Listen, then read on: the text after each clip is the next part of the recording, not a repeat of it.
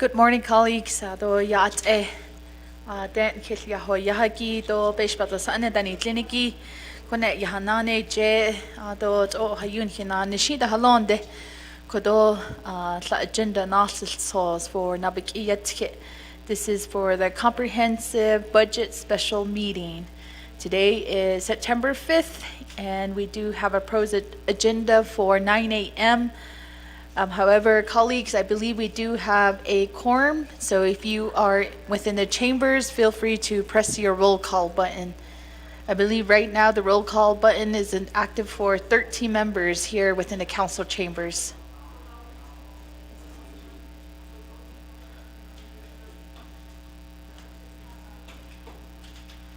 And we do, for the record, we do have excuse absences.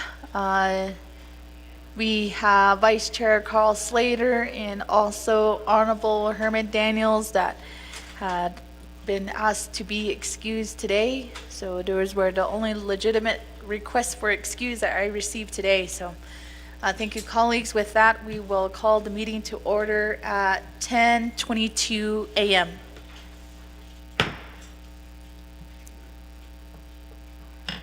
Colleagues, can I get a volunteer for invocation this morning?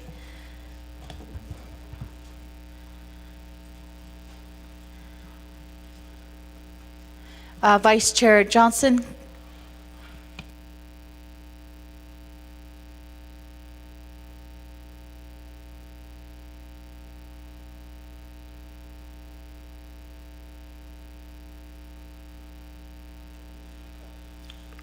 Thank you, Madam Speaker. I'd just like to say good morning to all my honorable colleagues of the 25th Navajo Nation Council, all the legislative staff, as well as the presenters and those in the galley. Thank you for all being here with us today. Let's go ahead and bow your heads in prayer. Dear Heavenly Father, I come to you this beautiful morning to thank you. Thank you for our lives, and thank you for all the beautiful blessings you have bestowed upon each and every one of us, our families. And thank you for all our safe travels here to the Navajo Nation Council chambers. And I ask that you continue to guide us and direct us, and to make the right decisions for our great Navajo Nation. I ask that we have a very productive meeting here today. Just would like to just thank you for life, and thank you for this position that we're in now. You continue to watch over our families, watch over all the people of the Great Navajo Nation, and all the those that are serving in the military as well. And I just want to thank you. And I say all these things in the name of Jesus Christ. Amen. Thank you, Vice Chair, for providing our invocation this morning. Colleagues, we do have an agenda, proposed agenda, and then we will go down to number 2, recognize guests and visiting officials. Do we have any?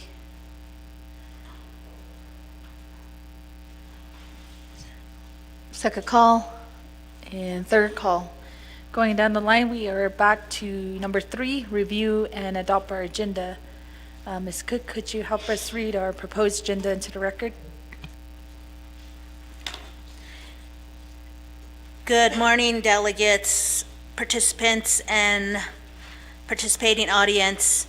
This is the Naa'bik'iyati Committee of the 25th Navajo Nation Council. This is a comprehensive budget special meeting held in Winter Rock, Arizona, Navajo Nation. Today's date is Tuesday, September 5th, 2023. 9:00 a.m. Proposed agenda. Presiding Chair, Honorable Crystalline Curley. Speaker, 25th Navajo Nation Council. 1, call meeting to order. Roll call, invocation. 2, recognize guests and visiting officials. 3, review and adopt the agenda.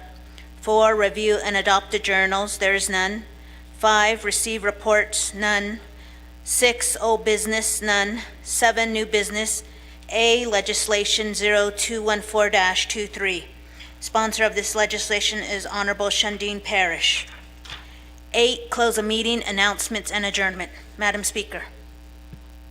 Thank you, Ms. Cook, for reading our proposed agenda into the record. Colleagues, do we have a motion? Motion by Honorable Nota, second by Honorable Jesus. Colleagues, are there any amendments, addition, deletions?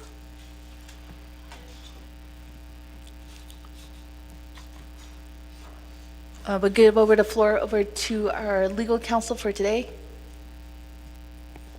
Thank you, Madam Chair. This is Lorraine Tapahi with the Office of Legislative Counsel. I've been working closely with the Budget and Finance Committee and the Office of Management and Budget in preparing this legislation and in revising the exhibits, the fund budget summaries and such that are attached to the legislation as exhibits A through J. As you know, the big budget binder is not ready. I believe it is ready today, but we'll get to that. OMB prepared that.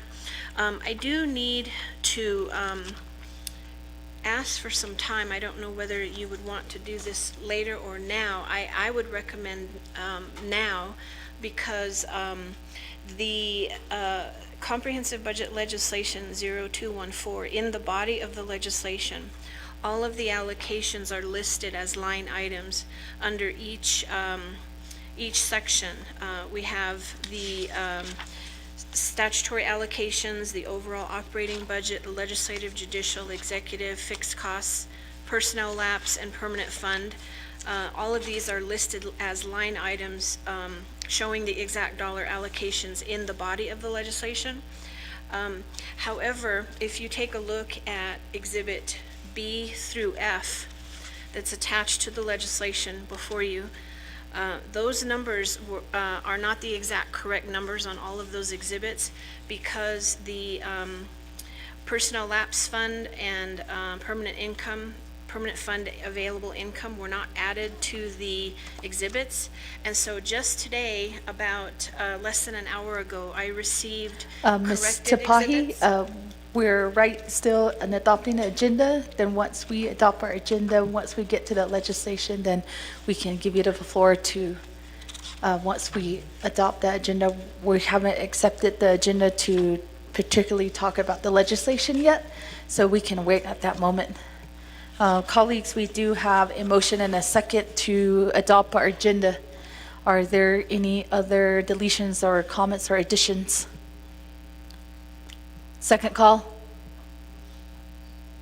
Third call. Colleagues, will go to a vote on the board and voting for 2 minutes.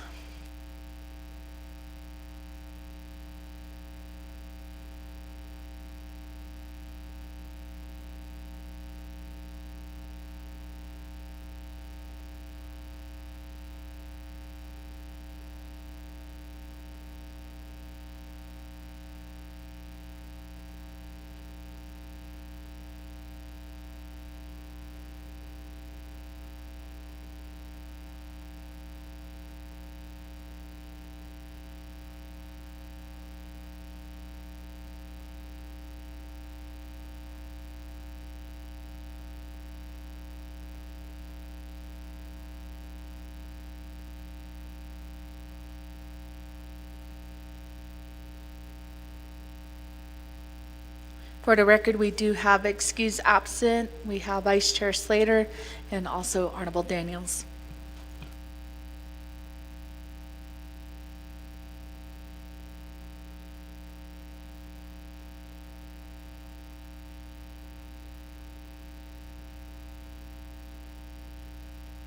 We have 50 more seconds on the board.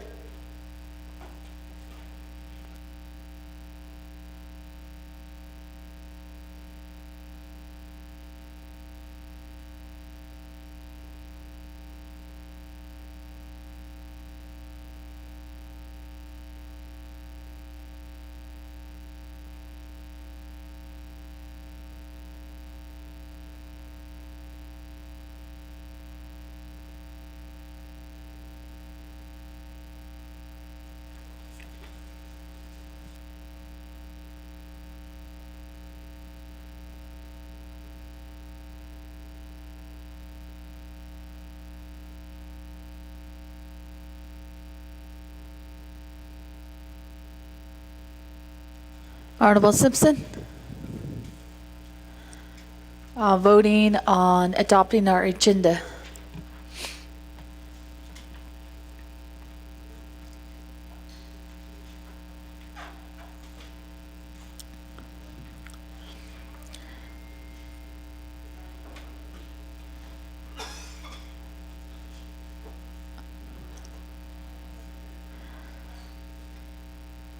Honorable Simpson.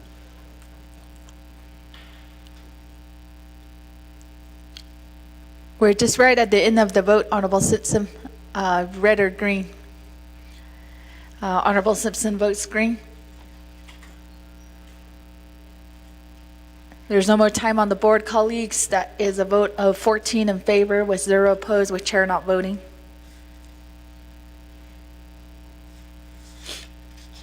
We are down to number 4, review and adopt the journals, none. Number 5, receive reports, none. Number 6, old business, none. Number 7, legislation 0214-23, primary sponsor by Honorable Shondine Parrish. Staff, could you help us read the title into the record? Legislation 0214-23, an act relating to the Budget and Finance Committee, the Naa'bik'iyati Committee, and the Navajo Nation Council, approving the Navajo Nation's comprehensive budget for fiscal year 2024, waiving resolution number CJY-66-23 and 12 NNC Section 820F, Section 820I, Section 820O, Section 840B, and Section 860. This legislation moves on to Navajo Nation Council. This legislation will be read into the record by electronic voice recording per Navajo Nation Council Rules of Order number 9. The sponsor of this legislation is Honorable Shondine Parrish. Madam Speaker. Thank you, staff, for reading the title into the record. Colleagues, do we have a motion? Motion by Honorable Norman Begay. Second by Honorable Nota.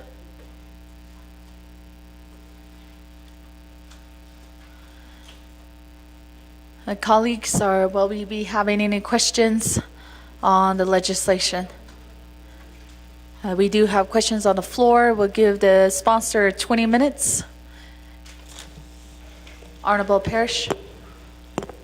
Thank you, Speaker Curley, Chair of the Naa'bik'iyati Committee. Good morning, members of the 25th Navajo Nation Council, and to the Naa'bik'iyati Committee this morning. This morning before you is legislation 021423, and it is the FY 2024 comprehensive budget that passed through the Budget and Finance Committee and is a recommendation to the Navajo Nation Council.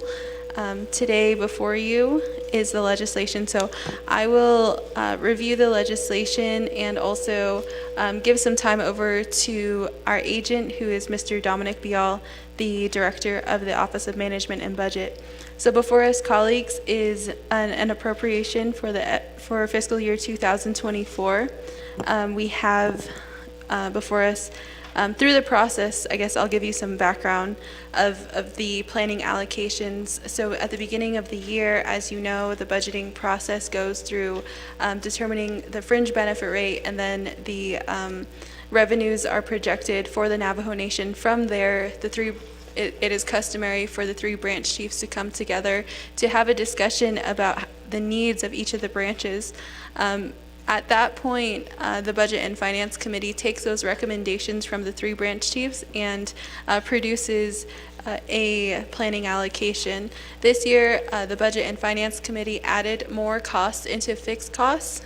So under the recommendation from the Legislative, Judicial, and Executive Branch, the Budget and Finance Committee increased the fixed costs, which means that we prioritize some of the costs the Navajo Nation incurs throughout the year. But this year, the legislative branch was given the amount of approximately $19 million to allocate. The judicial branch received approximately $31 million, and then the executive branch received approximately $2.1 billion to allocate as well. So that is throughout the legislation. You can see the general fund allocations, also the indirect cost allocations, and some of them have proprietary fund and special revenue funds that were also specific to this legislation.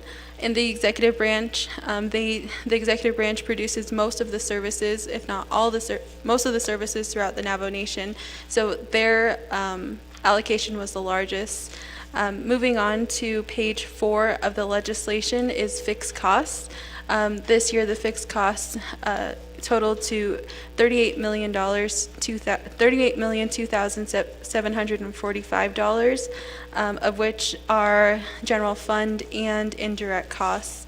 Moving on to the middle part of the legislation, when the Budget and Finance Committee was working with the oversight committees, the Law and Order Committee, the Health, Education, Human Services Committee, and also the Resource and Development Committee, through those processes, we just wanted to thank each and every one of you, a part of your doing your due diligence in the budgeting process, because from there the unmet needs list was refined and continued to be added to, or you all came up with creative solutions to combine costs or to find a better route in advocating for our services across the Navajo Nation.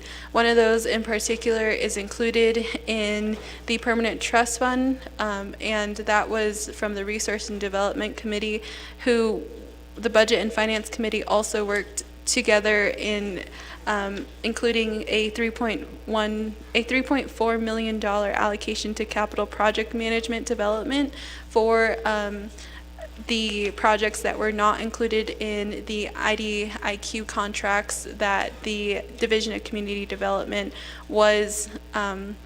has entered in for the ARPA projects. Colleagues, as you know, the IDIQ contracts are for ARPA, CHSIN, and PTF projects, but some projects were left out that have been sitting idle, which include the New Mexico outlay projects and others. So it was pertinent, and as this body knows, that it is important to put money aside for construction. So that was one of the examples of the collaboration between the Budget and Finance Committee and also the Oversight Committee of the Research and Development Committee. But going through the middle part of the legislation, the body of the legislation is the personal lapse savings account and also the permanent fund interest. So in these two funding sources, the Budget and Finance Committee took the recommendations from each of the oversight committees to find a way to meet these unmet needs that came from each of the committees. Off of the top, the Budget and Finance Committee recommends to the Naa'bik'iyati Committee and to the Navajo Nation Council first and foremost cover the fiscal year 2023 general wage adjustment deficit. That total is approximately $5.5 million. The second priority was to fund a general wage adjustment for FY 2024 for the Navajo Nation employees at 4%. That's going to cost $3.5 million from the list, and Ms. Tapahi will also offer some recommendations to the Naa'bik'iyati Committee to clean up some of the exhibits, and also there were some amendments that were passed in Budget and Finance that is not currently a part of, I guess, the legislation in front of me right here. But in item number 3, that would be the adjustment of it would be item 3, which is the Navajo Nation employee step increase in bonuses. That will be a total of approximately $1.4 million.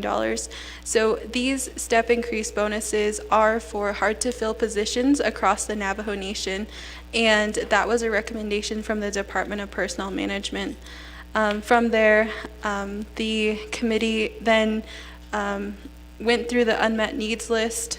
And so through the personal lapse savings account, you can see various unmet needs across the Navajo Nation that are a part of this list. This legislation is unusual to put this amount of line items into the legislation early at its earliest stages, and I believe the reason why the allocations were made early on was just so that the departments and the divisions and that the Navajo people could see where the dollars were going. So some of the most notable, as we're going through the personal lapse savings account, on top of the allocations to the divisions and to the departments, the committee also determined a one-time allocation to the 110 chapters for $1.5 million for utilities. This is a common UUFB request that the Navajo Nation Council incurs, and the committee had decided that the $1.5 million would be a part of this FY 2024 budget at the onset of the budget. Another allocation that the committee determined was the $1.25 million to the Navajo Nation Head Start program for facility upgrades. There are other allocations that the committee also determined in the personal fund interest, but I'm going to also point out another notable allocation to all 5 agencies. There's an allocation for all 5 agencies for for $43,000, but a sum of $215,000 for veterans assistance. So when you're looking at the business units, there's 2 different types of business units for veterans on the Navajo Nation. This business unit is directly for veterans assistance.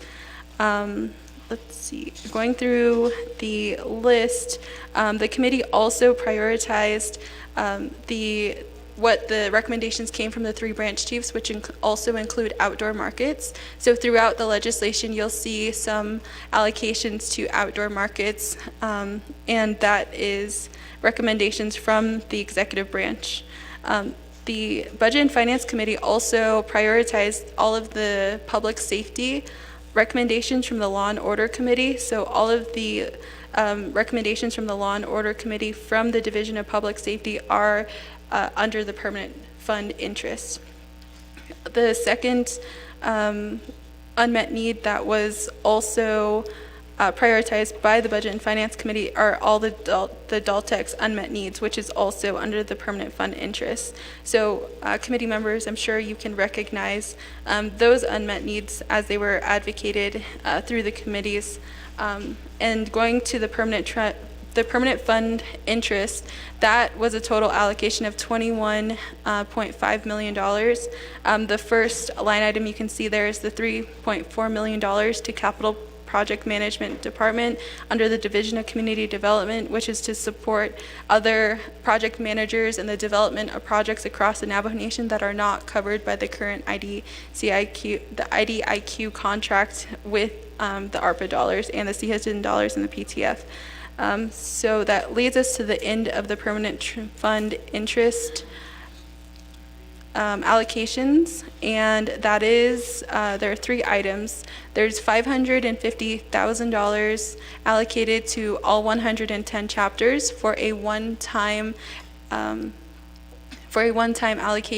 of $10,000 to each of the chapters for veterans awards and veterans events. So that is a direct service the Budget and Finance Committee recommends to the Naa'bik'iyati Committee and to the Navajo Nation Council, so that our veterans have events at the chapter levels and that they can be celebrated within our communities.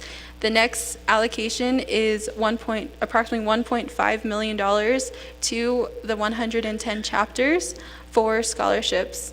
The last allocation under the permanent fund trust interest is $5 million to the Division of Community Development for a new housing trust fund. The Budget and Finance Committee went through a list of priorities earlier this year, and there were two there were two items the Budget and Finance Committee would like to set aside and to continue to ensure that the services for the Navajo people are met by thinking ahead. And those two priorities were funding for housing and also funding for roads on the Navajo Nation. This year, this Budget and Finance Committee decided that if we set aside $5 million for housing now, we can look at creative ways we can find cost matching through NAHASDA dollars in the future, but to set aside $5 million today so that we can ensure that our Navajo people who desire to live back on the Navajo Nation have funding in the future to build those houses. I know now we have ARPA funding that is providing us with some housing, but we need to think of the future and think about what we're planning for our future families to come home. So that was significant to this legislation. You can also see that there's a $20 million, there's under page 8, the UUFB and external funds cash match account. So we have two items that are significant to this section of the legislation. The first part is there is a $20 million set aside for the UUFB this year, and also, as Mr. Bial may mention, that some of our programs across the Navajo Nation require a cash match allocation from general fund dollars, from Navajo Nation dollars, and so we do in the legislation have a $4.5 million set aside for this cash match, but in the legislation, we also set aside $7.8 million of the UUFB to be reserved for those cash match dollars. So as departments are drawing down the dollars and are requiring Navajo Nation dollars to be the cash match, there is a clause here where where we will have the funds to ensure that these services are met.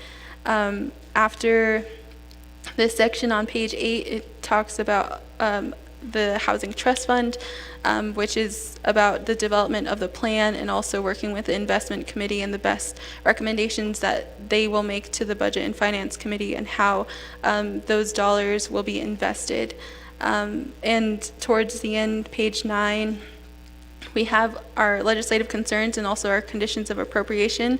In the Budget and Finance Committee, we took the recommendations from the committees, and at that stage, the committee had determined that there was only one condition of appropriation that was appropriate, and so all of the other conditions of appropriations that did not have a consequence became legislative concerns. No conditions of appropriation or legislative concerns were deleted at that point in the process, so they are also included in this legislation. In the legislation, you can also see the waivers, and specifically under the third waiver for the $550,000 to the chapters for Veterans Awards and Events, there's a waiver of the 50-50 formula where the committee is recommending $10,000 for equal distribution across the 110 chapters. And we also have directives at the bottom of the legislation. So that concludes my presentation on the legislation, but Speaker Curley, I'd also like to give some time over to Mr. Dominic Bial. Mr. Bial, about 4 minutes left.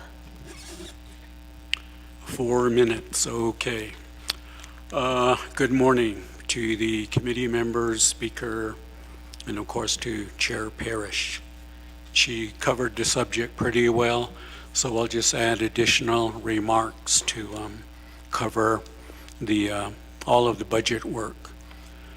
First of all, for many of you, most of you, and for that matter, most of the division directors and other branch personnel, many of you are new. So, as the saying goes, this is your first rodeo. but not for everyone. I say that because it really took some time to get everybody informed and, in a way, educated as to the budget process, how it works, about the revenues and the various sources of revenues. Some of them have restrictions and factors to them. And I realize even now there's probably a number of questions still about that. But that reason contributed to the fact that the budget process really got started late. It got started later than we all thought and hoped for. Therefore, the combination of those two factors contributed to the budget being constructed very quickly. But nevertheless, I would say this is everybody who participated in the budget process, from all of the delegates, committee members, and then the branch chiefs, as well as division program directors, and so forth. I would compliment all of you that nevertheless, given those factors and those constraints, here we are. We're here in the budget session, almost ready to go. By almost, I think that's where Ms. Tapahi is going to provide further explanation.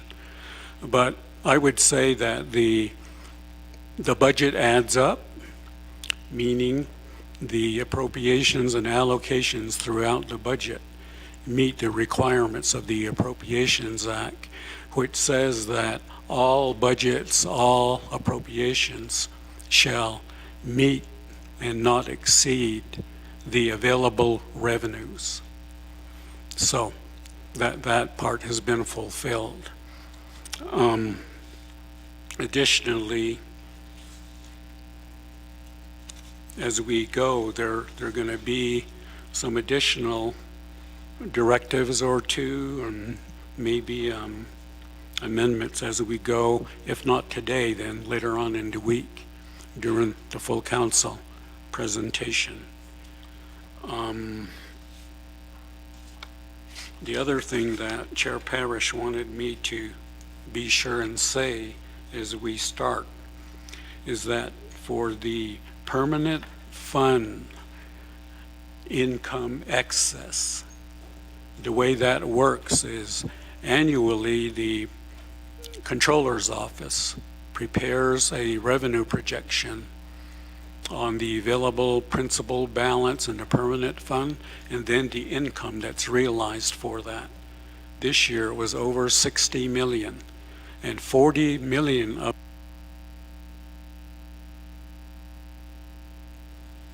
Mr. Bial, time. Thank you, Honorable Parrish and Mr. Bial, for your 20-minute presentation on the legislation. Colleagues, I'm going to return the floor over to request to speak. First, we have Honorable Chair Eugenio Charles Newton. Thank you, Speaker, and thank you, Chair Parrish, for giving us that breakdown of some of the changes that are made to this year's budget. I appreciate you taking the consideration of the unmet needs for our law enforcement into consideration and for funding them. I was just now going through and I saw a lot of increases. I think that that's going to send a positive message to our first responders, letting them know that they are a priority and that their unmet needs were taken into consideration. So as Chair of Law and Order Committee, I want to thank you and the Budget and Finance Committee for taking those recommendations to heart and making those types of adjustments to the budget. So I want to start with that. Speaker, I did send an email this morning and I wanted to get a little bit more information on a few of the programs. And I know that Delegate Crotty and I and Speaker Damon at the beginning of when we got here at 9 for our meeting, we kind of just huddled together to talk about some of these issues that I addressed through the email. So in terms of the budget, I'm looking at the budget. And I always find, Speaker and colleagues, it's one thing to get a detailed budget report, and it's a whole other thing to get the summary, which is the comprehensive budget. And so that's where my questions are coming from. So the first one is our school clothing program. I get so many emails and text messages. I guess a lot of people who reach out asking about the school clothing program. Every year, I hear the same thing, which is that they ran out of money and that they don't have enough money in their school clothing program. So I want to know, with the school clothing program, I know that $1,155,626 was given to that particular program. How much of that is going specifically to funding, I guess, the children who need clothes? And so, that's my first question. My second question, and I also want to know if there was any shortage or any unmet needs for the school clothing program. I also want to know, it looks like Daltech is getting adequate funding, but I think we need that on the record, because we continue to hear Daltech employees who are having to make purchases of like plates and spoons, and so it's really disheartening to hear Daltech employees, some of them who are not making enough money, having to use their own funds to make these type of purchases for equipment. And we continue to hear Office of Controller not paying bills on time, which affects Daltech. So like their propane services is one that I know in the Northern Agency that gets affected, as well as the garbage pickup is another one. And we know that some of the Daltech programs have consolidated. I think Northern Agency, their Shiprock, I think they took on 2 more chapters. So we just need to make sure that our Daltech are adequately funded. Burial assistance is another one. It seems like, I know that COVID, has been declared as no longer here on the Navajo Nation, but we still continue to get requests regarding burial assistance, and we just need to make sure that that there's enough funding in the burial assistance. In the past, I know I sponsored legislation to increase the burial assistance program using UUFB. That was vetoed by President Nez, and he took out of his own funding, I think through OPVP, and they funded the burial assistance program.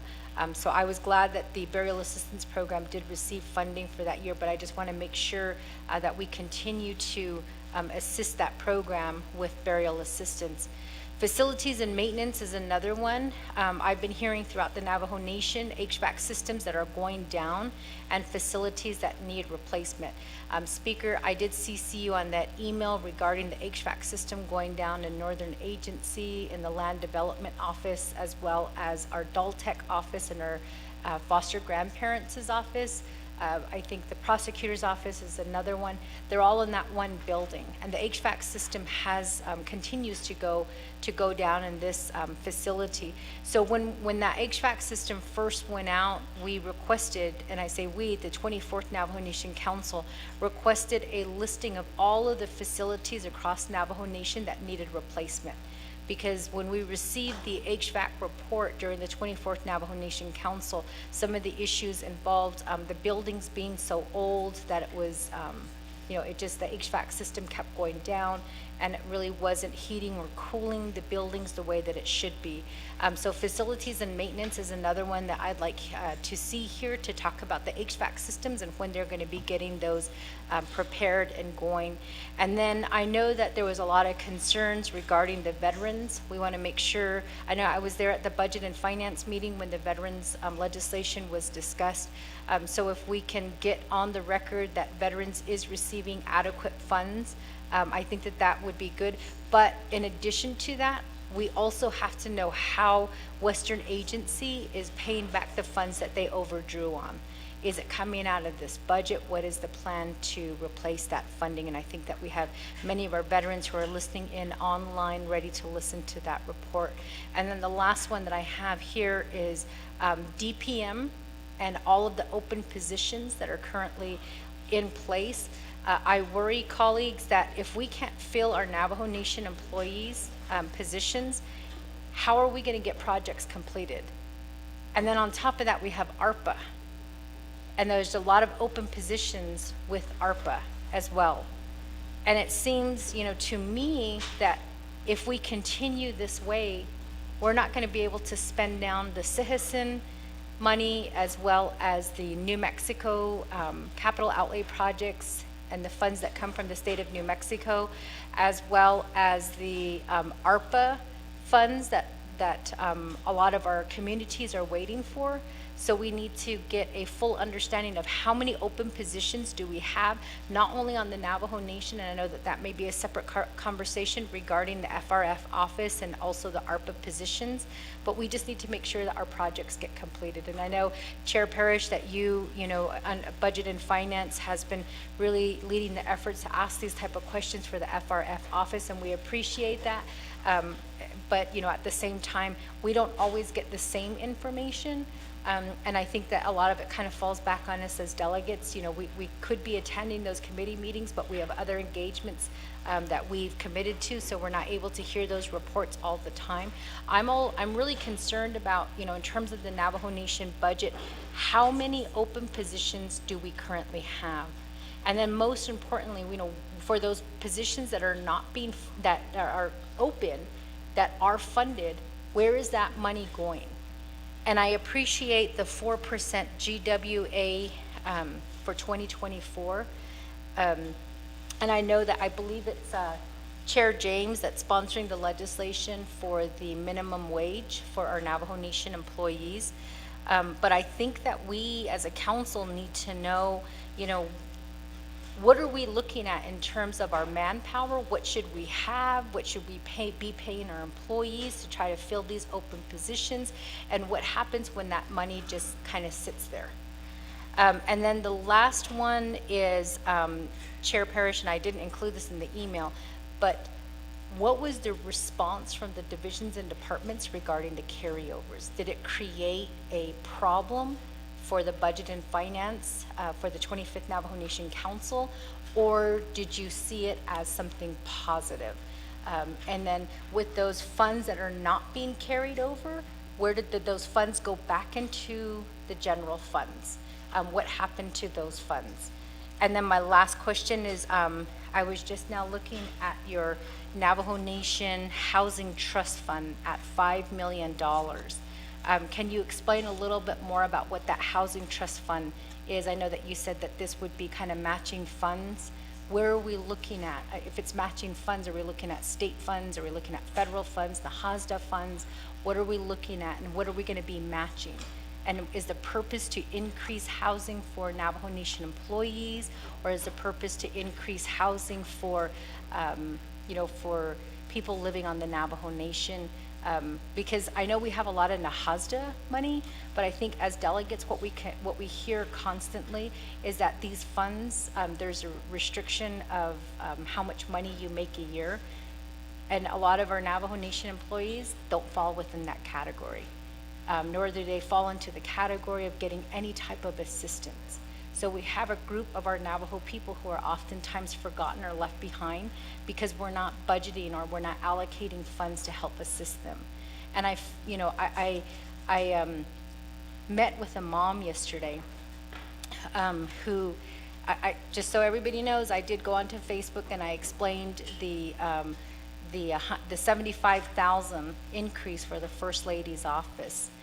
And the mom that I spoke to yesterday is a single mom with 2 kids.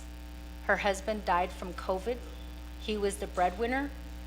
And, it was so sad to hear her crying because she's found herself in a position where she's lost her husband, she's lost her support, but she's also lost an income.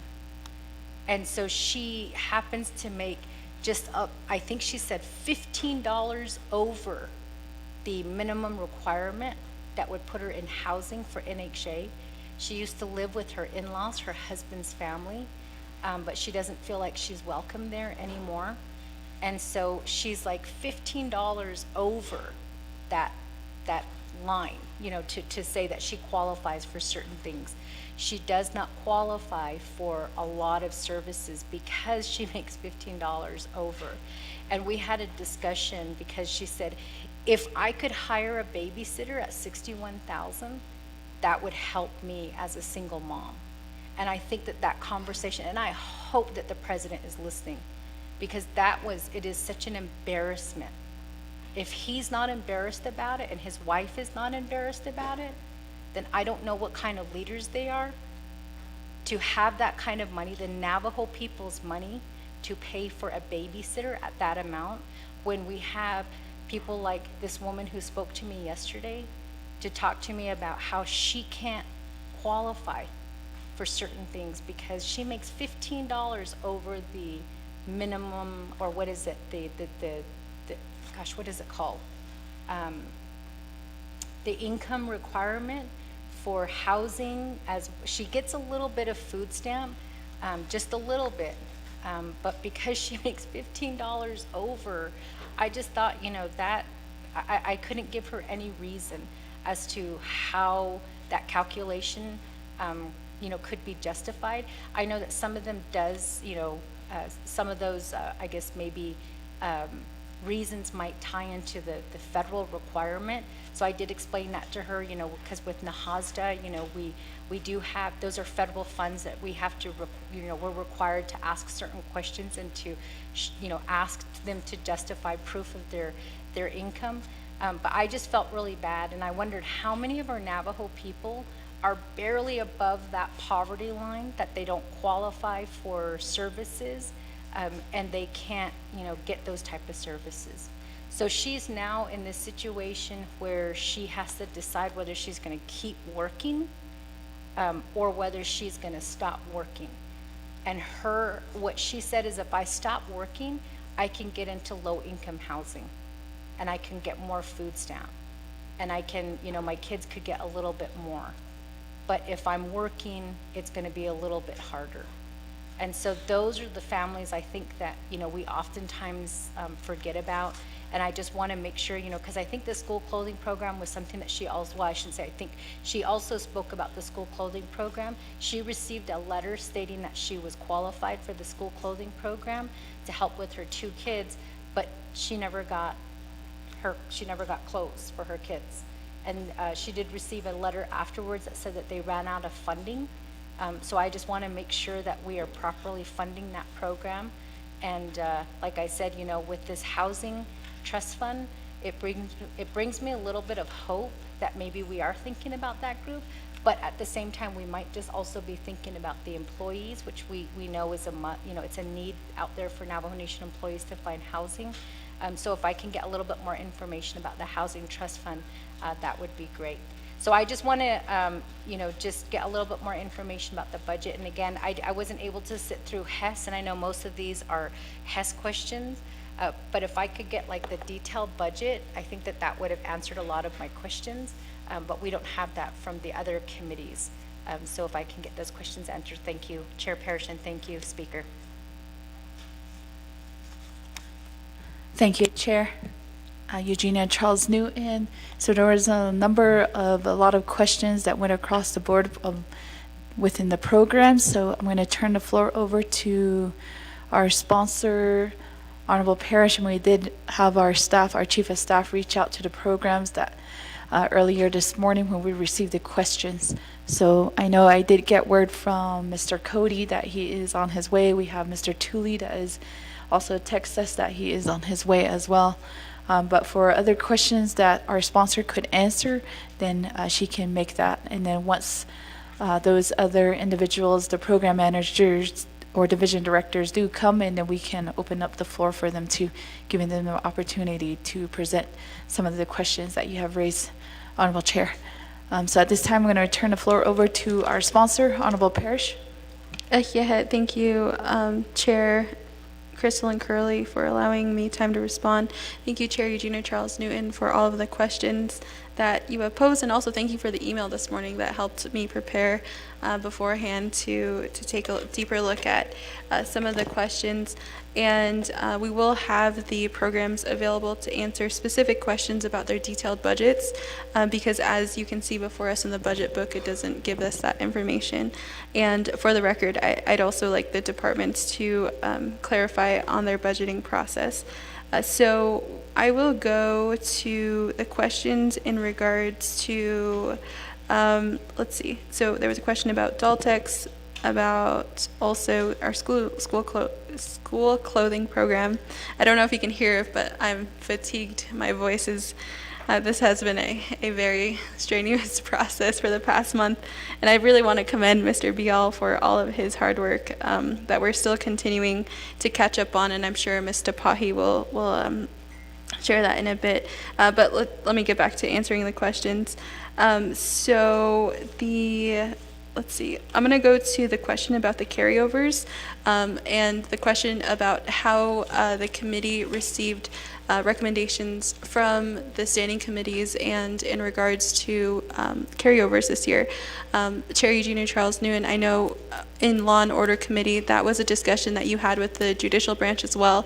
And so various committees had different approaches to the carryover process. And I think one proactive way that the departments went through the budgeting process this year is at the standing committee level with their oversight committee. They had discussions about what was a carryover, why it was a carryover. For instance, I know the criminal investigator budget, they described to the Law and Order Committee the necessary, what they were doing with that amount of money, and the Law and Order Committee then took that line item and just kept it the way it was and then proposed the budget to the Budget and Finance Committee.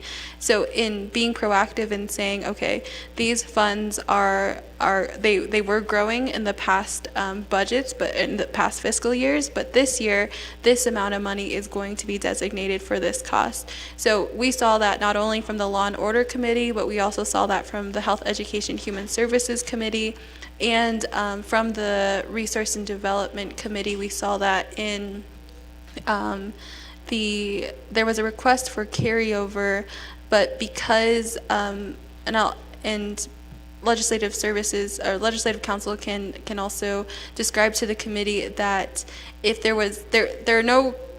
are no simultaneous carryover legislation at this time, so there are no carryovers in this budget as a traditional carryover, but the amounts that the committees were working with their oversights in the departments and divisions, those proposals were made as a FY 2024 allocation. So those were seen this year. From the Budget and Finance Committee, we did not, so far in the budgeting process, I know the Nomination Council is also a part of the budgeting process, but so far we have not received any pushback on a carryover or in the budgeting process per se.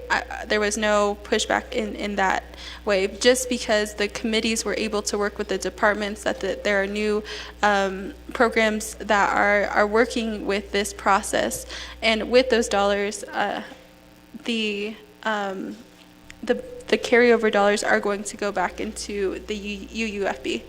And we can ask Mr. Bial for clarification on how those dollars work. He just stepped away.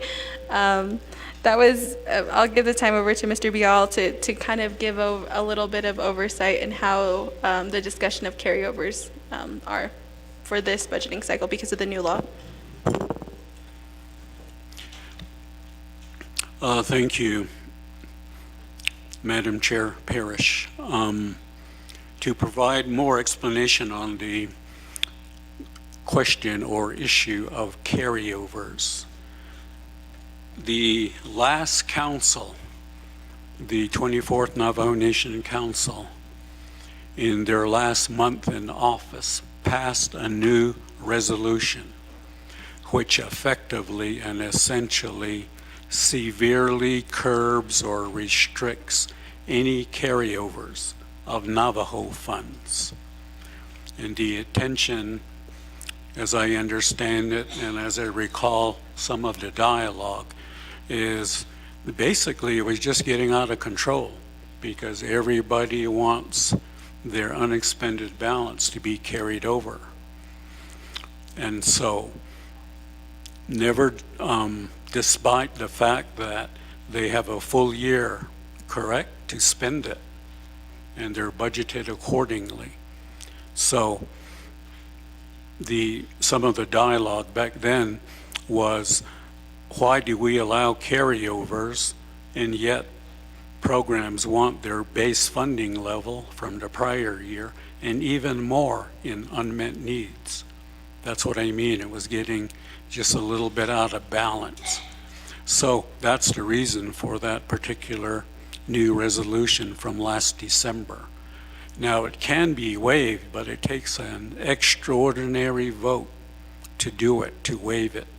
If I recall right, it's about a 9/10 vote, which would mean 21 votes of the council. So for that reason, that's why carryovers these days are, for the most part, discouraged on that part. And you want me to talk about school clothing? She also asked about what happens to the carryover dollars for next year. Oh, okay. Yes. And the part of the question I understand is, where does the carryover funds go? Well, if their general funds go, they'll just revert to the UUFB.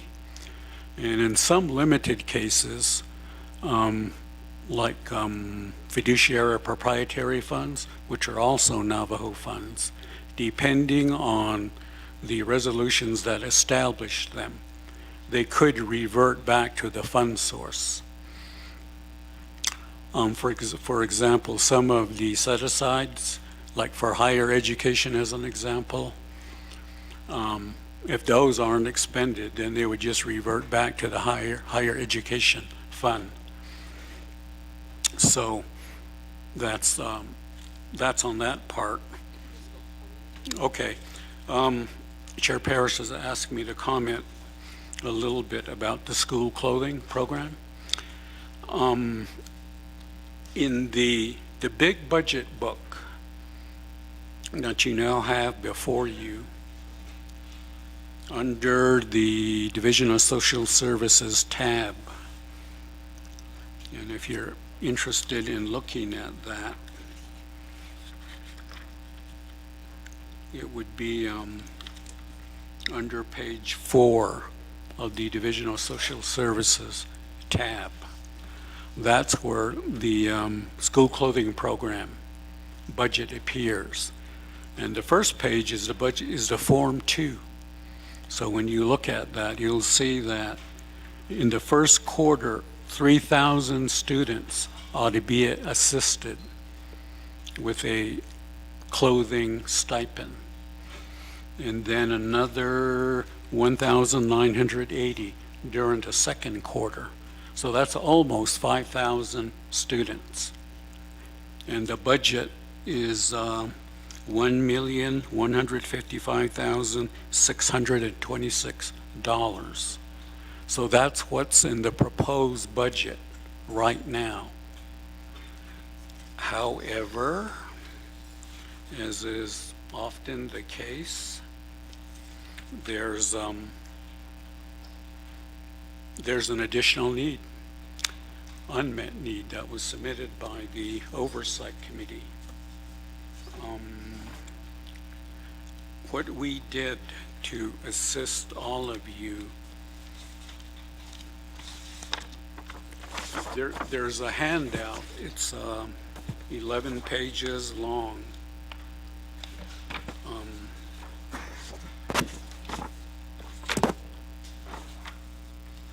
Excuse me, 6 pages long.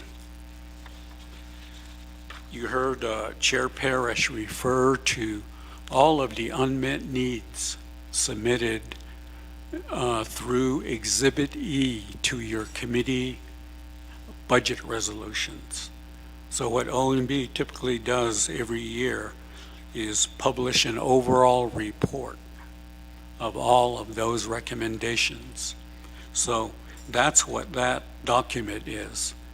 And we decided to provide it to you in your budget binders, so that when you hear Chair Parrish and certainly other members of the B&F committee speak about some of these additional allocations they made from the personnel lapse fund and also from the permanent fund, they use this to start with. Now, if you look at the grand total on the last page, the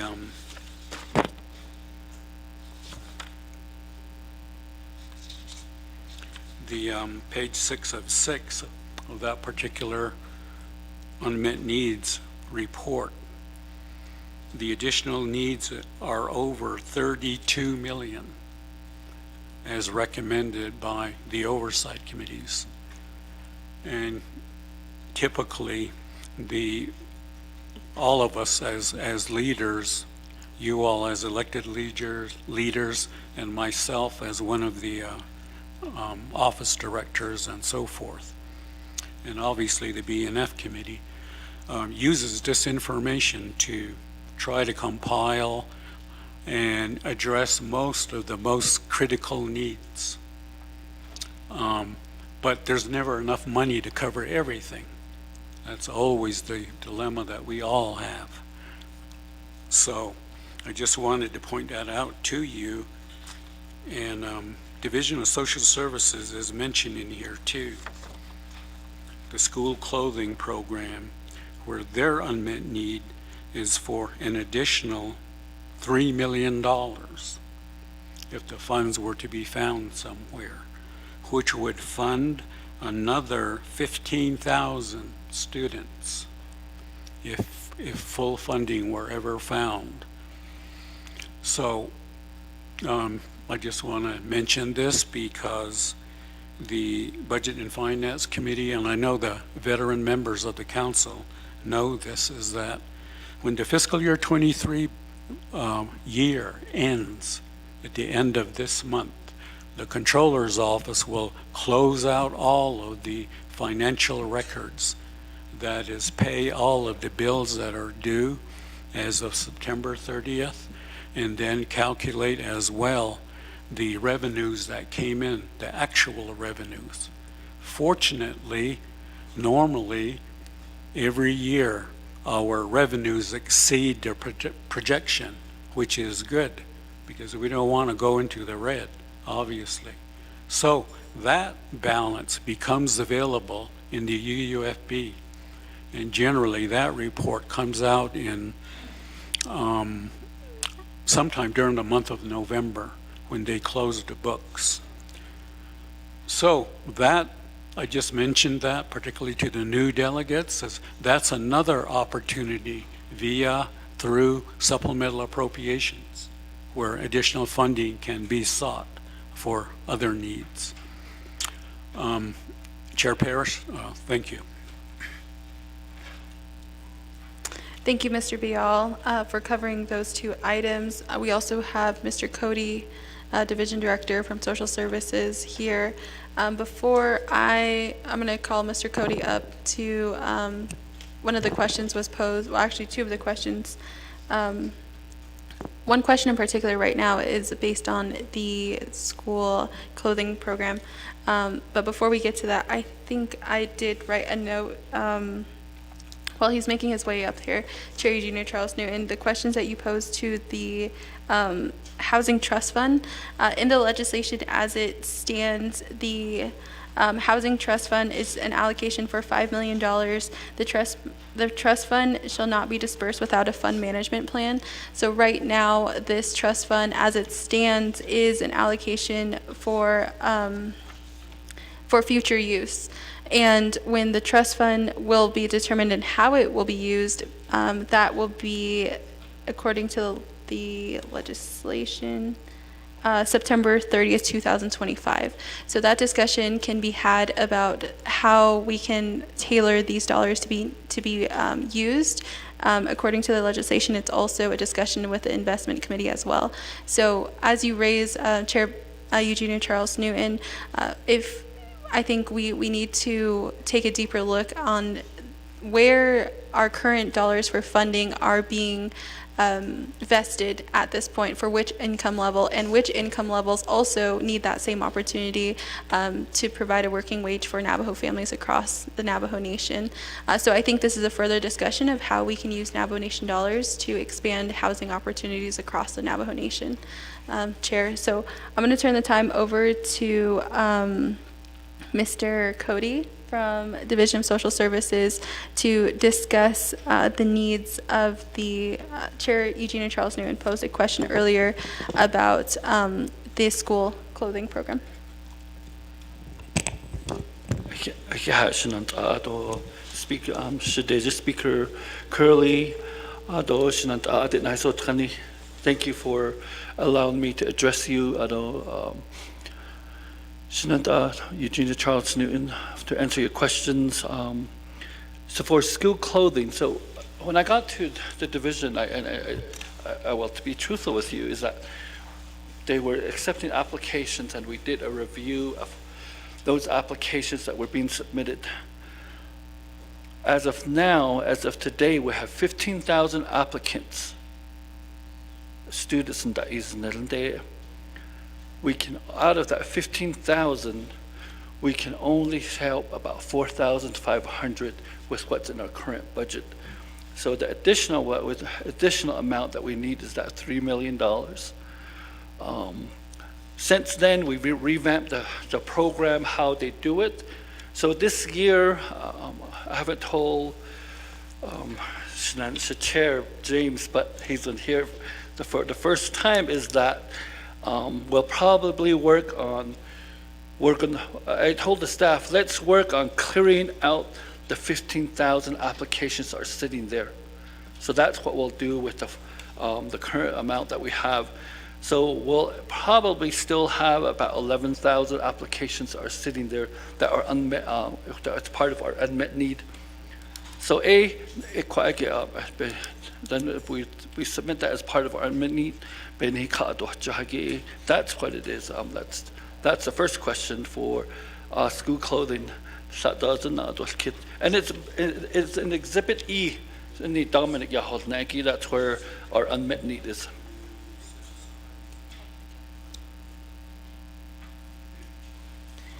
Thank you, Mr. Cody, for responding to the question. We also have Controller Sean McCabe here in the chambers. So, Mr. McCabe, there was a question posed to the Office of the Controller about accounts payable. Can you provide an update to the Naa'bik'iyati committee about how we're going through the budgeting process now, but how is accounts payable ensuring that these dollars get out to our divisions and programs? That was a question posed by Chair Eugenia Charles Newton. Yes. Switch with McCabe.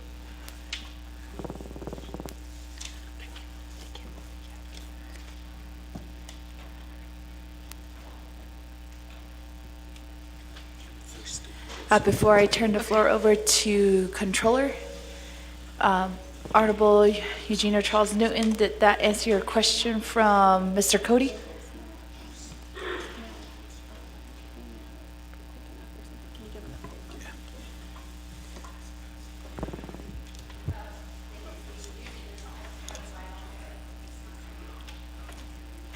There we go. Thank you, Speaker, for asking that question. It kind of does. I know that per the unmet needs, which was attached to the budget, we are seeing that $3 million unmet needs. But what I want to know is, why is the division sending out letters telling parents that they're approved and then following up with another letter saying that they've run out of funds? What mechanism do we have in place that prevents us from saying that, these families are approved for services and then running out of money? I mean, to me, that is just really irresponsible, maybe I should say irresponsible, for a division or department to be doing that. So it kind of answers my question, but it doesn't. And then with the 15,000, does that mean then that the application request is going to be shut? That they're going to address the 15,000 at 4,500? If you do the math, that's going to take a few years. So are we shutting down that program until we get caught up? What is the plan for the 15,000 applications and the plan to clear it out? That's my question. And then in terms of Mr. McCabe, thank you, Chair Parrish, but really my question was, why are we not paying our bills on time? Mm-hmm.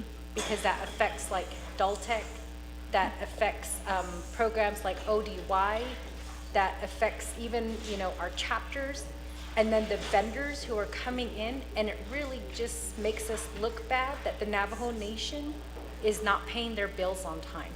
So at the heart of that issue, you know, what can we do to address that? And I bring that up because EMS does receive 638 funds, but because we pay our bills late, they have to use general funds money to pay out some of their bills because they can't, because somebody's dropping the ball. Why are we not paying our bills on time? There's no excuse. Obviously, the budget right now shows that we are sitting on millions of dollars. So that's my question, Speaker, is why are we not paying our bills on time? And then it's affecting our programs. So we're having to put more money, more of our general funds into these programs so that they can pay their bills. It just doesn't make sense. So if I can get that clarification, or if I can get that question answered, thank you.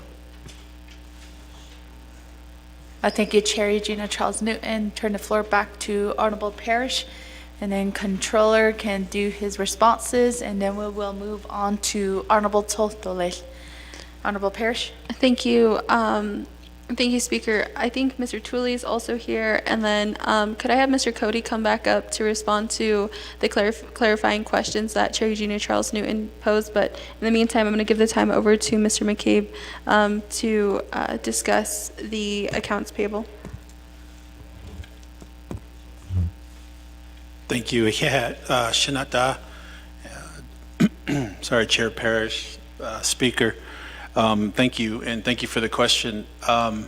So to address specifically Honorable Delegate Charles Newton's question about accounts payable, they're actually, what I've learned the past 5 or 6 months that I've been here is there's several factors as to why the Navajo Nation is notoriously slow. And we are. We really are. And I would echo your comments, Honorable Delegate Charles Newton, that it doesn't make sense.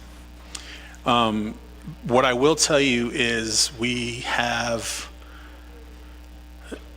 several procedures that kind of bog down our processes. And you know, I can tell you that a lot of the issues that you see, I think what everybody sees is the result, which is late payments. But really, to get there, there's a lot of different things that happen. And what I'm trying to do in my office is to unravel that whole process and put it back together again so that we don't run into these issues anymore. One of the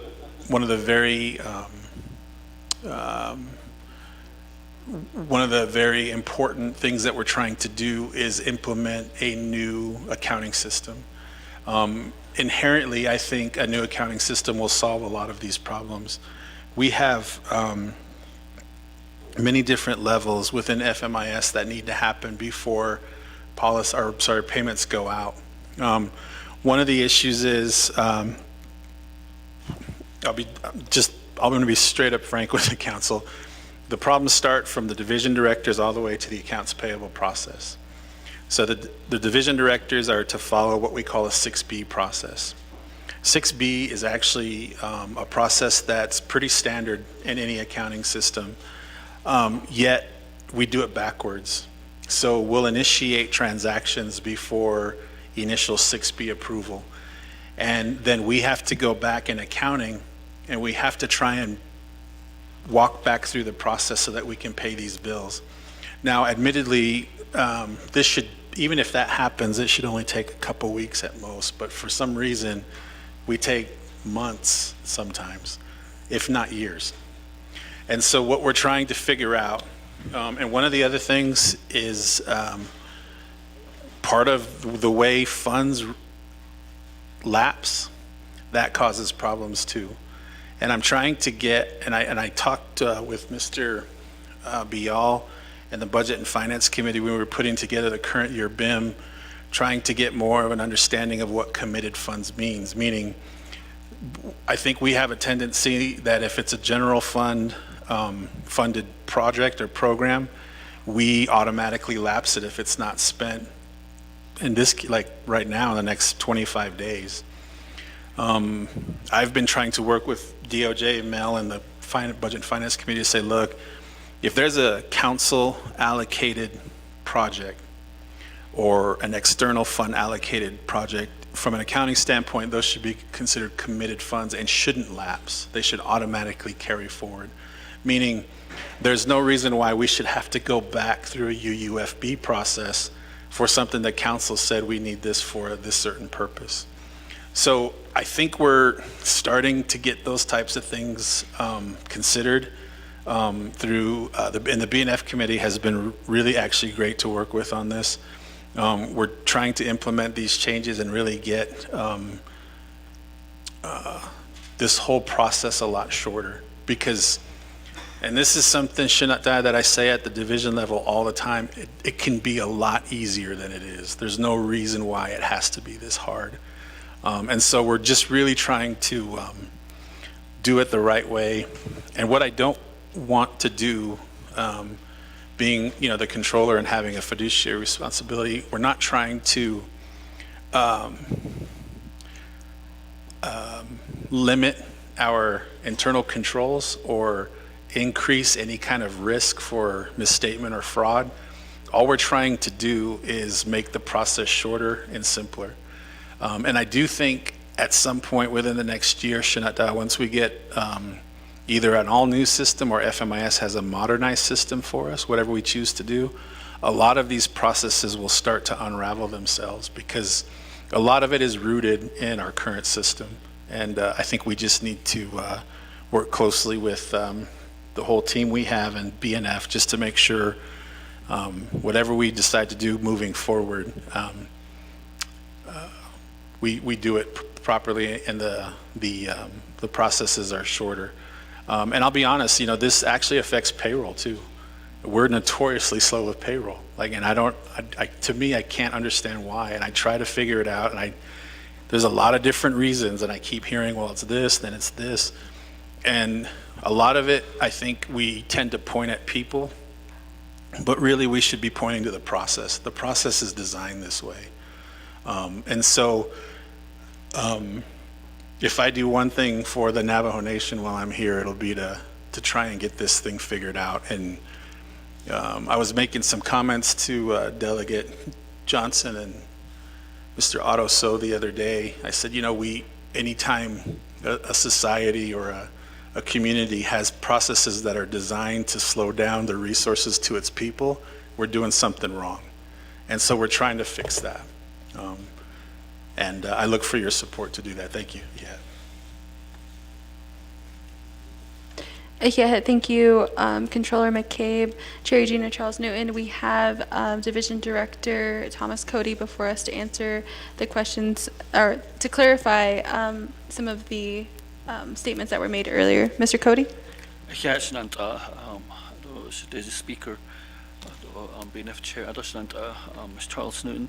One of the things that, when I got to the division almost 8 months ago, based on your financial assistance, this is the reason why this year they just kept accepting applications after applications. The internal controls for our financial assistance unit wasn't there. Even now, when I got there after about 2 months of trying to figure out how this financial assistance unit works, we pulled the authority out of that particular office, and we gave it to our accountant, Brenda. So Brenda currently oversees the expenditure. She's making sure that we have monies in these accounts before they accept applications. And I apologize on behalf of the division that this was allowed to happen. I apologize to the families that applied. So when we learned of that, I told the staff, so you already sent out the letters. Now we don't have the money. So you need to go back and tell the families we don't have money. But those are the clients that are currently calling you, the president, myself. So hopefully, the only way I see us correcting this, Shinanta, is if you give us more money. It's beyond our control. It wasn't my fault. So come October, Brenda and I have the mechanism in place to make sure that we track every single dollars. Today, in my meeting with the 6 individuals that I supervise, which are department managers, 6 of them, I told them, you need to track your money where they're at, and then also reporting. We don't report on time, and that's another issue that we encountered. So those are the things that we need to work on. We can either do it now, or we can do it at a special meeting where I will come back and ask for supplemental appropriations. But I will need to run that by the president first.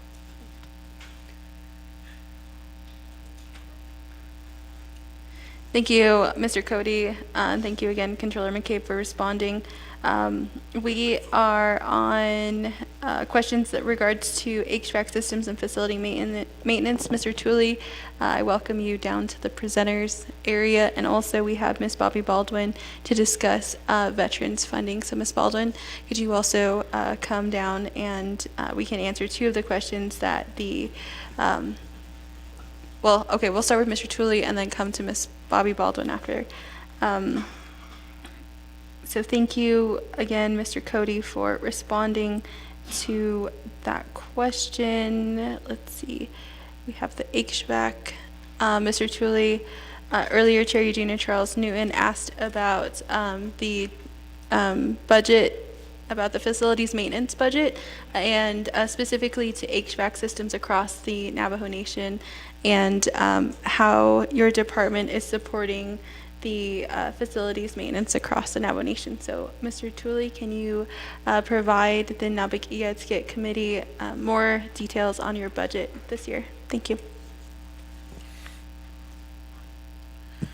Thank you. Good morning, Shananta, Speaker of the Navajo Nation Councils and members of the 25th Navajo Nation Council. Yeah. For those of you that don't know me, my name is Marcus Tooley. Tanasangin Shlon, Toy Hitlini Bashichin, Ado Totsoni da Shiche, Ado Torich Ini da Shinala, Ayisana Shado Pistot Isndish Wolge Aronasha. With that introduction, I am the program manager for facilities maintenance. And during the course of my employment and with facility maintenance, we have been noticing a lot of our buildings are starting to deteriorate. And so the question, I guess, that was asked by Honorable Eugenia Charles Newton is the situations that we are in with our buildings currently. We did a building assessment 2014, 2015. We did the same thing for Head Start as well as the senior centers. That pretty much indicated that there's a strong possibility that a lot of these buildings would be shut down due to the age and the deterioration of the buildings that we currently occupy as offices. And you will notice that that is evident throughout the Navajo Nation. A lot of our buildings are boarded up, and a lot of our buildings are starting to have issues, although in spite of maintenance being provided to those buildings. I guess that's an indicator that the buildings are old. Now, what we have been trying to do is replace a lot of these equipments that are in these buildings. However, we don't really have the resources to do all of the building at the same time. So we're having issues with funding to fund these projects. During the last council, they appropriated $13 million for ADA accessibility. And that was after 10 to 15 years of asking the council for appropriation for that particular cause. So we're in the same state. Our buildings are old. A lot of them been constructed back in the 60s, 70s, and we haven't really done anything to them other than to paint over the scratches in the wall and patch up the holes in the roofs and so forth and so on. So that's basically what we're limited with the funding that we have been receiving. Although the facility maintenance also gets fixed costs, that is to address the maintenance needs of these buildings.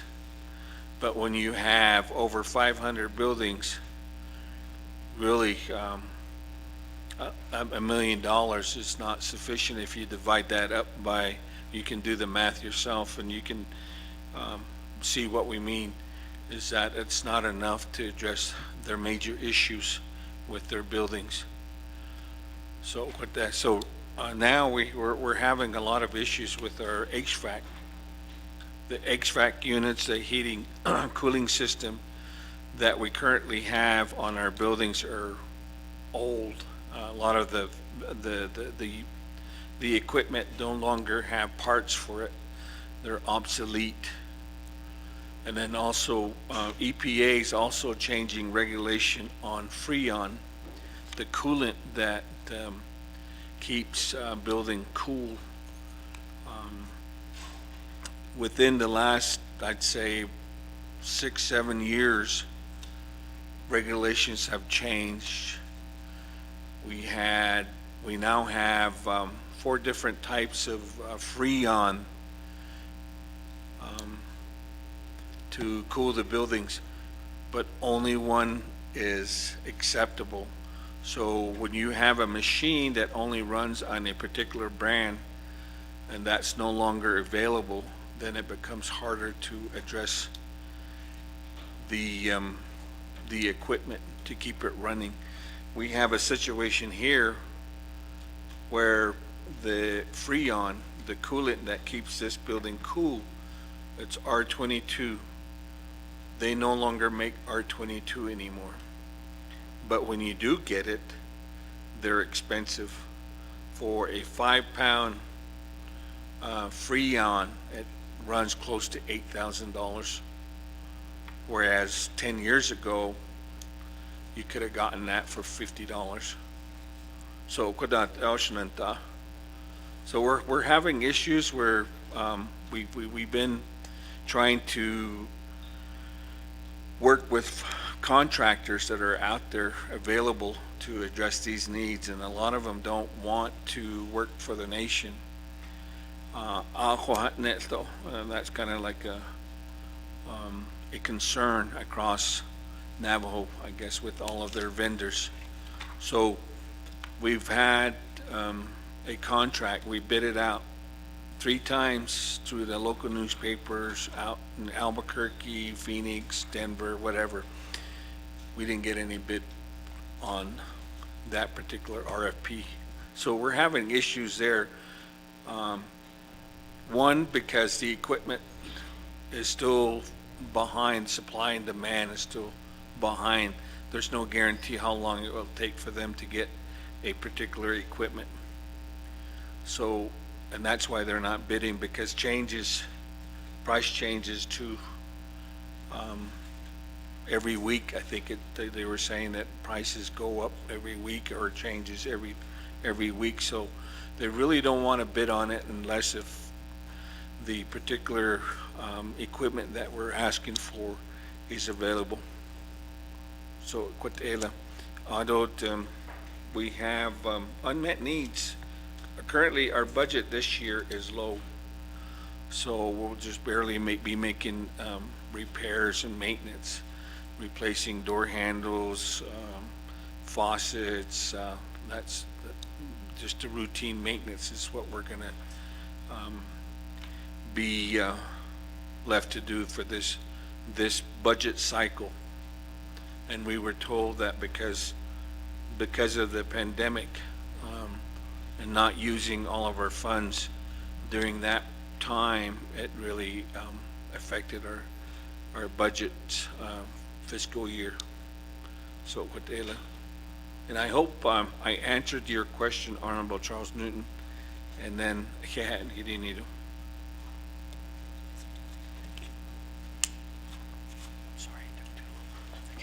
Thank you, Mr. Tully. Thank you, Speaker Curley. I think we also have Ms. Bobby Baldwin in the audience as well.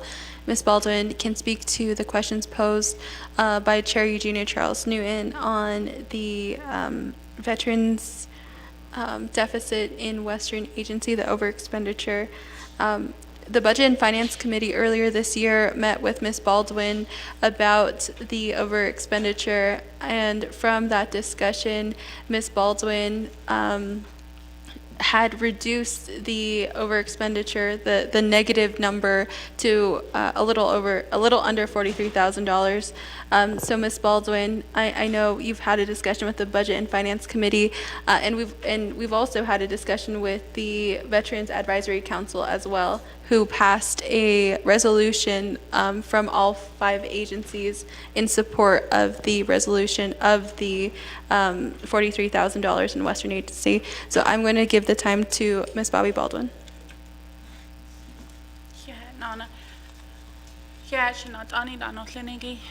Thank you for having me here to explain this, and thank you to Madam Speaker, appreciate your time. With the question posed by Honorable Delegate Eugenia Charles Newton, the amount of funding that is being asked for the $43,000 is to cover the over expenditure by Western Agency.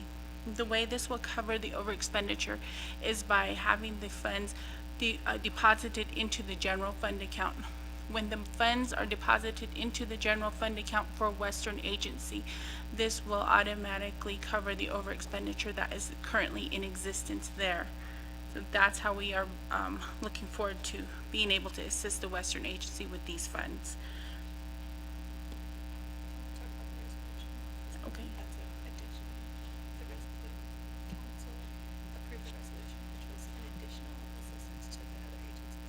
Yes.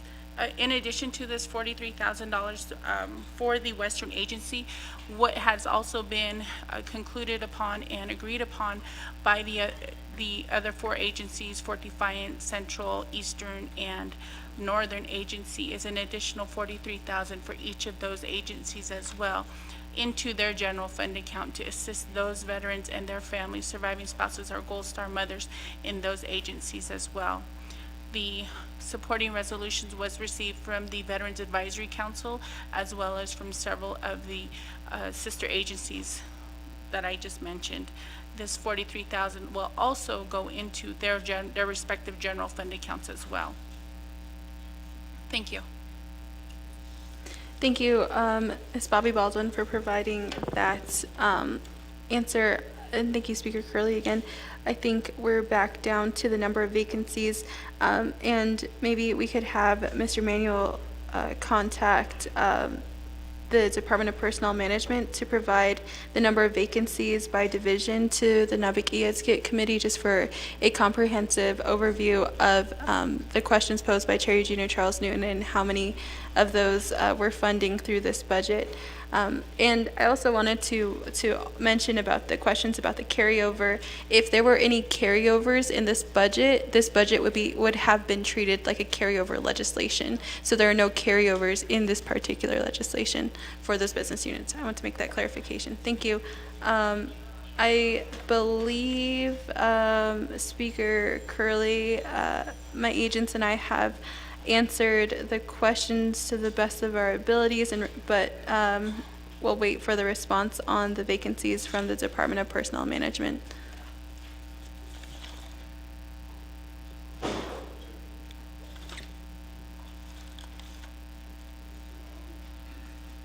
Oh, the Department of Personnel Management is online? Okay. Is it Ms. Thomasita Woody is on the call. Ms. Thomasita Woody, earlier Chair Eugenia Charles Newton asked how many vacancies there are on the Navajo Nation. Ms. Thomasita Woody, can you provide that to the Naa'bik'iyati Committee?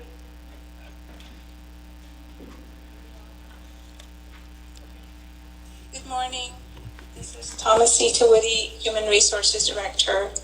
I apologize, I'm not in person. I did get this information this morning from Mr. Rico about Chair Charles Newton's questions. We are looking at the report currently, and I am preparing it, I'm reviewing it as we're speaking and trying to prepare a direct report. Just for your information, we have a lot of positions that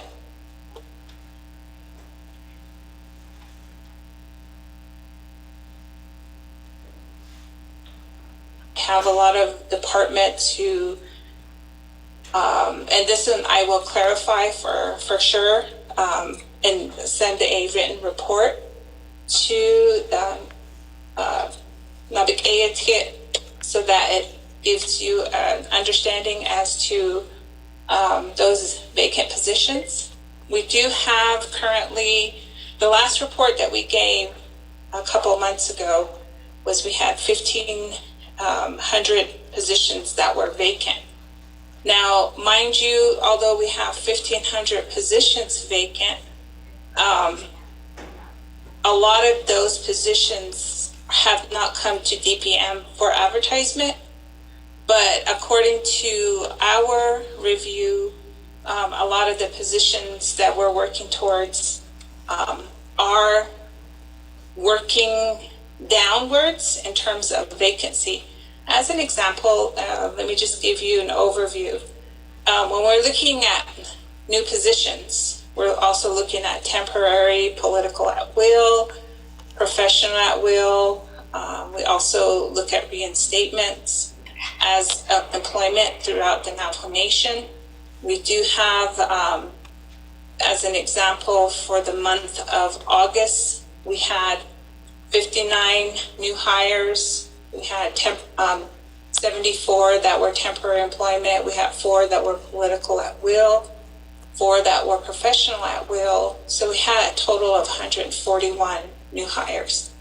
In relation to termination, we had a total of 94 that left employment as several reasons. One could be resignation, end of term appointment, discharge or termination, end of term of employment, end of temporary employment, retirement, death, end of political appointment, or layoffs. So we had a total of 94 for the month of August.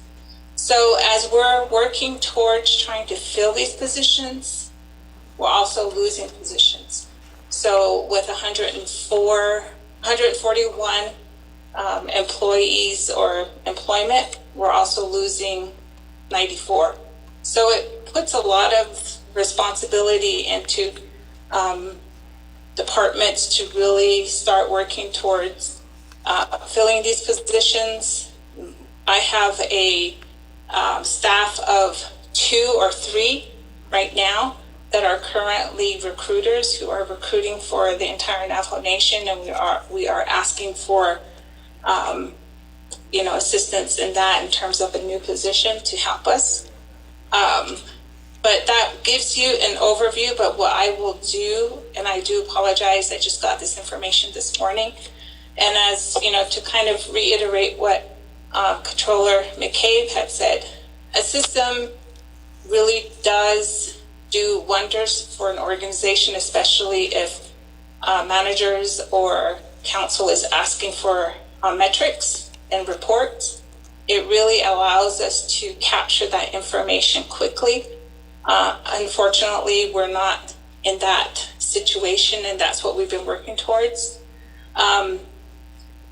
So please bear with us as I'm getting you this report, and that way you'll have a better overview of the challenges we are facing with hiring and just the daily challenges of DPM's, recruitment efforts.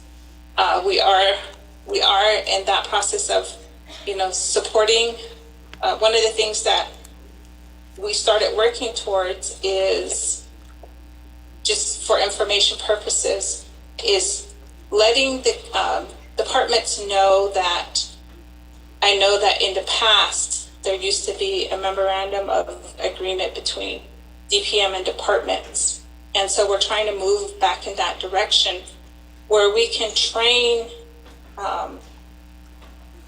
specific employees who are dealing with DPM or HR matters, whether it be JVAs or situations that require departments to hire. So we're trying to test this to see if we can allow for this to happen. As we're speaking, we're working with Department of Justice to incorporate this, selecting from those individuals who have the expertise in human resources so that they can be of assistance for us and to the program. So as we're looking at this, those are some of the changes that we'll be working towards.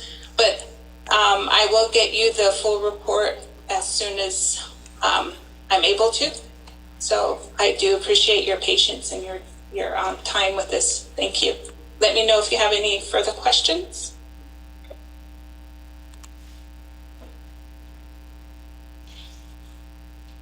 Thank you, Ms. Whitty, for your report and for your responses to the questions that was within the email this morning.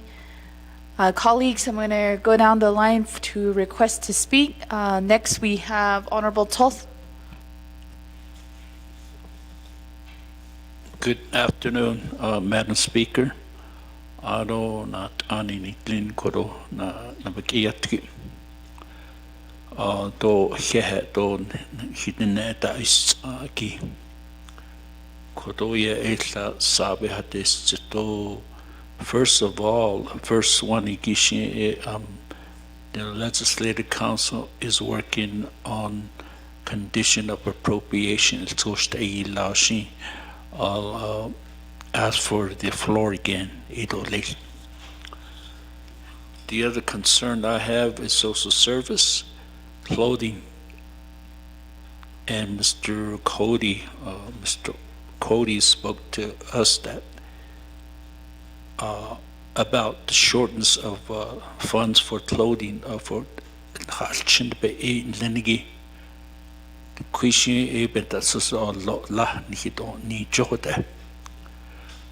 I just wanted to say that it's his duty to present this. This is how much money I want.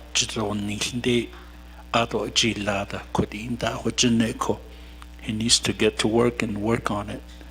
Ako iya hai base babaka no nisinde o hot na hota hot ide yahanatsi. So he needs to ask for some funding. If he was so concerned about our kids, he should put some money in here, asking the budget and finance. The other one is $43,000 unaccountable from Western Tuba City. I'm very disappointed you're going to give that money to them for. So are you telling us that any agency, veterans organization can go beyond their budget and ask the Navajo Nation for replenish? Somebody has to be accountable. Ako koro director nantabadil kituko. Who was at fault. So I spend money, those are some of the questions that I posed one time. So I'm glad you're giving other money to the agency. But I disagree at the agency. I'd rather have that money go to the chapter so the chapter can monitor. My area, I have four chapter or certified chapter.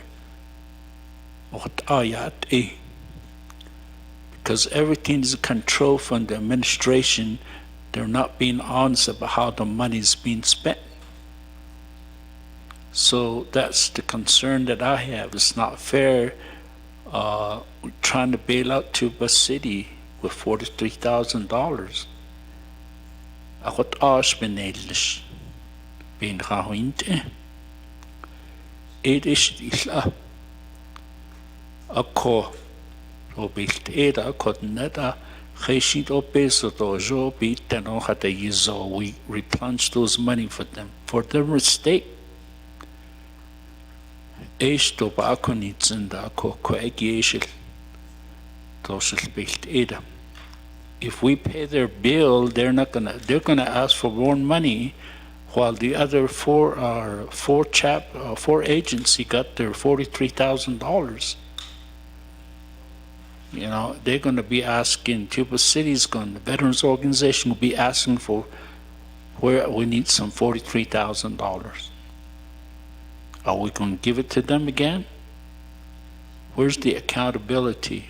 Where's the director accountability? Where is the advisory council accountability?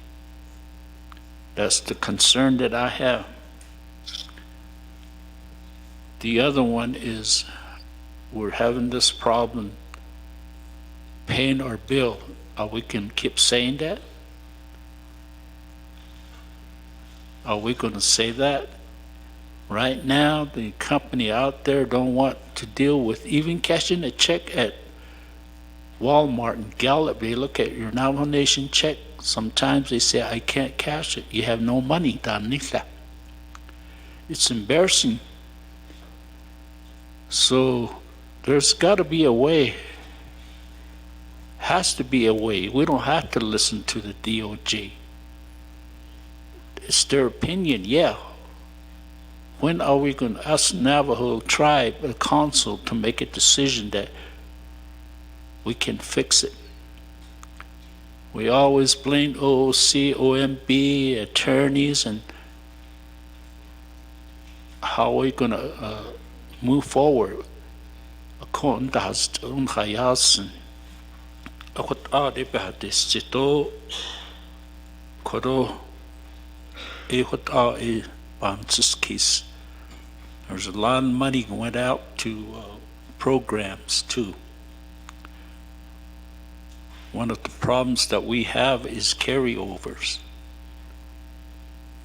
Carryovers, Hadlita, it takes time, but right now the Navajo Nation don't want to give the money back to the organization or department, so Ishin what our best Atashla ne Kwiskandashi. Ede Kweba had this Madam Chair, and also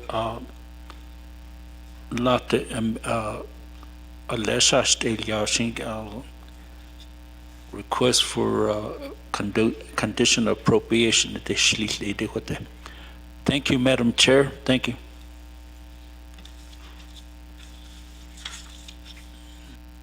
Shiche, Honorable Toth, the Kone Banadesh Ahigi, Chair, Honorable Vince James.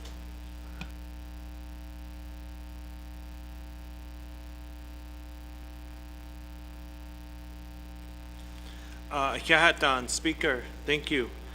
Ado Nana, sponsor Kodo, Shamasane, Delegate Parish, Ado Naa'bik'iyati, Committee Nohlenigi, Di Kodo, Yahat, the Dishnilti Kodo, the Health Education Human Service Committee, in Hitato, Nohso Selinko, Ado the Quigo Sheet, Nihe Nanish Ajit Anishigi, Bigidinit Ingi dot Laton ha, Betaho Soselinko, Oko, a Yahat, Nihe the Dishnilako, Nskago, Oda Oslagi. Adonana, Kodod, D de DOJ by Yashtit Dolil. Oko, Navajo Nation Department of Justice has Anje. It's at the Hashin, so Lato Nanhin, Lato etis Belte Nation Leco Adonana be Hanaste Heidish at the Aga Bohodni Kodo a large and Hatas Dahi that's it. Edo Dadas a Kodo Beshmas Anani Tliniki, Edas and Hiran Hihodni. Ako Swanche Ati Peso Nante, Do Peso Chito in Hiki.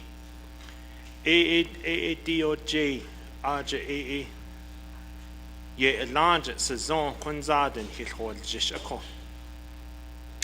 ako ye go itil a nihye kodo nat anini tlinigi ayo the netan hotzi hot ha shin da zit on ni jonon da nahan sa case the dia do zi nit ego saden chon be hat nit nat an nit lini benina da lata donada nil I da le benina da biga halche nada nit out da hot an hinan na nil in le akot a hin hit den naligi DOJ has anje ako yego besot o hayusen nel godo chon ida ako benina niki ashin ani the 164 review process de ben hit na hot DOJ chon chon go ye asze so that ato daje ni go hot out yes ze benina hot on he beso so the hane large she desk benina beshma sa ananat anini lini ni hihonetle benina ha ishin sado benetata di kwaigi do ya halneda dodo ya yaltieta DOJ is a continuing problem in spending a lot of this funding.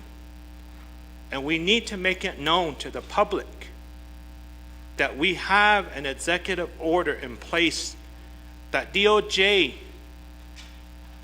at this point, is probably the governing body of the Navajo Nation. We as council delegates are not the governing body of the Navajo Nation. If we were, we probably won't have this much millions and billions of dollars just sitting there. Akwat ao ben hiche na hot it. Tedala hait ao ilia go in hayat ehla DOJ has anje. There's a lot of programs that are out there that have and receive external funding. Le that o that ade peso ya hinte. Beson hiche kwal ado hashit eshin hata anish has anje te kui go shin el ke hona au beso petliha nahin de hon naha do it asha de beso beche kwal inda de kui go shin beso beche kwandal iho koje at the 164 review papers the net de ko kodan ai ta beso lan hiche na no tahle ado koje at the 164 review at all nakabe la leha kodan peso yahanani te ado abekek aho 164 na na kesle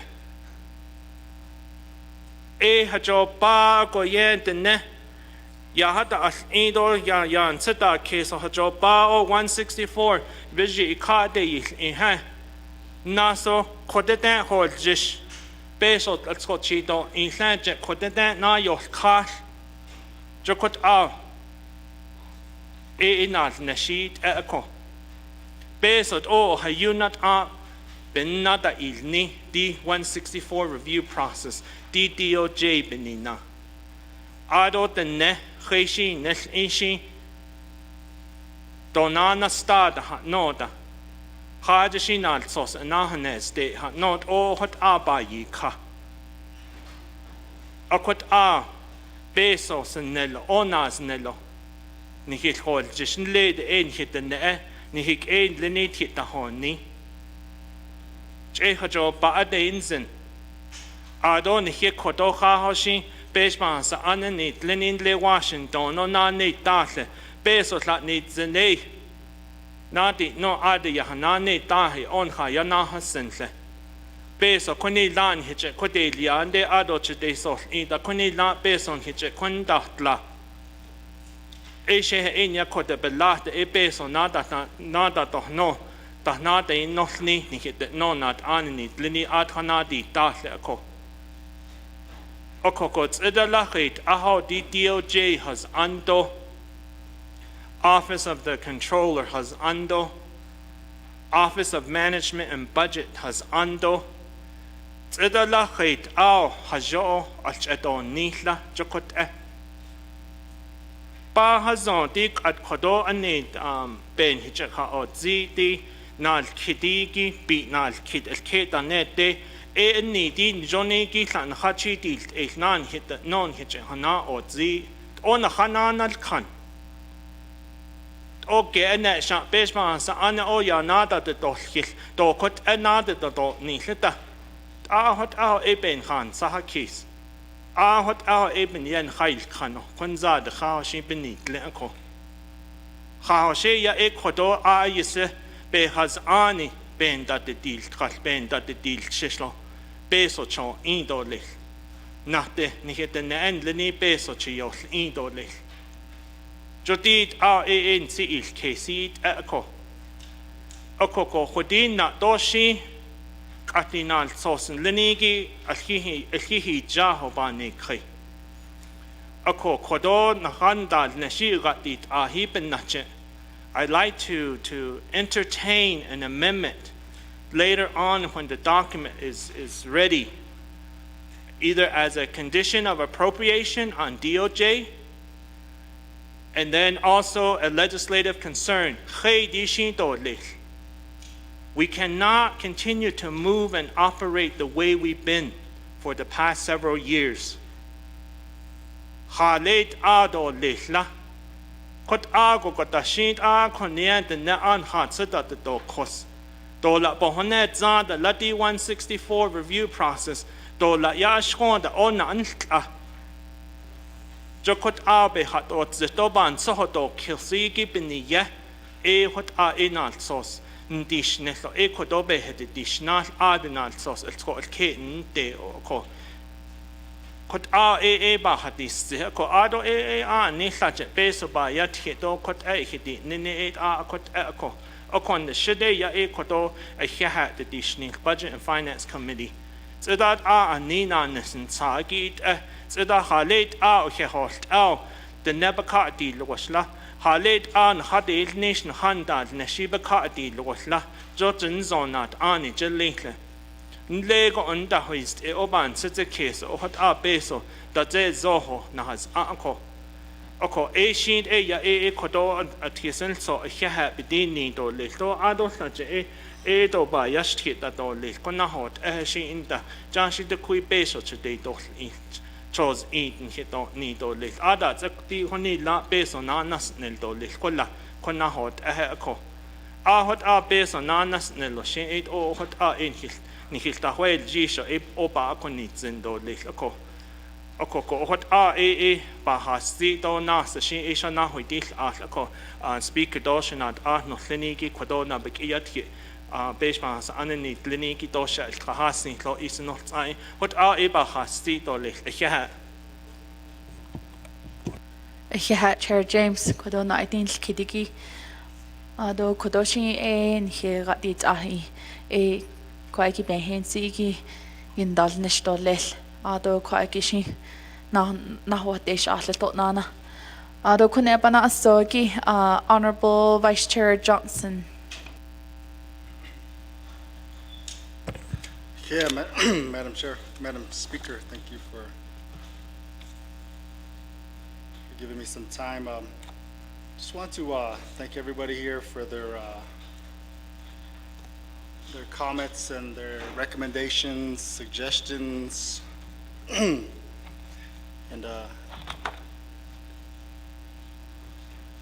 being part of the 25th Navajo Nation Council,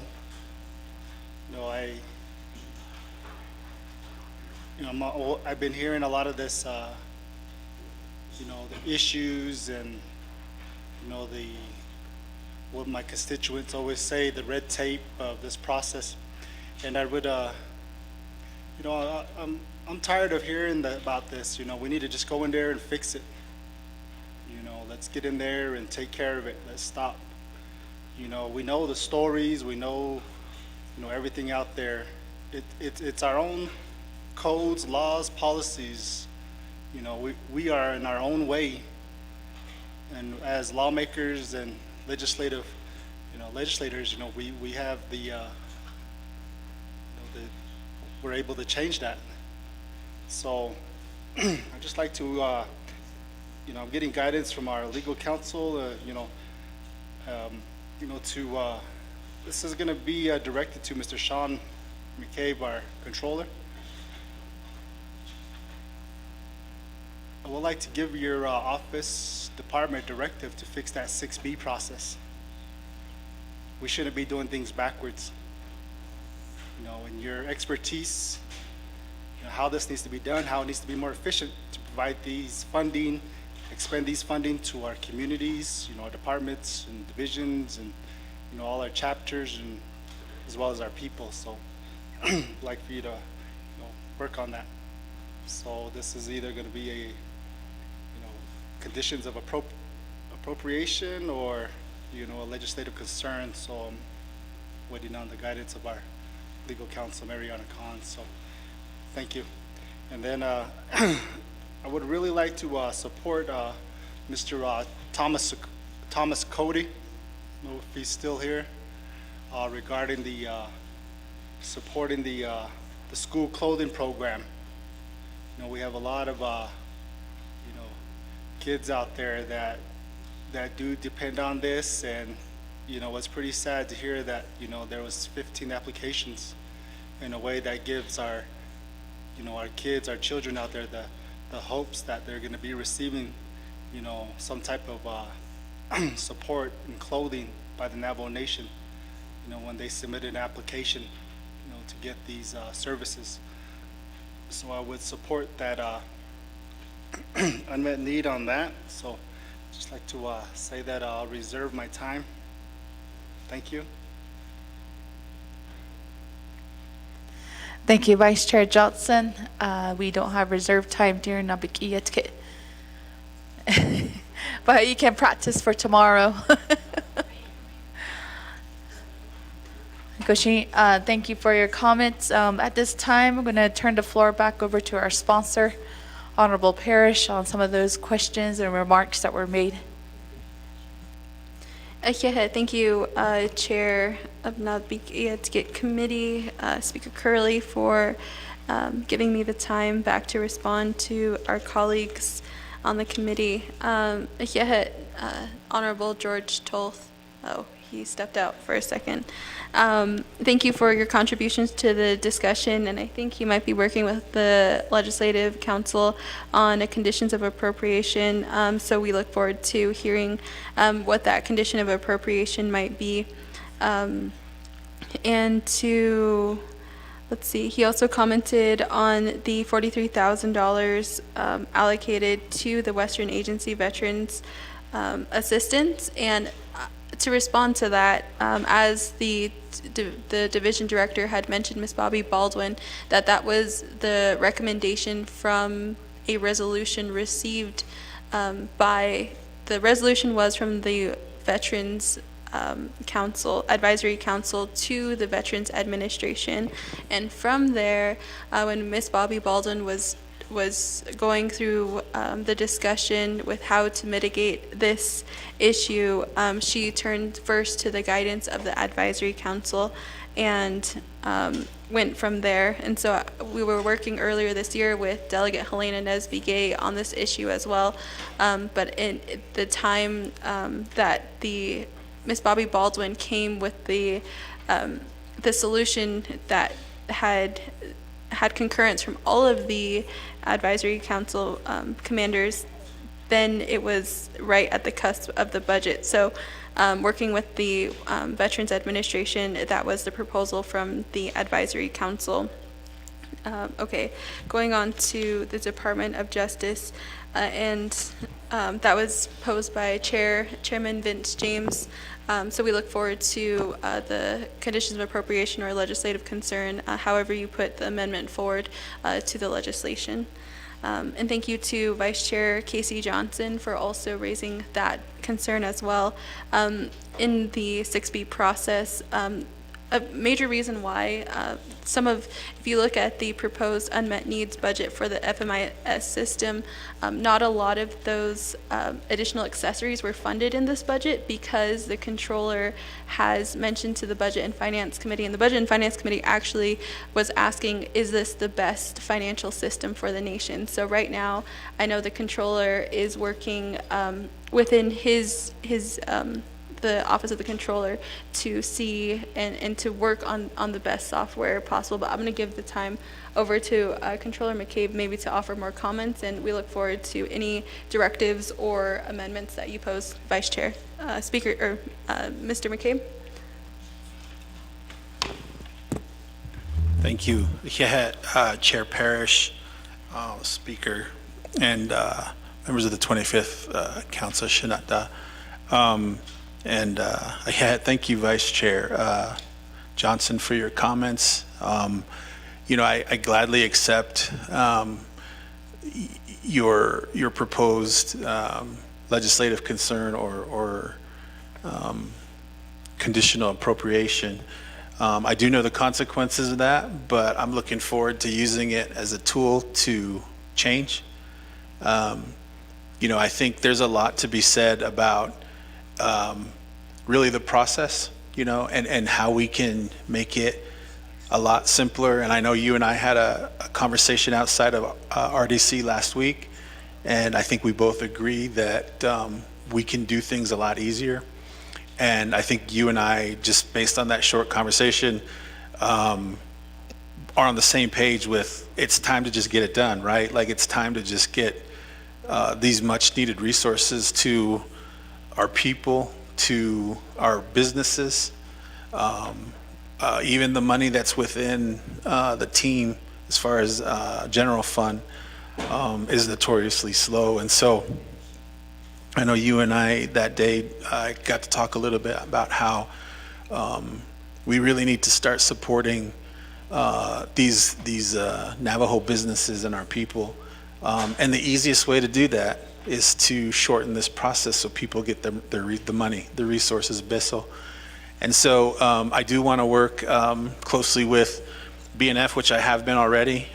Some of these things I can change as a matter of process. I know I can change without BNF approval, but policy, I do have to go to them first. But I have been talking and working with them on how to get this done. As far as the 6B process, that is something we can do without any oversight. But I will say that it's one of the things that we do struggle with is with FMIS is we require a lot of the divisions to be what we call FMIS certified. And that takes a month at least. And we pay a lot of money to do it. And so we pay consultants and a lot of other money that I know we can save. And I've mentioned this. We can save millions in consultant fees, investor management fees, a lot of different things. And so I definitely, want to work to get this changed. And like I said, if there's one thing I do before, I step away from this, it's to initiate a change. I mean, I learned something 13 years ago, excuse me. It's a saying that I learned called, if nothing changes, nothing changes. And so I think the good thing about the Navajo Nation, and one thing I've learned through the audit is talking with our auditor, KPMG, we created a lot of this for ourselves. These aren't federal, a lot of this is not federal regulation. A lot of this isn't, any kind of audit issues. In fact, we had audit issues that we had to correct, and I come to find out that a lot of the things we were doing to correct it weren't even federal compliance issues. Those were our requirements that almost resulted in a $500 million finding. We corrected it, but it's just these things that, and even the auditor will straight out tell me, Sean, you guys create a lot of this stuff for yourself. And I want to work to get that unraveled a little bit, right? And the other thing I issued that, I wish when we were presenting the audit last week or the week before, we had a chance to listen to them, because we don't even follow GAAP. And they showed me a list of what they call GAAP departures. And the big one is how we do accounting on a budget accrual basis, and it should be modified accrual. And the budget basis really is part of the problem because of this way the funds lapse. And I don't think there's anybody in my office or even the divisions that don't want to get money out. It's just we get stuck. I hate to use this word, but we're kind of a slave to this process. And people come to me, say, Sean, can't we do this? And I said, I'm a slave to the same process you are. If it was up to me, I'd send it out now. There's no reason to hold up this stuff. So again, yeah, thank you, Vice Chair Johnson, and I definitely accept the challenge, and we're going to make some changes and get this done for sure.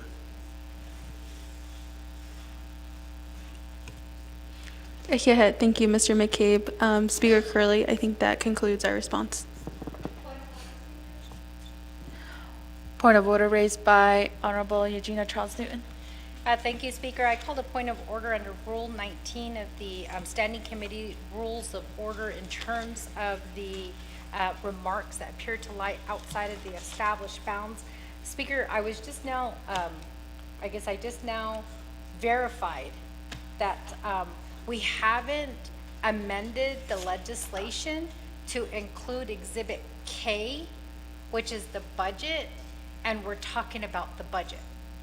So we haven't even amended the legislation to say we're going to put this budget that was given to us, this binder, into Exhibit K to start the conversation, or maybe I'm wrong. Are we supposed to amend to put this into the exhibits, or do we wait until after we have approved the budget to put it into the legislation as Exhibit K? I just need clarification. Thank you, Chair Eugenia Charles Newton. I recognize that point of order. I believe OLC, our legal counsel, can help us answer that. Ms. Tapahi, regards to the amendment. Thank you, Madam Speaker. So if everyone, I believe everyone should have the big budget binder in front of them. Does everyone have this? Okay, so if you take a look at the legislation posted on DIB, the one that's before you today, there is an Exhibit K, and all it says on Exhibit K is the big budget book to be prepared by OMB. So it is necessary to do a formal amendment to switch out this Exhibit K that's basically blank, and insert as a formal exhibit the budget book. However, I've been approached by several delegates already that they wish to amend certain line items in the budget book. So for example, we've got several line items here. They want to move something from here, X dollars from here, add it to this line item. They want to switch some of these dollar allocations. So if that is actually done, if amendments to that effect, whether there's 1 or 2 or 10, or I'm not sure how many we may end up with at the end of the day, but however many amendments we end up with, OMB will need to pull this page out, any page in the entire budget book that's affected by any approved amendments. OMB will need to pull that page out and insert a corrected page, because the line item allocations will change, okay? And so I have already advised a couple delegates to consult with OMB to make sure that their desired moving around of dollars, moving from here, adding here and such, that's doable in the first place. OMB can advise whether that's doable. And in the second place, OMB needs to be made aware and needs to follow along so that they know which line items to change and which pages to switch out. So I have provided, and I have several more copies up here, I have provided the budget amendment here. This is just a quick little form to show how you desire your amendment. You'll say in the left here, you'll say, move it out of this object code, this description, this line item, and you'll insert it here. So this will be sort of a piece of paper, a form that you can use to keep track of how you want to make your amendment. And so, at the end of the day, let's say, for example, we have 10 amendments that affect 10 different pages in the big budget binder, okay? So what we would need to do is pull those 10 pages and have OMB insert the corrected pages according to the amendments that are approved, that are voted on and approved, so that the final version of the budget binder will include all of those amended versions. I don't know if OMB can do that, on the spot today, but I think if not, there is language that we can put in an amendment that says OMB is instructed to provide corrected exhibits to conform to all of the amendments approved today. So rather than do an amendment which OLC would be typing up for every single page, my suggestion is to have all the amendments discussed, debated, and approved, and OMB will keep close track of those so they understand how to fix the budget book at the end of the day. And then when it's all done, the Exhibit K, the single piece of paper that says Exhibit K in the legislation, can then be switched out via an amendment for the budget book. And the budget book, of course, will have the corrected pages in there that will be provided by OMB. So Legislative Council is, of course, in charge of these amendments for the legislation, the body of the legislation, but OMB is in charge of the budget book. So if anyone wishes amendments to the budget line items, they should be working with OMB. So that's my recommendation, Madam Chair. Thank you, Ms. Tapahi, for the explanation on the amendments. And in terms to Exhibit K, I'm going to turn the floor to Mr. Bial too, if there's any other additional comments in regards to the point of order that was raised. Mr. Bial? Thank you, Madam Speaker. And I just want to provide additional comments about the guidance provided by Ms. Tapahi, with all due respect, because the way we've done it in the past has not been exactly the way she put it. In other words, what you have before you now is the overall comprehensive budget and the budget resolution as approved and now recommended by the Budget and Finance Committee, going to this committee and then tomorrow to the Nomination Council. So that's the base document that's there before you. If there's any amendments made today, there will simply be a record of it, and then in the committee's committee report, based on any amendments today, it'll be reflected what those amendments are. Again, those are recommendations. They're not final. They're recommendations that go to the council. So, beginning tomorrow, the council will be in session, and they'll most likely there would be further amendments. So, when the council finishes Friday or whenever it's going to be and takes the final vote, all of those amendments from this committee and then the council will be incorporated into the big budget book as well as the legislation and be made final for certification by the speaker. And then we'll have the big book modified, revised according to the final vote where the amendments were. And typically that'll take a few days to do that. And then it goes across the street to the president for his review and action. All I'm saying is that that's how it typically works. Now, Mr. Pahi is correct in that OMB staff is here. We have Ms. Francisco sitting in the seating who can help with the amendments. I'm glad that Ms. Tapahi and Legislative Council, Legislative Services have come out with that form because it's very helpful. And they can help you to fill in the blanks, identify the business unit and object codes. And in years past, that's how it's been done. Those are my additional remarks on the subject matter.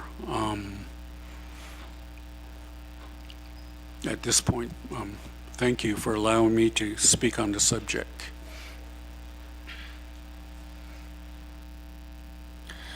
Thank you, Mr. Rial, for your explanation in regards to that point of order.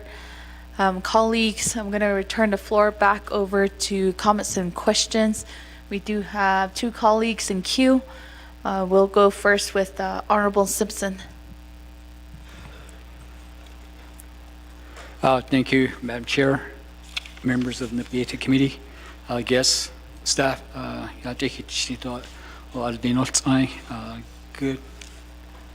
Good afternoon. Madam Chair and members of the Naa'bik'iyati Committee, the questions I'll be posing here, it can be brought tomorrow, the answers and everything like that. So a couple of questions here. I know it was stated during the 24th Council, a resolution was considered by the Council and passed, and I believe it was also signed into law in reference to the carryover. But I'd like to know what will be the projected carryover from FY23 to FY24. I believe we can get those numbers by tomorrow. Also, on the school clothing program, and I'm glad Madam Delegate June Charles Noon brought that up. We talk about there's only enough funds budgeted for about 4,000 students, but there's 15,000 applicants. And I think I wish Mr. Cody was still here. I think the policy needs to be amended. The priority for the school clothing program should be our less fortunate children within Navajo Nation or urban Navajos. Like I said, I never depended on the school and clothing program to provide for my kids because as a parent, I could afford to buy clothing for my kids. And I believe that we should look at our policy to consider the low or less fortunate kids to be a priority. That, not just say it's eligible for all, it's open to all our Navajo children. It should be our less fortunate children, Navajo children. So I wish Mr. Cody is here. I believe he can answer that question tomorrow during a 3-day budget hearing or budget session here. So I'd like to have Mr. Cody start looking into that our less fortunate Navajo children be considered first for the Navajo school clothing program. Next one, we fix costs. We're talking about repairing air conditioning, the heating system, and under Form 2, it states 10 per agency. I'd like to know which facilities at each agency will be getting these heating system, the air conditioning system be repaired. It says 10 per agency. So I'd like to know which facilities in each agency would be considered for have their AC, I guess HVAC repaired. Ishi tomorrow kila cho later. Auto, next one is, I was looking at the law enforcement, the external funds and the general funds. And I see a large amount of external funds going to Department of Public Safety Administration, admin. The external funds are approximately about 30, some external funds probably about $30 million. And the average at the district level, the average is probably about $6 million. I'd like to know why there's a large amount of external funds going to the public safety admin. So then also, the reason why I'm also asking for this carryover projection is that we want to recruit more of our Navajo people, even non-Navajo, to join our law enforcement. But then, as it's stated by the chief of police, you know, we're not competitive to other law enforcement. We're not giving bonuses out. Our wages is not competitive to other law enforcement. And no, we can use some of this carryover funds to cover that. If we provide good bonus to our recruitment or retention, to retain some of our law enforcement that's thinking about going to another law enforcement because of the wages, we might consider using some of that carryover funds for that purpose, to retain our law enforcement or recruit law enforcement. And that's one thing I'm asking for, the carryover projection. Next one would be, we just got information on our facilities. They're in bad conditions. And I think we can use some of that carryover funds. I know there's going to be a large amount. We can use some of those carryover funds to start designing these two facilities. I mean, two like one-stop shop building. And when Sean Dale was being confirmed, the priority was two priorities. It was Crown Point Agency and Northern Agency to be considered for a, I guess, one-stop shop facility where our departments can operate out of. And I think we need to start designing those facilities. And you know, it gets expensive because these facilities will probably be around about $40 million. The designing, engineering probably costs about 10%. So we probably need these, for these two facilities, design engineering might cost maybe $5 to $8 million. And we might use the same design. It'd be a lot cheaper. So we need to start looking at that too, start designing these two facilities, because it takes about a year just to design this type of facility. And again, Sean Dale did mention that the priorities will be Eastern because all our facilities are in very poor condition, and the second priority was for Northern Agency to get this type of building. So I'd like to have Sean Dale to start looking into designing the architectural designing of these two facilities.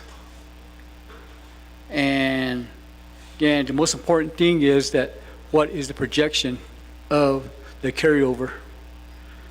Also, one more, as you see, we're getting there's a Budget and Finance did recommend a wage adjustment. I think it's 3-4%, but we tend to forget our retirees.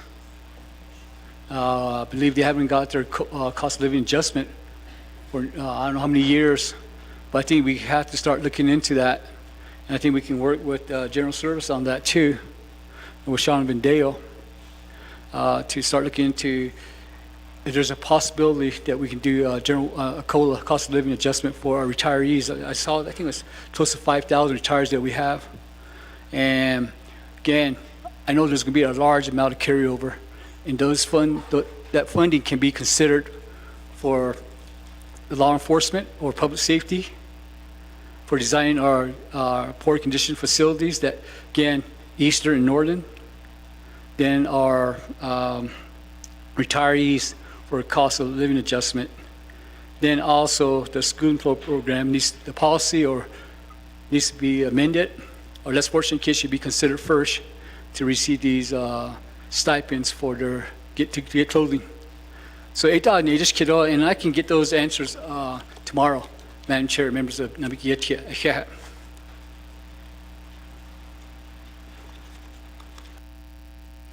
Thank you, Honorable Simpson, for your questions. Before point of order raised by Chair Eugenia Charles Newton. Thank you, Speaker. Again, I call a point of order per Rule 19 of the Standing Committee Rules of Order.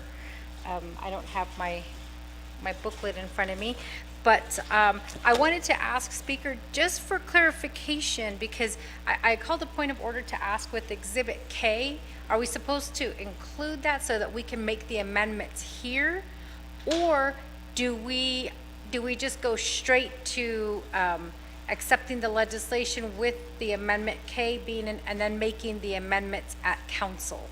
So I just need some recommendation on the way that we should be moving forward, because I know that I'm not the only delegate who has amendments to the budget. I just want to know, do I do it today at NABI, because I don't want to sit here and waste people's time, or do I do it at council? So if I can get some guidance on that, Speaker, thank you. Thank you, Chair Eugenia Charles Newton. I'm going to recognize that point of order. I believe that question does go back to OLC. I believe Ms. Tapahi did step out for a few moments.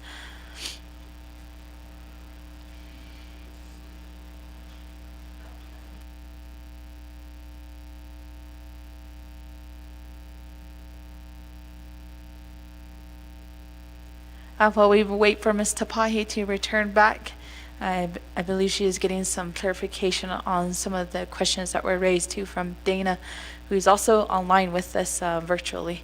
Oh, she's back. Ms. Tapahi, there was a point of order raised by Chair Eugenia Charles Newton regarding amendment or Exhibit K. So just for clarification, it is not included in the legislation today, but when does it needs to be amended to be included part of the legislation? Does it happen here at Naa'bik'iyati or at council? And then the amendments today that are made, do they happen here today or during council? So there is just that time frame question and just logistic questions on how to proceed with the future amendments that are coming. So overall, just in regards to Exhibit K. Thank you, Madam Chair. That's a good question. So I have been talking with Mr. Bial and Mr. Rico and Ms. Lowell and other folks to figure out how the best way is to do this. So as I mentioned earlier, I've been approached by a few delegates with requests to amend certain budget line items in the big budget book in front of you, some of these.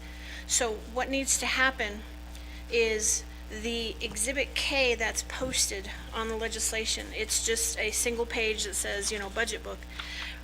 That needs to be replaced.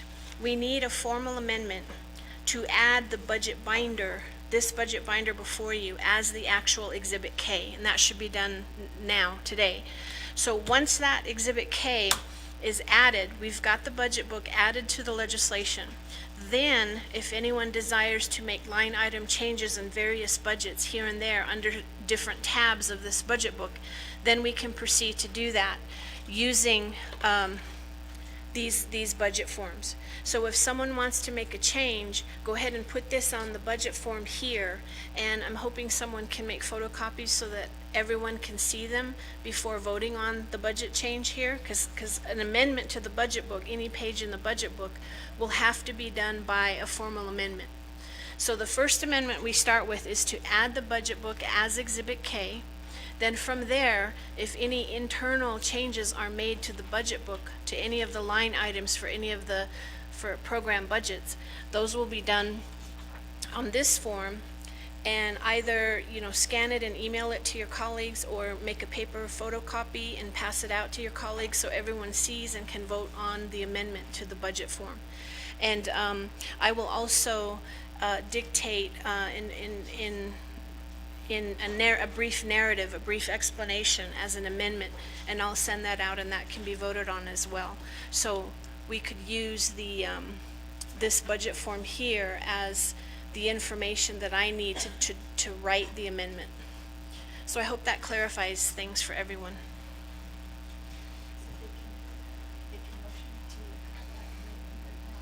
No, you have to add Exhibit K first. Do that as an amendment, and then if you want to amend anything in the budget book.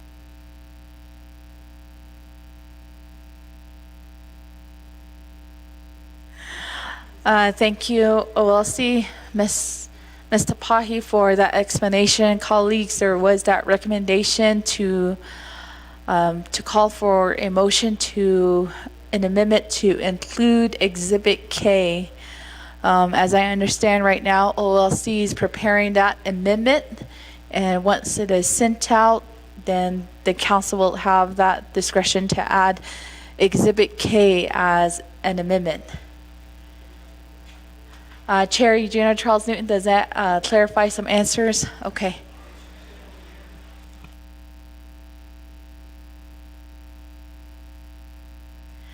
All right, so since our LOC, Ms. Tapahi, is preparing that amendment, and then we will email that out, and then any of our colleagues can use their request to speak to make that amendment.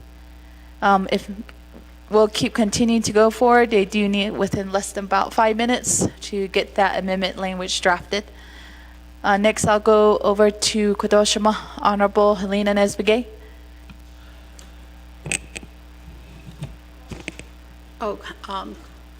Yate, my colleagues, and then legislative staff, and Mr. McCabe, thank you for addressing the questions, and I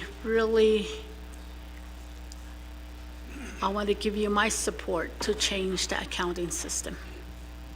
I've been out on the field as a supervisor for 20 plus years.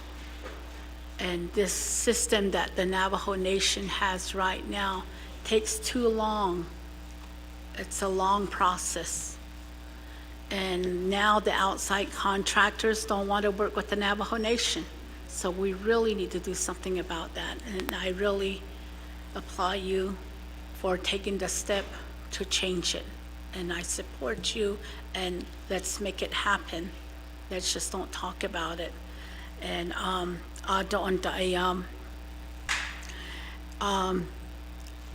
think the biggest needs on our reservation right now is trash. We have trash that in every community that's a need.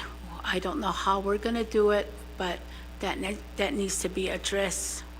Communities, where to take their trash, and instead of dumping along the road or dumping elsewhere.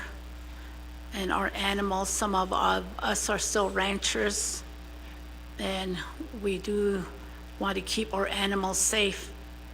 And then another thing is animal control. We need more personnel out there. We have a lot of dog issues everywhere, so we need more personnel for that. On the Navajo Nation scholarship too. Our children, when they go back to school, even when they come back from breaks, they wait and wait.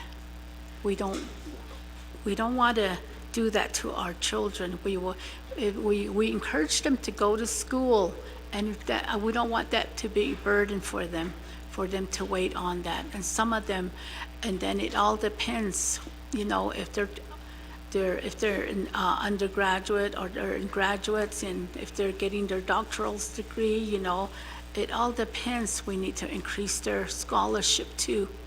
And because that's a big concern. Every time they're coming home, going back to school from a break, they're calling these council, they call me a lot, what happened to our scholarship?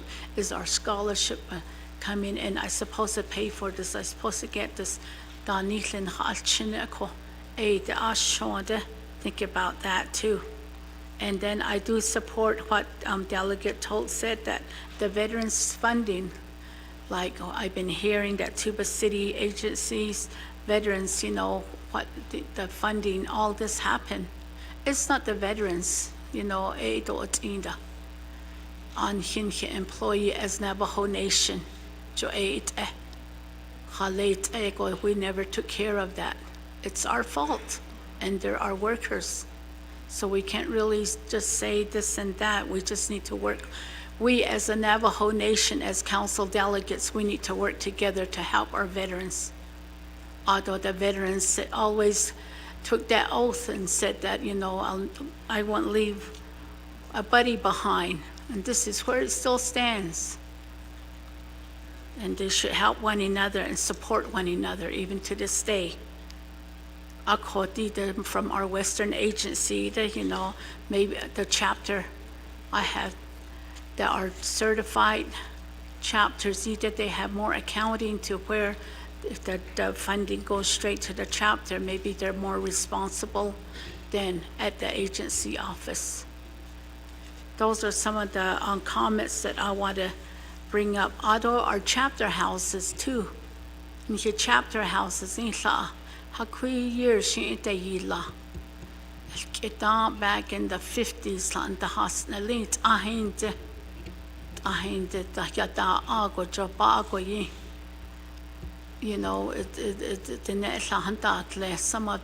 some of these chapters don't even have an HVACs in them. So let's take care of that too. Let's get some new chapters for them.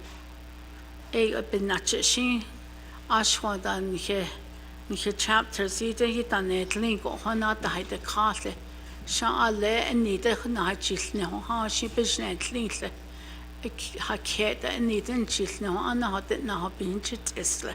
so if we get new chapter buildings for our communities, that will be an uplifting for them. And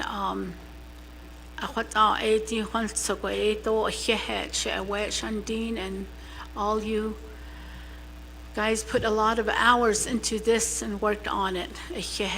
And all the chairs with the committees like Law and Order, and then our HESI and Vance.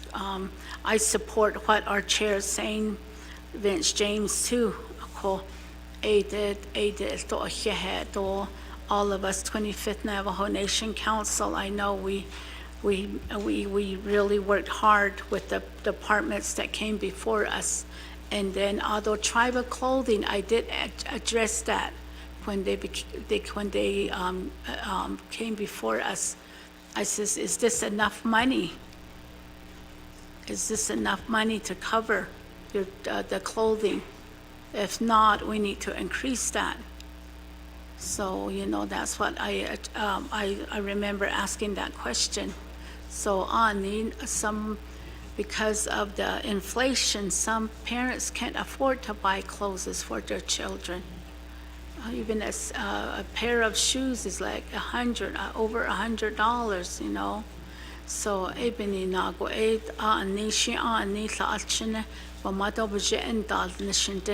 they have to pay for their rent, they have to buy food and things like that. So we need to think about helping all our children. And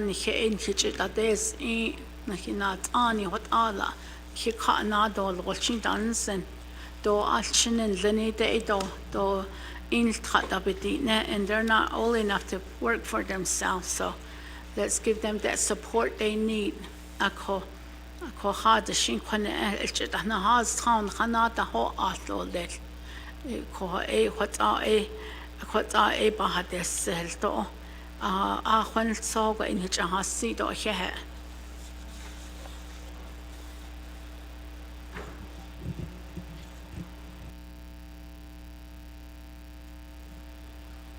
Shama, Honorable Naa'bik'iyati Kodona Kitigi.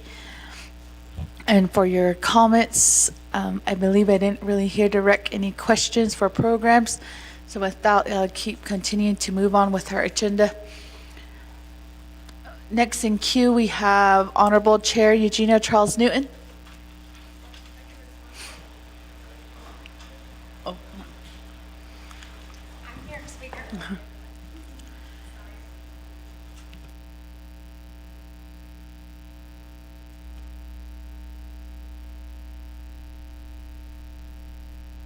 Okay, thank you. I wasn't sure if I pushed the button myself. Speaker, I would like to motion to amend the budget to include the Exhibit K into the budget. I feel like we're having conversations about Exhibit K when it hasn't actually been amended to be included in the legislation.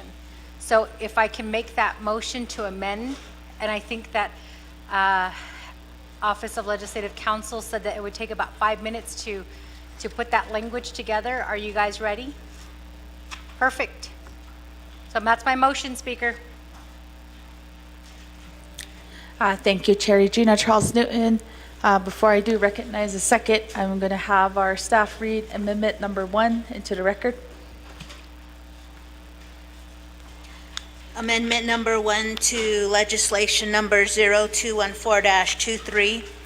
1, replace the Exhibit K page with the detailed budget book title, The Navajo Nation Fiscal Year 2024 Comprehensive Budget, prepared by the Office of Management and Budget and provided to the Naa'bik'iyati Committee on September 5th, 2023, which book is hereby designated Exhibit K. 2, the Office of Management and Budget shall work with the Office of Legislative Counsel to prepare revised and corrected exhibits as necessary and appropriate to reflect the committee's final approved amended allocations in the big budget book and other exhibits. 3, renumber or re-letter succeeding paragraphs, sections, and exhibits as necessary and appropriate. The Office of Legislative Services and the Office of Legislative Counsel are authorized to make technical edits to this act and its exhibits to implement the committee's intent. This amendment supersedes inconsistent language in any other amendments. Madam Speaker. Thank you, Ms. Cook, for reading Amendment Number 1 to the record. We do have a second by Honorable Dr. Andy Nez. Colleagues, are there any questions on the amendment? Honorable Crotty? Shadija Chair, Curly, appreciate the time. I wanted to ask the motioning party, we do have another technical amendment regarding the Daltech allocation. If Ms. Tapahi can confirm, and I will send it out, it's just to clarify the budget units for the Daltech unmet need. It was a breakdown, and I'll be sending it to staff right now, sorry. So you could show it, but while I do that, let me see, 25th Council. Send anyway. So what it is an amendment to Exhibit H1. This doesn't change any budget allocations. It just breaks down and segregates the Daltech administration and the business unit numbers 11, 30, 11 for Chinle Agency, 11, 30, 12 for Fort Defiance Agency, 11, 30, 13 for Crown Point Agency, 11, 30, 14 for Tuba City Agency, and 11, 30, 15 for Shiprock Agency. Staff, can you nod if you received that? I sent that to the amendments. I did send it to council. It just says no subject, I apologize. There we go. So that would be the modification, Chair Charles Newton.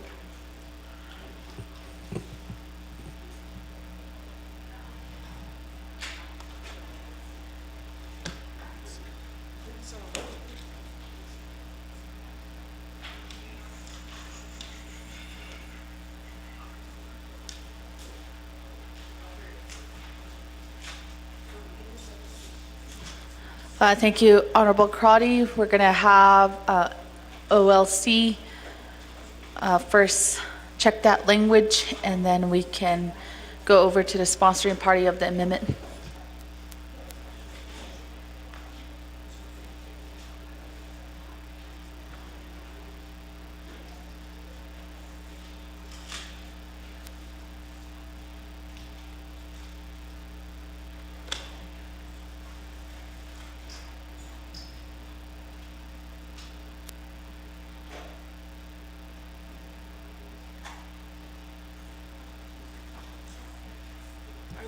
Was there another technical, Marlon? Was there another technical from Budget and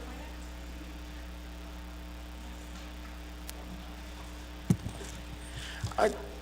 Chadisha, while I still have the floor, if I could ask Ms. Tapahi, I believe there was another amendment that, there was a technical amendment. If she could just give us an update where we could provide that in this amendment. I think it was a line number from a budget, from an amendment at Budget and Finance, if I could ask and just see if that also could be modified with this amendment. Kiahat.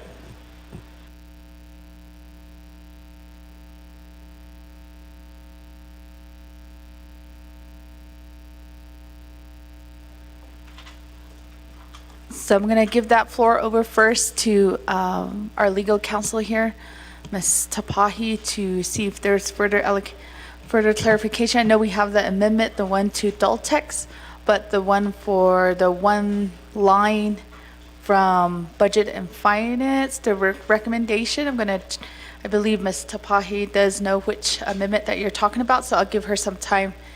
So the only one right now that is standing is the one with dull text. So if that other amendment is needed, and we can include that. Ms. Tapahi? Thank you, Madam Chair, and thank you, Honorable Delegate Crotty. So the exhibit for the permanent fund interest income allocation, which is Exhibit H1, unfortunately, the very bottom number is erroneous, and so Exhibit H1 as posted on DIB needs to be pulled out and replaced with a corrected exhibit to correct that dollar amount at the bottom. I do have that prepared. There's also business unit numbers and purposes for each of the allocations that are put into a table format. So there's a totally, different looking Exhibit H1, but it has all these allocations. What I can do is prepare that table with your breakdown of the $5,177,917. I can do that and have that amendment sort of kill two birds with one stone, have that all done at once, if that is acceptable to you, Honorable Crotty.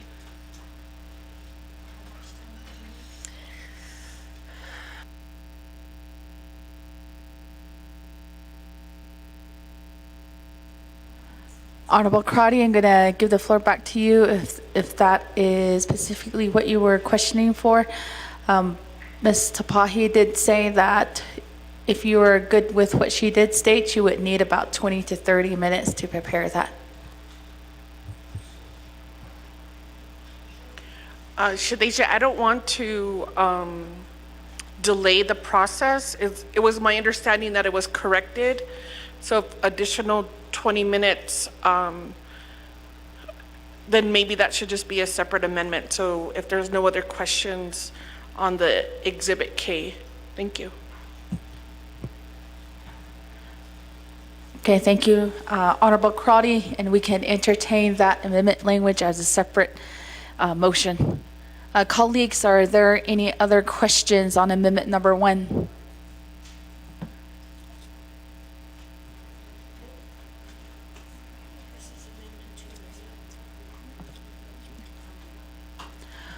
Honorable, sponsoring of amendment number 1, Honorable Eugenia Charles Newton.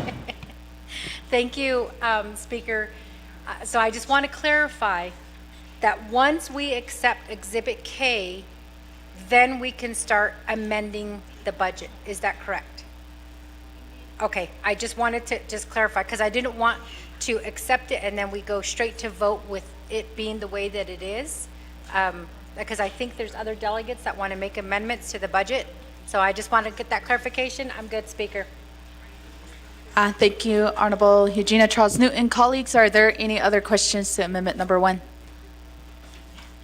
Second call, third call, go to the board for a 2-minute vote.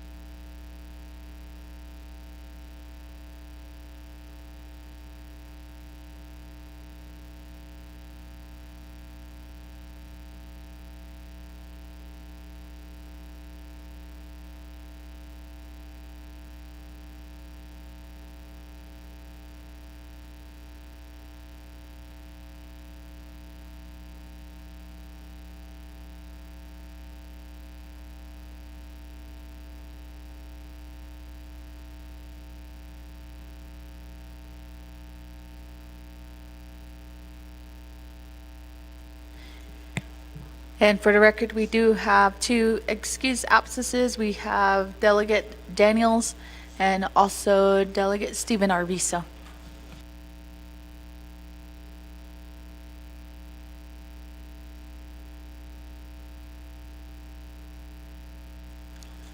"30 more seconds on the board. Honorable Jesus.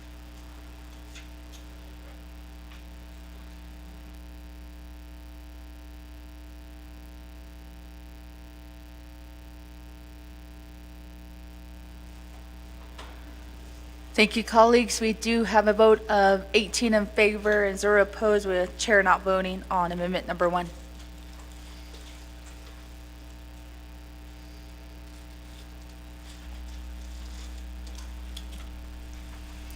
Thank you, colleagues. We are back on our main motion. Next to speak, we have Honorable Yanito. This is to the main motion.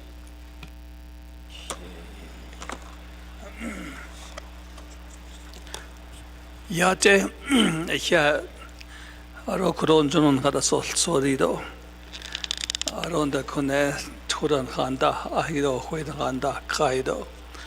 And then the Speaker, the House, and all your assistants, and everybody in the House, and 25th Navajo Nation Council. I had some questions about the unmet needs. With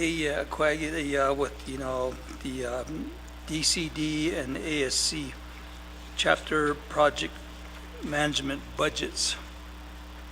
I'm mostly concerned that there is always be insufficient budgets fundings each year. I'm glad there's a amendment on here that covers all that, the needs, because at these chapters that we have, I believe that if they were all certified and that if they're certified, they can proceed with their Local Governments Act and to reach their goals. That's the main idea for self-sufficiency at our local chapter levels.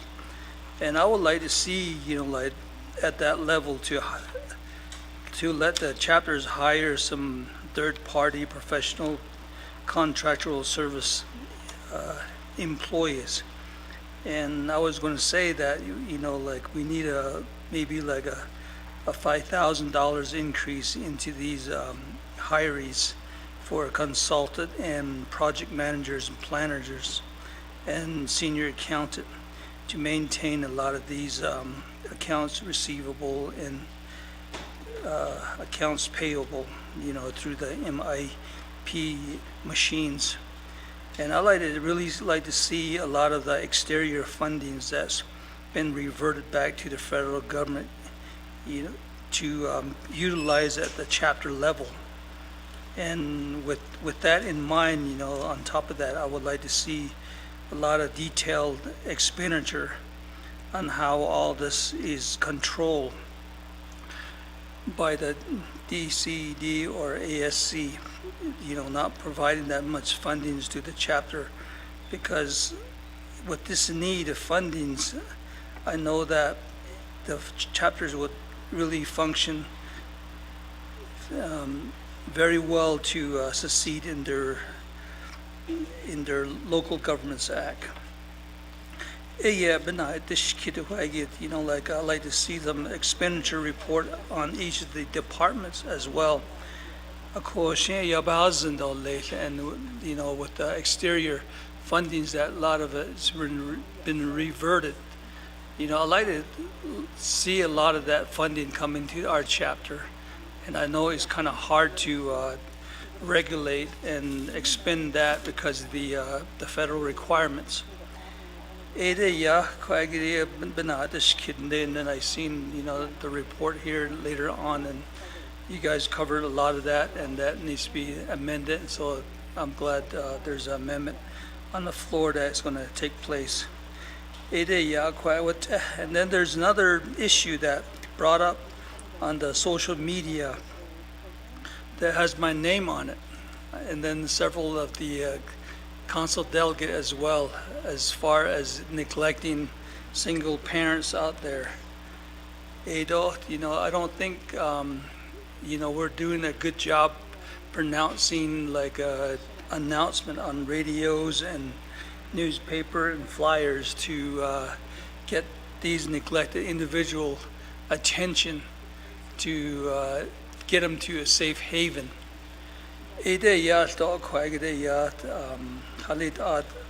Addressed Thomas Cody and Debbie Ness. That was my question to those guys, and I guess you guys can answer those questions. My question.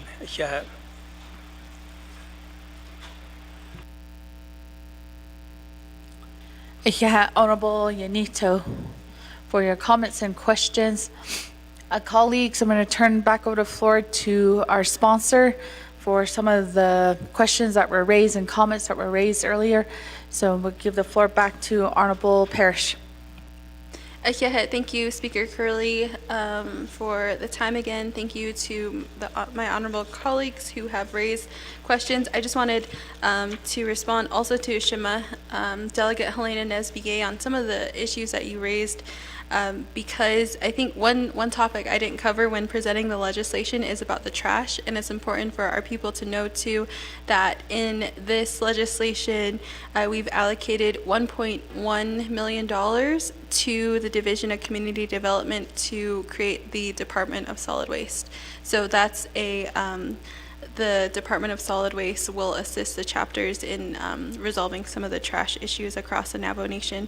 And two of the funding types for scholarships that are in the legislation is to the Navajo Nation Scholarship Office for $1.7 million, and then a overall $1.5 million to scholarships for a one-time increase in scholarships from the chapters too. So there's two different types of scholarships in this legislation. One to increase the chapter scholarships, and then also one to the Navajo Nation Scholarship Office as well. So I just wanted to add those to the discussion, because I know that respond to the questions and to the topics that were posed, because I think that there are many chapters listening, which is exactly what Honorable Curtis Unito raised this afternoon about the Division of Community Development. Maybe for more detailed response to some of the questions that Delegate Curtis Unito posed, maybe we could have somebody help us get Mr. Castillo on the line, or the department head for the ASC office, to respond to how the ASC budget was presented before Resource and Development, and then to Budget and Finance. Because at that time there were no discussions of that through the committee process. But if Delegate Unito would like to hear more about that, then we need Division of Community Development to be on the line. In regards to the external funds question, is Mr. Bial still here? I know Ms. Francisco is in the back. Ms. Francisco, are you able to come out to the chambers? Ms. Francisco or Mr. Bial, are you still in the wings of the chambers? Okay, Mr. Bial's coming.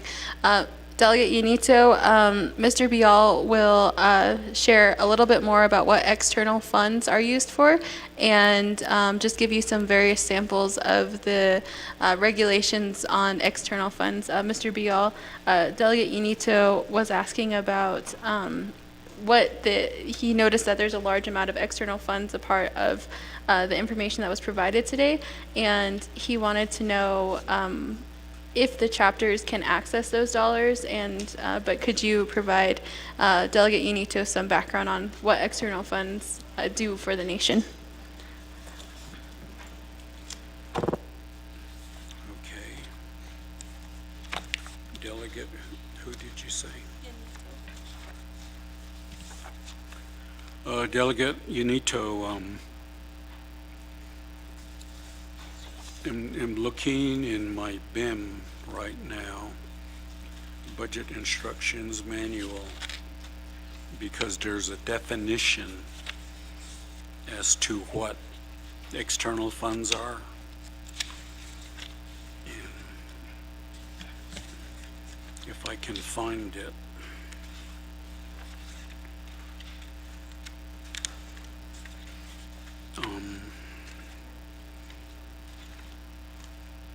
Give me a second here.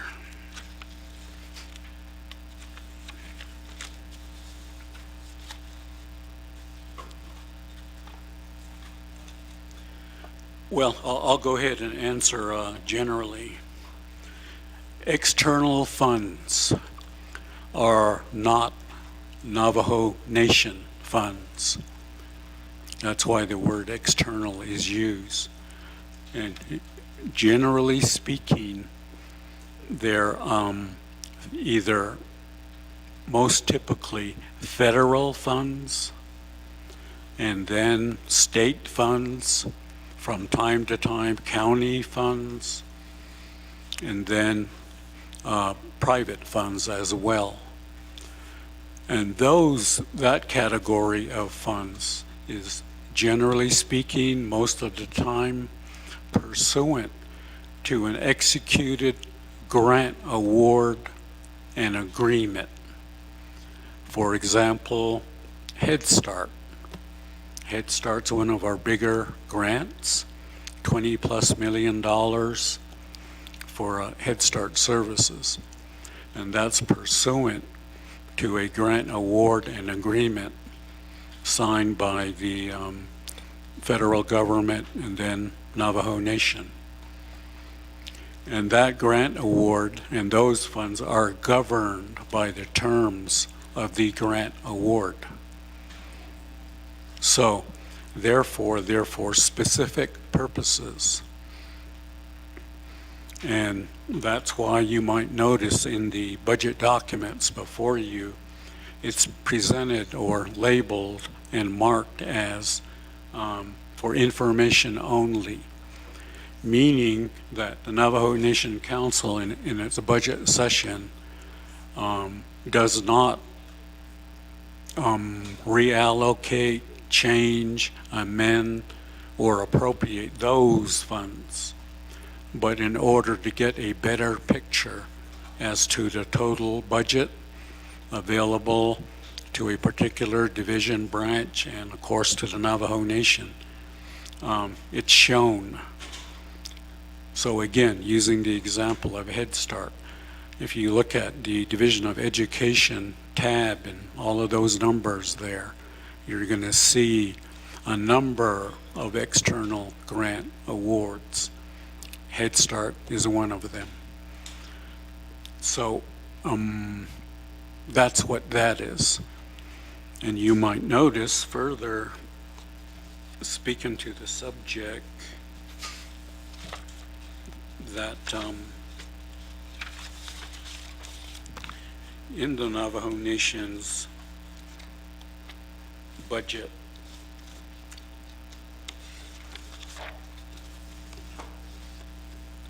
the great majority of funds are external funds,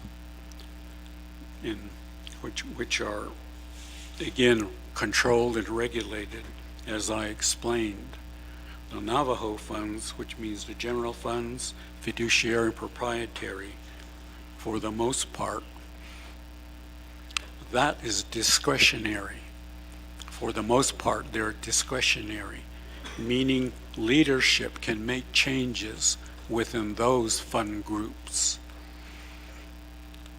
And furthermore, the Navajo Nation Council will appropriate funds pursuant to the proposed budget before you, and depending on your ultimate action at the end of the budget session. Mr. Yanito, I hope I satisfactorily answered the question. Thank you. Thank you, Mr. Bial. And I don't know, do we have anyone from the Division of Community and Development on the call?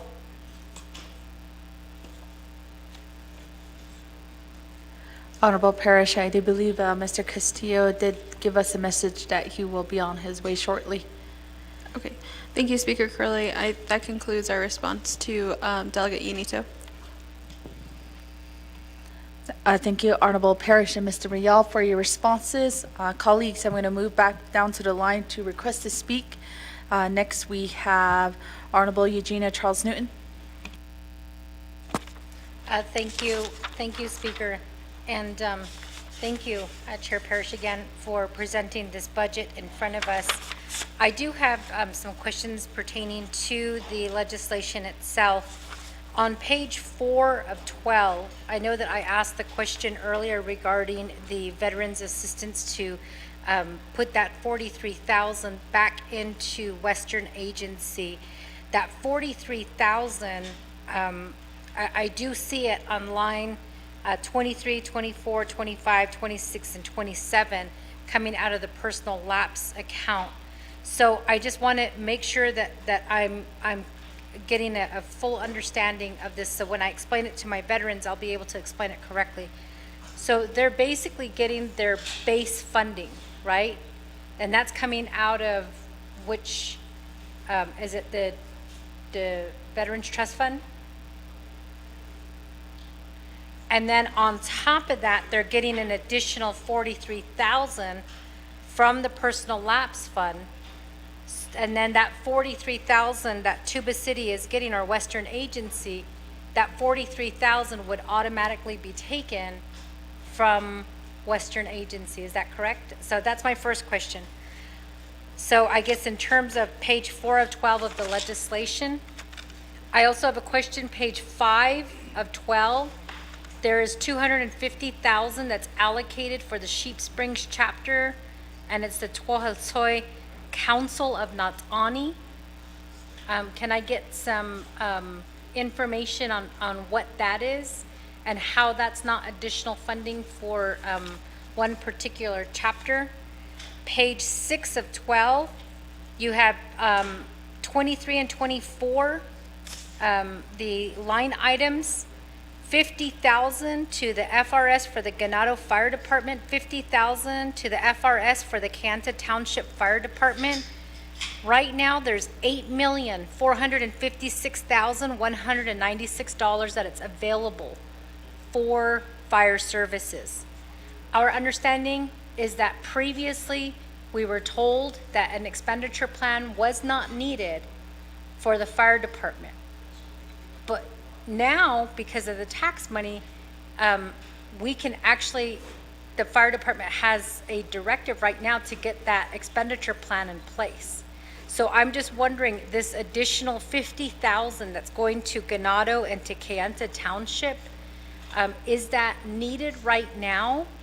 Where, why can't we take it from the fire and rescue service of $8 million that they're currently sitting on? It's close to $8.5 million that they currently have within their coffers, and it's for this very reason. And I know that that Chair James will, he'll he'll testify that the 24th, we tried to put that fire funding into these services for Ganado and Kianta, but we were told by the previous chief that he didn't have to do that. But now there's a new acting chief, and the previous chief made it clear that an expenditure plan wasn't needed, but now under the new chief and under guidance from Office of Legislative Counsel, we were informed that the expenditure plan does need to be developed, and it will be going before Budget and Finance. So I feel like we could use that 8 million to fund that 50,000 for Ganado and then fund that 50,000 for Kayenta. So I just want to let you guys know that the expenditure plan is being developed right now, and I will not stand by and allow that Ganado and Kayenta not be a part of that, because they provide service to our Navajo people. So I just want to put that out there, Chair, that $8 million is still there under the Fire Services Fund. And we could use that, towards this, we could include that in the expenditure plan that they get funded. So I'm not trying to take money away, Chair James, don't jump all over me. But I just want to let you guys know that is available. And then if you look at line 29, there is on page 6 of 12 of the legislation, $412,744 for the DPM administration. It says employee hiring bonuses. If we can get clarification on that, employee hiring bonuses, I think that would help us as delegates to relay information to those our Navajo Nation employees.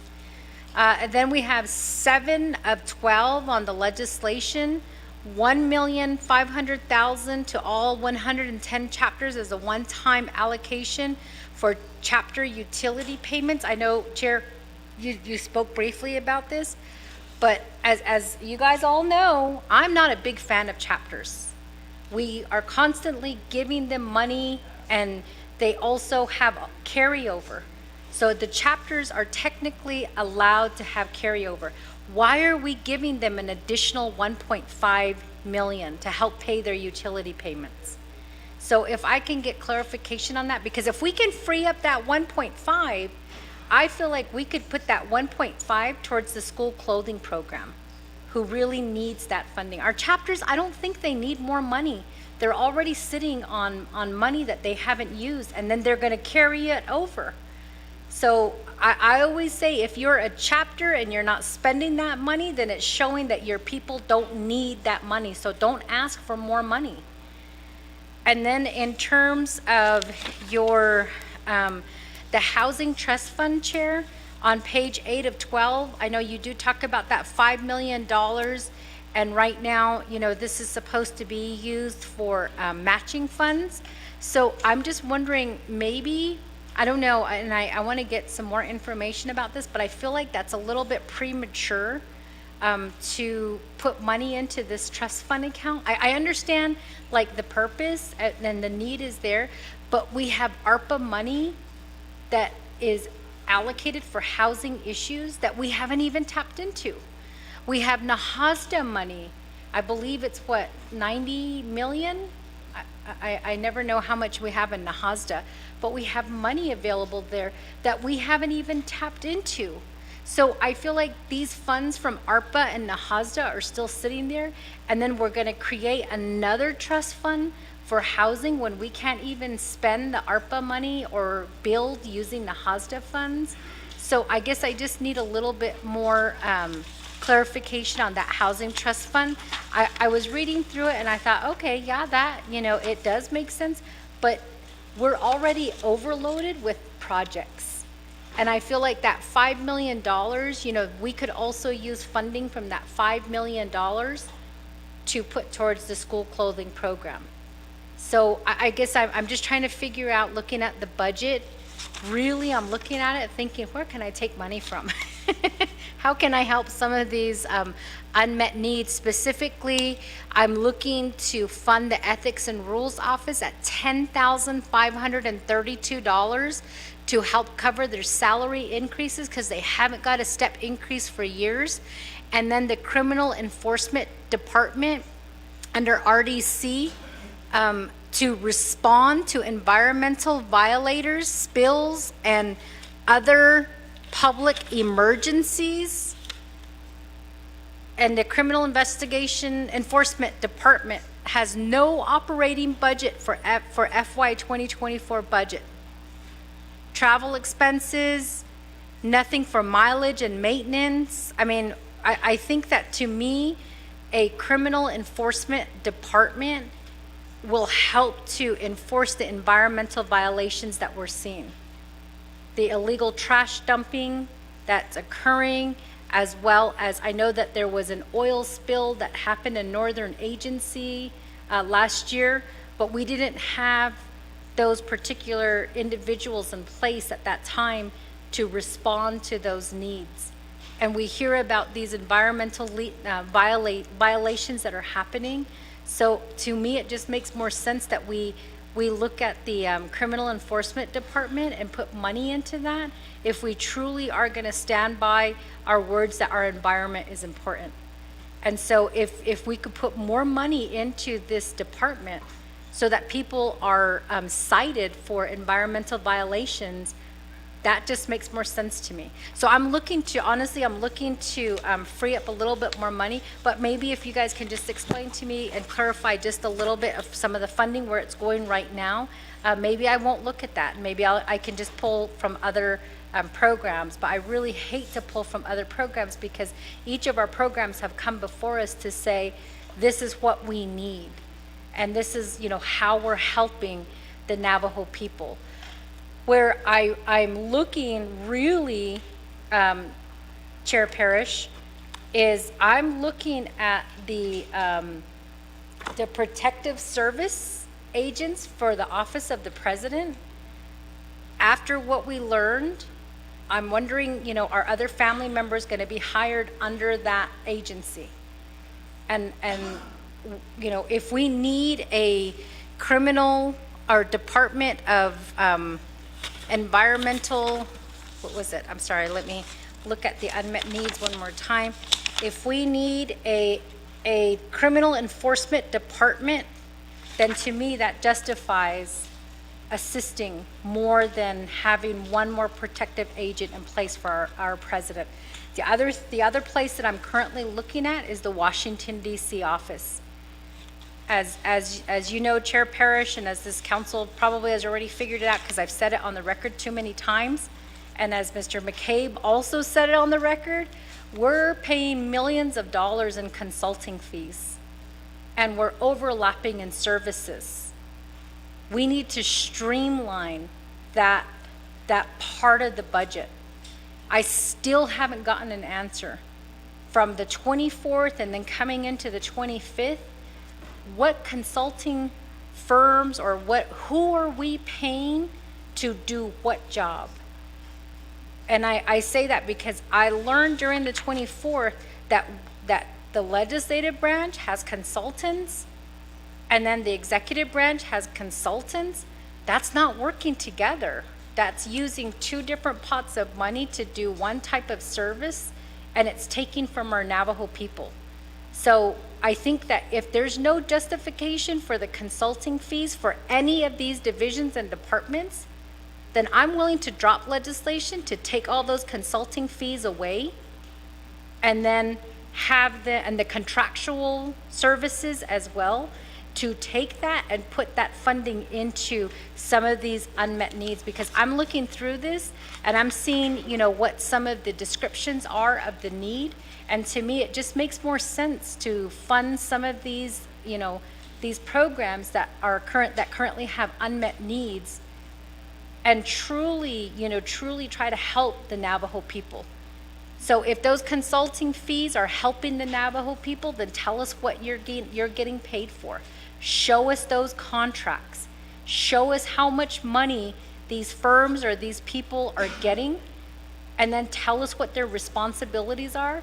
And maybe as council, what we can do is we can come together and we can say, wait a minute, this firm over here is doing this work, this firm over here is doing this work, so which one do we get rid of to help save the nation some money? So I just, right now, honestly, I just need some explanation, clarification, because I don't want to take if I don't have the information. So I'm looking specifically at the legislation to ask, because I'm looking for $3 million, colleagues. I'm looking for $3 million to help our school program. 15,000 students, that's a lot of kids that we could be helping. Ethics and rules, they haven't got a step increase for many, many years. And they're only asking 10,000 when we're looking at millions of dollars. And then the criminal enforcement department, to me, that makes more sense that we put money into that, because I think every agency has had environmental violations happen. And so to me, it justifies taking from these consulting fees, taking from these other programs, and then, asking that question of what can we spend today and wait and put off for tomorrow. Thank you, Chair Parrish.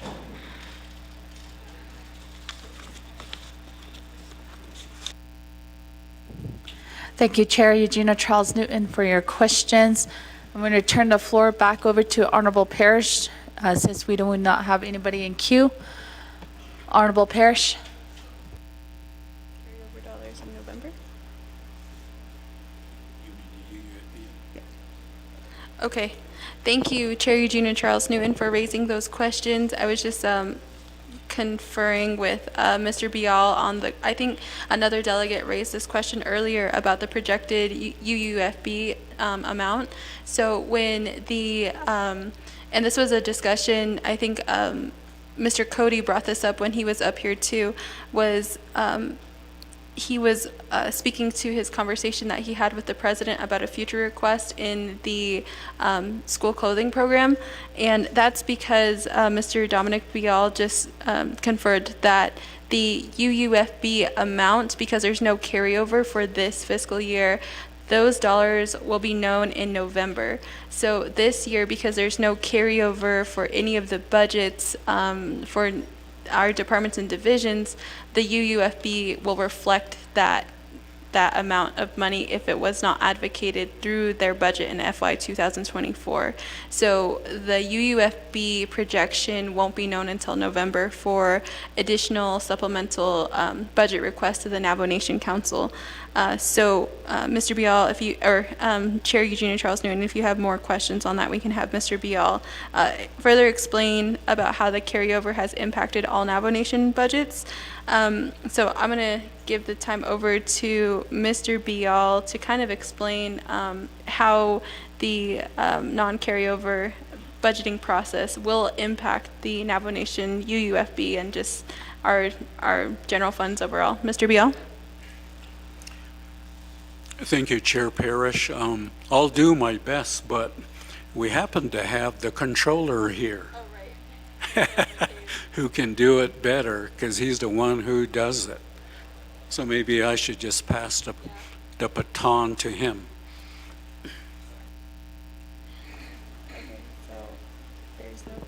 Thank you, Speaker Curley, and then Mr. McCabe again. So this year we don't have a carryover in our budgets. We're not entertaining that legislation at this point. So when the funds get reverted at the end of this fiscal year into the UUFB, what is the projection? When will the Office of the Controller know the projection, and when will the council be aware of the UUFB? Thank you. Thank you, Madam Chair Parrish and members of the 25th Council. And Honorable Delegate Charles Newton for the question. So typically we won't know the UUFB projection until I believe it's sometime in October. And then we'll know better after the year-end closeout what the UUFB might be going into fiscal 24. And the reason for that is once we close out fiscal 23, which ends in 25 days, that's when we'll know what actual expenditures will be close to. And then we'll know where, what programs and what areas, business units, et cetera, either underspent. And in those cases, all those funds in the general fund will revert to the UUFB. So We should know probably sometime in October. Yeah. Thank you, Mr. McCabe, for responding to the questions about, or to explaining further about the UUFB and about further supplemental requests and how they can be met. Chair, the first item you raised in your set of questions was the $250,000 for Sheep Springs chapter. To my understanding, the three-branch chief agreement that was adopted by the Budget and Finance Committee had multiple priorities in the document that was presented to the committee. The committee adopted the three-branch chief agreement as it stood with the priorities in the document into the budgeting instructional manual. That's a part of the BIM, and one of the priorities that the three branch chiefs passed in their list of priorities, number one was elders, and it tailored out to outdoor markets. So the allocation to Sheep Springs chapter for $250,000 is to promote their community center in Sheep Springs, which is a part of the priorities passed by the three branch chiefs. The next set of items that you raised, Chair, were about the Ganado Fire Department and also, or actually the Navajo Nation Fire and Rescue allocations for the Ganado Fire Department and also Kayenta Township Fire Department. So the allocations were made to the Navajo Nation Fire and Rescue Services. And yesterday I had a discussion with the acting chief of the Fire and Rescue for the Navajo Nation, and he also mentioned that he's working with Law and Order Committee about the fund management plan. So that was new information to me, Chair, and I look forward to working with you on that endeavor. So next to the $412,744 that was also raised. I know Ms. Tapahi has been working over the weekend on the amendments that were passed in Budget and Finance, and that includes this amendment. The Department of Personnel Management recommended a $1,744 one-time step increase, one-time bonus, signing bonus for hard-to-fill positions. So that number, let's see, you said that item 400, the line item that you pointed to, and on page 4, line 17, the $1 million should actually be combined total of a $1,412,744 Navajo Nation step increase in bonuses for hard-to-fill positions. So that's a clarification. It was just separated at the time because it was realized at the end of this budgeting portion that there could be more. We could fill the entire recommendation from the Department of Personnel Management.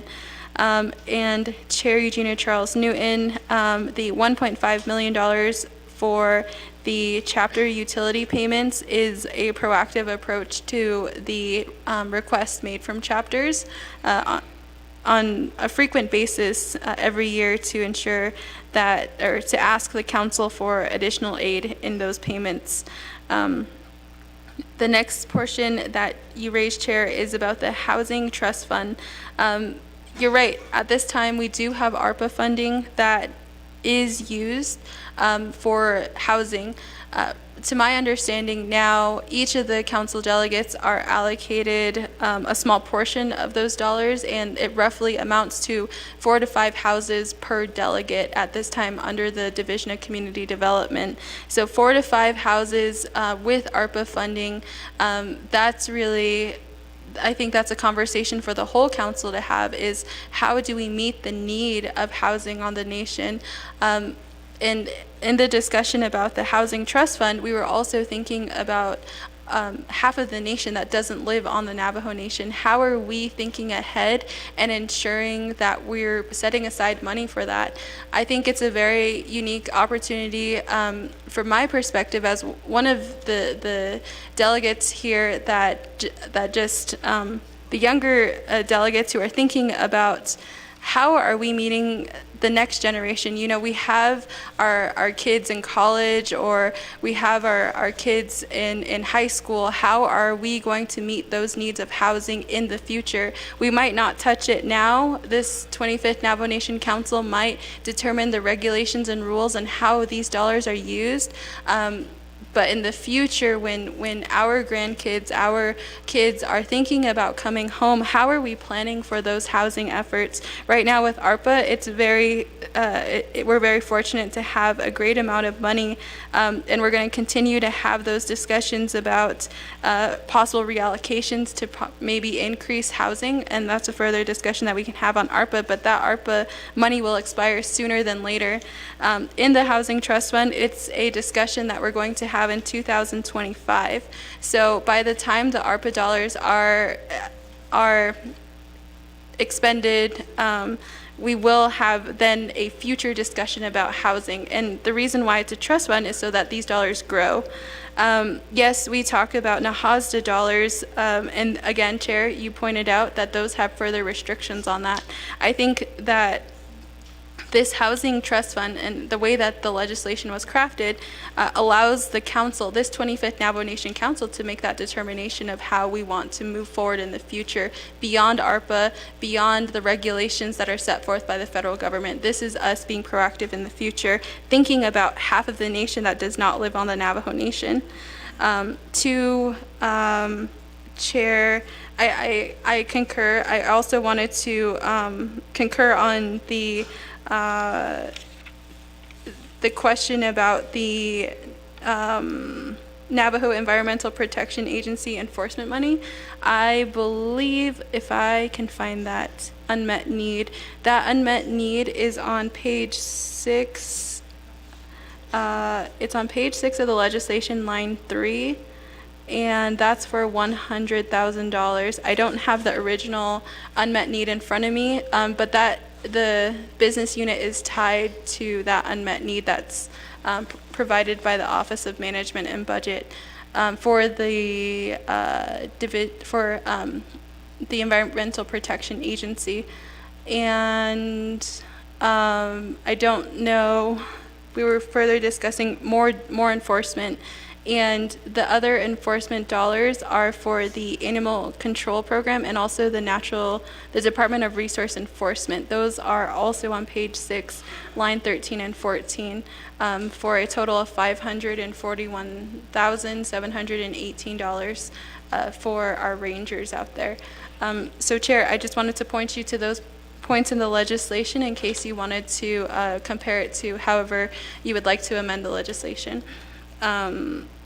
Those are my comments back, Chair Crystal and Speaker Curley. I hope I answered all of the questions, Chair. Eugenia Charles Noon.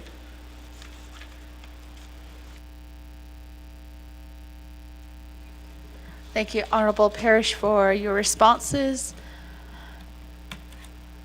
I believe Honorable Parrish, to some of the questions from our colleagues, Mr. Castillo is also here in the chambers. But before we turn, I'll leave that decision up to you, Honorable Parrish, as a sponsor. But at this time, I'll turn the floor over to Honorable Simpson.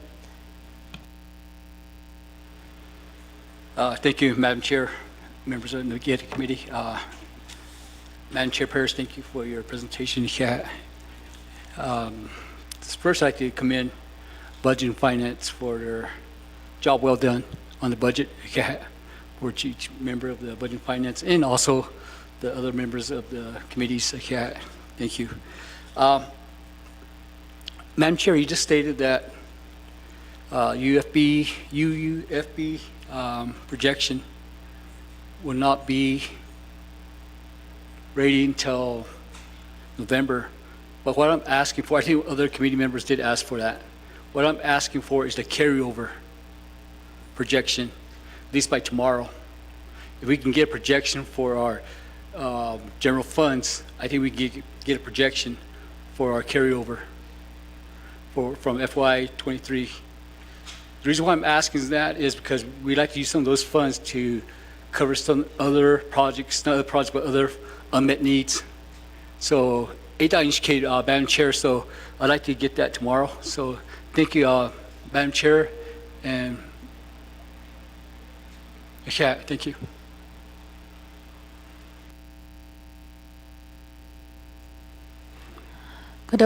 Honorable Simpson. I'm going to turn the floor over to Honorable Vince James, and then we'll return the floor back over to the sponsor. Honorable James. Thank you,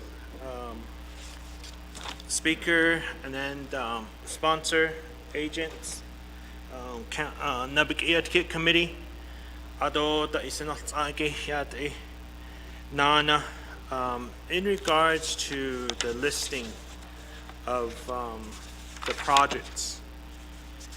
Is there a way that you can provide us what projects are being funded under Division of Economic Development? Listing, if you can share that with the Naa'bik'iyati Committee, I think that would be real helpful, which is on page 5 of 12. And that's line 26, and to see how which projects throughout the nations are being funded by delegate regions or even by chapter regions. I think that would be very helpful to know. There's nothing within this legislation that indicates those projects. Another one is in regards to page 5 of page 12 on line 6, which is the $250,000 for the Sheet Springs chapter. I'm trying to figure out if you indicated that's a project, so wouldn't that project fall under line 26 of that 1.9 million? So again, I want to see what I'm voting on when we come to projects that we are funding. I think another question is in regards to the hard to fill hiring bonuses. I also want to ask on that to see if the traditional branch is part of that, because traditional branch has their own personnel there, so, or is it just under Department of Personnel Management? That's another area that I would like to kindly request for. Again, going to page 8 of Housing Trust Fund. I think that is a very great, smart idea that you guys are doing, because there are a lot of housing need that is needed out there. But based off this, do you guys have a plan established yet to indicate how much it will be per delegate, or by agencies, or by chapters? What is the plan in regards to you moving forward to allocate those funding? And it gets very interesting, because sometimes we try to maneuver things into a hidden legislation to get several projects done for within one delegate region. And I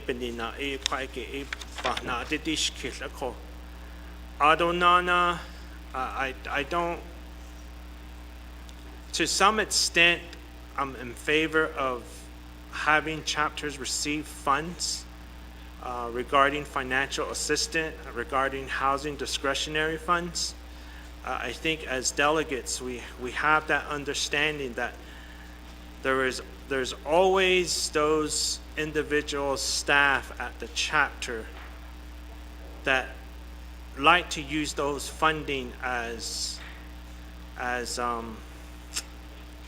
giving hardship issues to applicants. And it makes it harder when you have an individual that's from the community that's working there as either a CSC or a chapter manager, or for whatever reason they have their differences with their elected officials, and then they know the elected officials, relatives, kids, you name it down the line. They just like to give issues to each others and cause problems to try to issue out a scholarship check or just to assist that family for housing discretionary funds. Or you just have that one staff that just does not want to do anything and just sit on the money and come up with so many different reasons, excuses to not spend that money.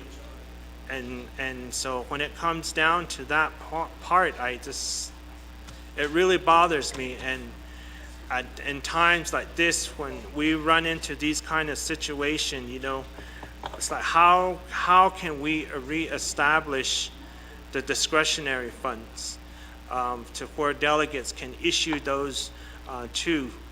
Because when it comes down to it, it's so difficult to get those payments out to those kids that are in need of scholarship funds, those families that are in need of the housing discretionary funds. And it makes it hard for them to even move forward when they don't have no confidence in the chapter, knowing that, you know, they're going to lose all that hard work that they've been doing, getting the 3 quotes and all of that.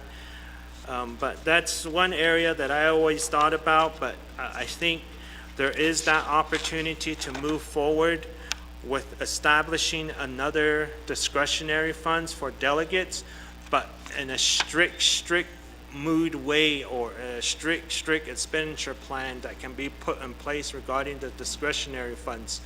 I think that's the only way it can move forward. But o shaban so keso le and la khit e khodo ni hit na ba kha ne lo to le biniya ade o an de ta ho kha shin stipend e binyan de kha adot o chen na hi ji le ko ako hot e base ba sa an ni le ko national endo le ko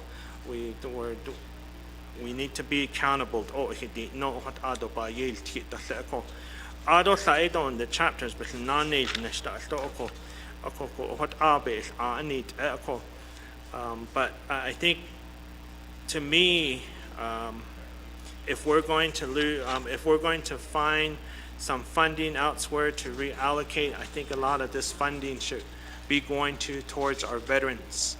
Because a lot so than liniki jo aga jo pa atensin ako ado nana na chinina da ne sehiki alto scholarship aje pasan ne lo bayat e chokot out but in this case, we need to move forward on how do we address all of our facility issues.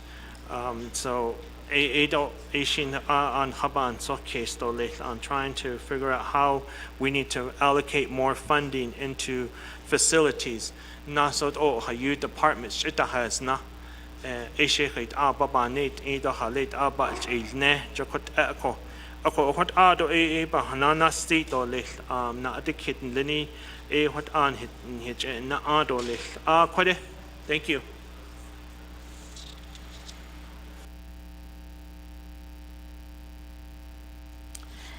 Yeah, Honorable James Kodo na adikit in lagito. I'm going to turn the floor back over to Honorable Parrish. I don't see any of our colleagues in request to speak. Honorable Parrish. Yeah, thank you, Madam Speaker, and thank you to my colleagues for posing those questions. Thank you to Delegate Simpson for the question earlier.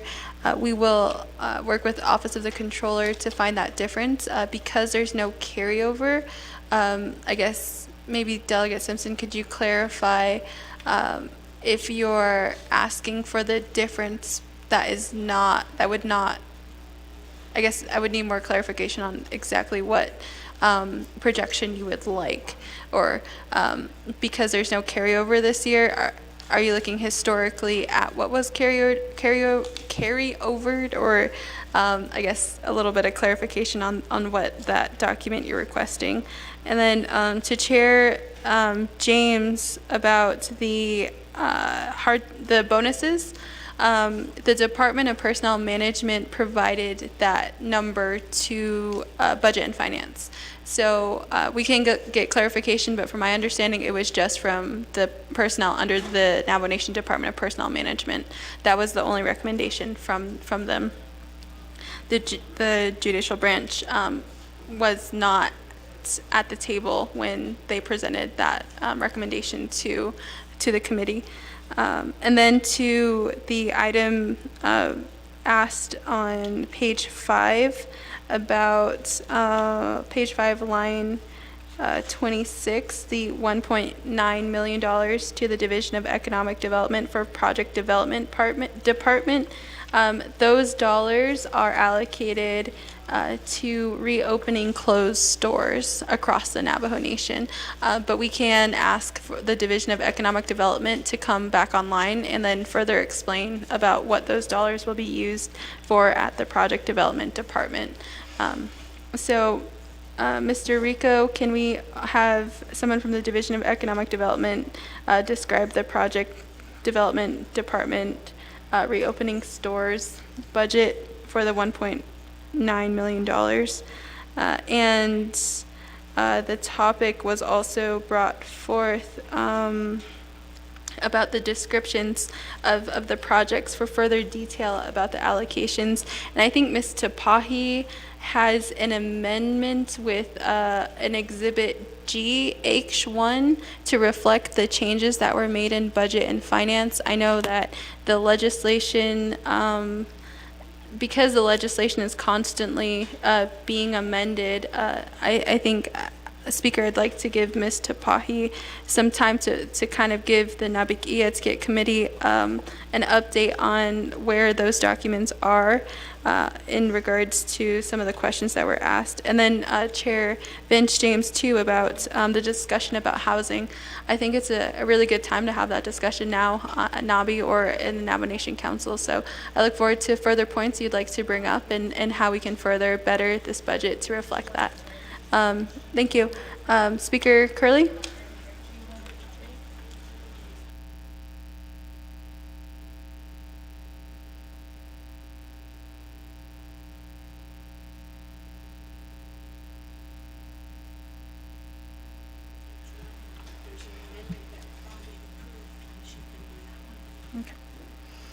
All right, thank you, Honorable Parrish. In regards to your question, just for the record, Honorable Parrish, H1 amendment is ready, but not the G1 amendment. So just for clarification, I'm going to turn back the floor over to, you did request clarification from Honorable Simpson on his question. So I'm going to turn the floor over to Honorable Simpson, and then we will followed by Honorable Chair Jesus. Honorable Simpson. Thank you, Madam Speaker, members of the Naa'bik'iyati Committee, Madam Chair Parrish, and I thank you and your agents. To clarify my question, unspent FY23, I guess I'm asking for a projection for unspent general funds for FY23. Thank you, Madam Chair and Madam Speaker. Go ahead. Thank you, Honorable Simpson. We will go back to Honorable Parrish after Honorable Jesus's comments and questions. Honorable Jesus. Yeah, good afternoon, Madam Speaker, and also to my honorable colleagues of the 25th Navajo Nation Council. So in regards to the legislation, I'm looking at the Permit Trust Fund Unmet Needs allocation that was stipulated for funding to go to various divisions of the Navajo Nation government. Now, one of the areas that I need clarification, I believe this was also requested by Madam Chair Charles Newton in regards to the Exhibit H1, the PTF income allocation, the number 17 item, the $5 million for a new housing trust fund. Again, if you could please expound on the structure for me. I know that this is supposed to go under Division of Community Development. One of the problems that I foresee as we have been as oversight of Division of Community Development, CHID, which is the Community Housing Infrastructure Department, really is currently understaffed right now. And with the low performance rating that they had, are they really even effective or efficient right now to take on an additional $5 million to meet a housing, crisis here on Navajo Nation? And again, yes, we know that some of this is supposed to be addressed by ARPA, and also hopefully through funding from the Veterans Program, because they've got $50 million as well through ARPA. And also you look at the TDHE dollars with Navajo Housing Authority. So if I could just get a little bit more information on if it's materials we're talking about, is it a full structured home? Is it going to be 1, 2, 3 bedroom? I don't know. The reason why I say this is when Navajo Nation EPA had come to us, I noticed that there is a lot of need also under Division of Natural Resources. We constantly talk about the environment, and I know that we've got the animal control program that is in need of more funding, as well as fish and wildlife. We've got the minor source permit program under EPA, where it's going to be addressing a lot of this emissions that is going up into the air by these contractors when they have certain activities that will affect the air quality here on Navajo Nation. And one of the concerns that I have right now for that $1.9 million of 2 of 5 on your unmet needs is the $1.9 million to Project Development Department. I know that right now the division is still in a process of trying to catch up with a lot of capital project monies that is tied up for, I don't know, the last 10 or even more years. And yet we're going to be tying up more dollars to these projects. And this was a directive that was given to the Division of Economic Development to really look at re-strategizing on which projects would be attainable. To this point, their 5-year plan has not come back to Resources and Development Committee. So with that 1.9 million, they had initially asked in their unmet needs when the budget manual was given to RDC was only in the amount of $272,594. So again, we're giving them more money, and where are these monies going to go? And again, we talk about wanting to spread the money equally throughout the Navajo Nation. So definitely, I will be making an amendment to funding here that was pretty much outlined here for us. So again, I just wanted to pose these concerns because, we've got to be almost, realistic on a lot of these monies that we're giving out in hopes that a lot of these funds will be appropriated or even utilized by the end of this upcoming fiscal year. And then again, there was a good point that was brought up by several of my colleagues, the $1.5 million to 110 chapters for scholarship. Working at the chapter level, there's a criteria that every chapter is supposed to utilize, and a lot of it is not favorable because, again, there's a lot of conflict of interest that happens, and I really pose that a concern. So if that 1.5 million can just be given to the scholarship office rather than the 110 chapters, then I think that would be more realistic in expending these funds, where a lot of our students will be getting the money at the institution, not a check directly written to them, and not defrayed for educational or higher educational costs. And I'm only talking from experience as I've worked at a chapter before. So those are just concerns. And again, as legislators, we have to make these appropriations in the best interest of the Navajo Nation. So again, I just wanted to point those out, and I'd like to go ahead and give it back to you, Madam Speaker. Thank you. Thank you, Honorable Jesus. I'm going to go down the line to Honorable Eugenia Charles Newton, and I'll return the floor back over to Honorable Parrish. Thank you, Speaker. So I'm actually filling out the amendment right now, and Chair Parrish, I appreciate, you looking into the future for the Housing Trust Fund, but I feel like, it's like everything is kind of premature right now. If we're looking at our employees, that many of our positions are not even filled. I want to actually take from that housing trust fund that $3 million, and I know that that the UUFB will become available in October or November, but I think that, right now we created a trust fund within the budget legislation. And I know usually when council creates a trust fund, it's usually created with a separate legislation, identifying where the funds are coming from, as well as the purpose of that trust fund. So I kind of think that this housing trust fund right now being added into the budget, I don't know, I don't feel comfortable with that. I feel like that should have been a separate legislation that we should be considering. So I will be making that amendment, and I'm filling it out right now, Loya, or with Miss I guess OLC. I'm not sure. There's so many of our attorneys over there. I'm filling out the form. The other thing, Speaker, that I wanted to clarify is I was looking at the legislative budget, because we're talking about all of the executive budgets, and I had to double check, and honestly, like, I don't know how I missed it for the last 3 years, but 2 Navajo Nation Code Section 284 for the speakers, your salary, I don't know how, again, I don't know how I missed it. I always thought that the speaker's salary was $30,000.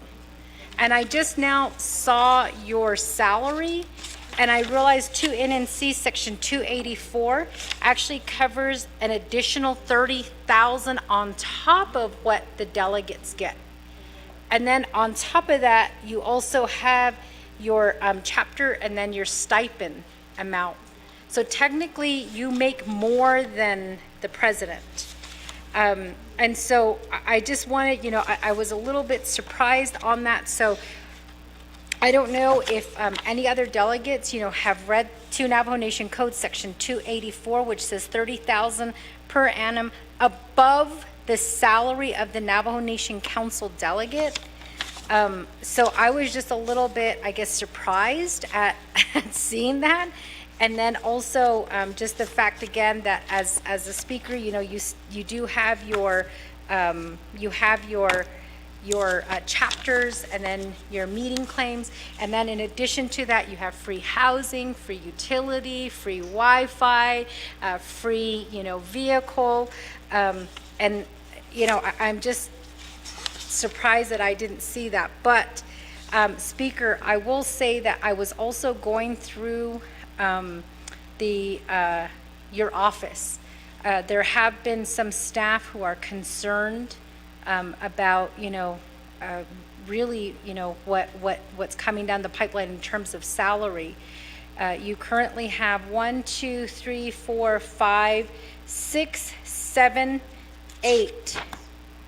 8 legislative staff assistants. Actually, I will say 7 legislative staff assistants, because you also have 1 legislative chief of staff. So my question is, based on what they're getting paid, and I'm looking at the salary right now, what do they do? I don't see your staff working in a lot of ways. I don't see them working. Are they working for you, or are they working for council? Because my understanding is the speaker's office is technically you're working for council. So I want to know your legislative staff assistants, what are they doing? That way, I think if we can get that information, if I have questions that are maybe chid, I know which legislative staff assistant to reach out to. With the 24th, we were usually sent like, this person has been hired, this is where they're going to be working, and these are their responsibilities. So I knew which staff to reach out to if I had questions about, let's say, CHID under Division of Community Development, but we don't have that in, looking at the amounts that are currently being offered to your staff assistants. And I know, I just want to make sure, Speaker, that we're being fair, especially since some of our staff have been on board for quite some time. And I just want to make sure that we are paying them appropriately.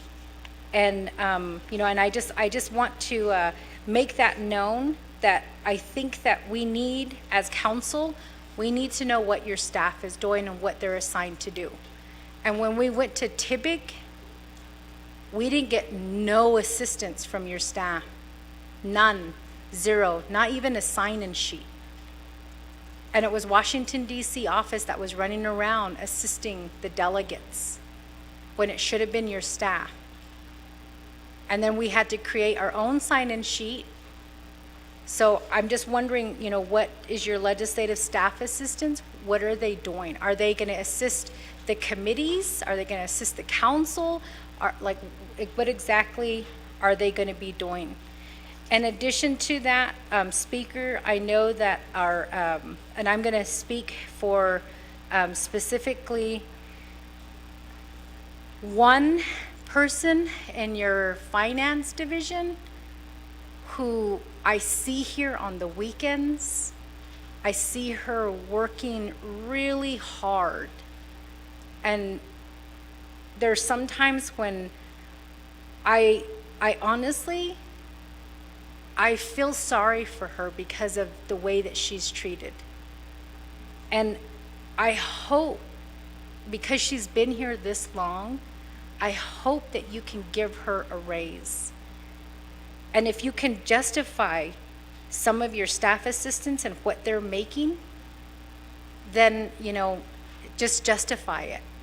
Otherwise, I want to move some of this money around to give increases for some of your staff who haven't seen an increase.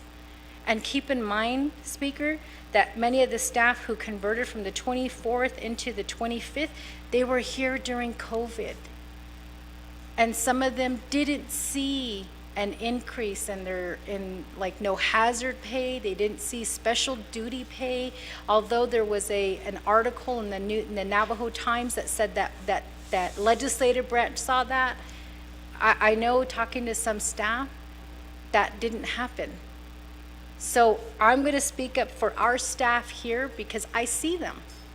I see what they're doing. I see how hard they're working. And then there's some that I don't see. I don't see how hard they're working. I don't see what they're doing. So maybe if you can just, explain the salary, because we're over here, we're looking at the executive branch and we're talking about, these are the needs, this is what's happening.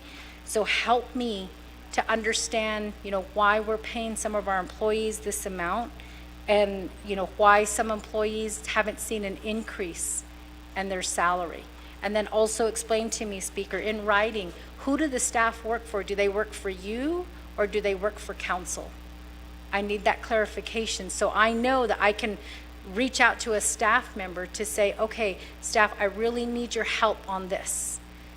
So if I can get that clarification on that. And then in terms of the legislative branch, Speaker, I know that I'm not the only delegate who has asked this question, but when are we going to light the fire under Office of Navajo Government Development? They have been, right now we're seeing 565, actually 500 and the original budget, 500 and I believe it's 65,000. Sorry, it's a long day, 565,000. But we also see a difference in an increase of decrease, 559,000, $95. This office has been in existence, I believe, since the late 1980s with no change in our government. I don't believe I've even ever seen a proposal or even a referendum request to change the way that our government has been set with this three branch that's currently in place. So what are we doing? And Speaker, they're under the legislative branch, so technically you're the head of the legislative branch. What can we do here at council talking about budget to light a fire under them, to tell them we're not going to continue to fund you if you're not giving us any ideas or any proposals on how we need to move forward with changing our government? Or I don't know, maybe the people like the three branch and it's fine, it's working with them. But our fundamental law says that we should have 4 branches. I know that I've spoken about it, Delegate Crotty has spoken about it, delegates have asked that question. Are we going to consider a 4-branch agreement? And if so, what is that going to look like? And that should be government development's responsibility, but we're not seeing anything coming out of that office. So in terms of, holding, people's feet to the fire, I think that that's something that we should be asking. We should be, we should put a time on how many more years are we going to fund this government development? Are we going to continually fund them every year, or should we put a stop clock on there to say we're going to fund you for just 5 more years and then that's it? So, Speaker, again, looking at the legislative branch, I think that that's something that we should be talking about. And then I just want clarification. I did see that $1 million increase for the Office of Legislative Counsel. Is that because of the ARPA? I need a little bit of clarification on that with I believe that there was an increase and I had it circled, but then I lost the page, so I can go back and I can clarify if need be in terms of the Legislative Council. Yeah, and then also the legislative branch's budget. Thank you for that. And I know, Chair Parrish, again, I appreciate the budget being brought to us. I think that, people who are listening in and then people who are watching us and people who are here in the gallery, for some of us, this is like the first time that we're seeing the entire budget in front of us. And I feel like we should extend more Naa'bi time to having this discussion and just one day for council so we can just vote on the budget. But I think we've got it the other way around. So I believe today is just Naa'bi and then we go into full council, which means we'll have 5 minutes to ask questions about the budget. So Speaker, those are my questions. Chair Parrish, again, thank you. But in terms of the Housing Trust Fund, I think we found our $3 million shortfall for the clothing program. And I think it's a wonderful idea. I think it's a great idea in thinking forward, but I think right now, I think we can honestly, this 25th Navajo Nation Council, I think we can all agree right now that the goal is to spend ARPA money so that none of that money goes back. And if there's already money allocated for housing and we're not meeting that housing demand, we're just going to be putting and tying up more money for housing and nothing is going to be moving forward. We can say the same thing about the Veterans Trust Fund. They have money for housing and we haven't seen any housing being built. We're saying the Nahasda money, yes, there's restrictions on that, but we're not seeing that money spent down and we're not seeing housing. So I feel like this is an example of we know the issue and we're just throwing money at it without really achieving anything with what we have already allocated or appropriated. So I will be making that amendment and I hope I have the support of council to move the $3 million that was requested for the unmet needs for the clothing program to help assist the 15,000 children who, as was the report was provided to us, they were cut off. And we also got the director who said, well, that was the previous administration, so if we give them a clean slate, then we better not see an unmet needs for the clothing program next year's budget, because we're giving him a clean slate to say, you are 3 million unmet needs, we're gonna give it to you. Here's a clean slate, now fix that clothing program and stop sending out letters to families saying that they are approved and then not giving them what they've already been approved for. Thank you, Speaker.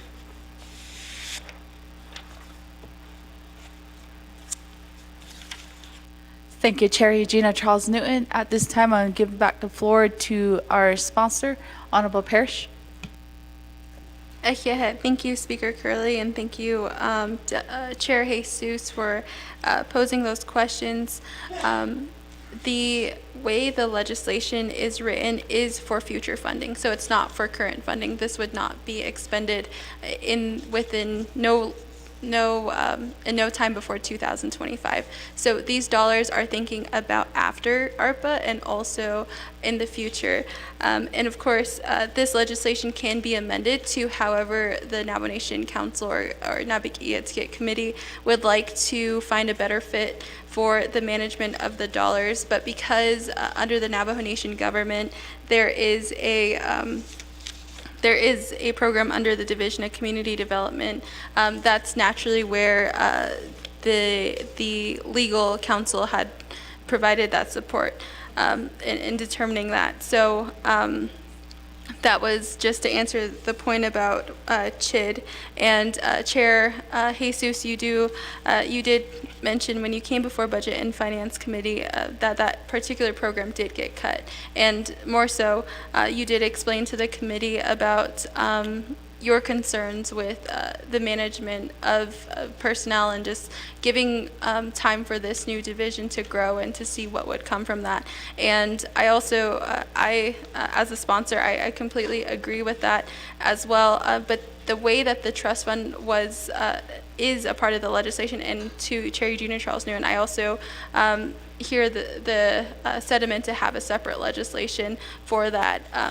And so this legislation belongs to the Naa'bik'iyati committee at this time. So, however, the committee and the council would like to make the amendments.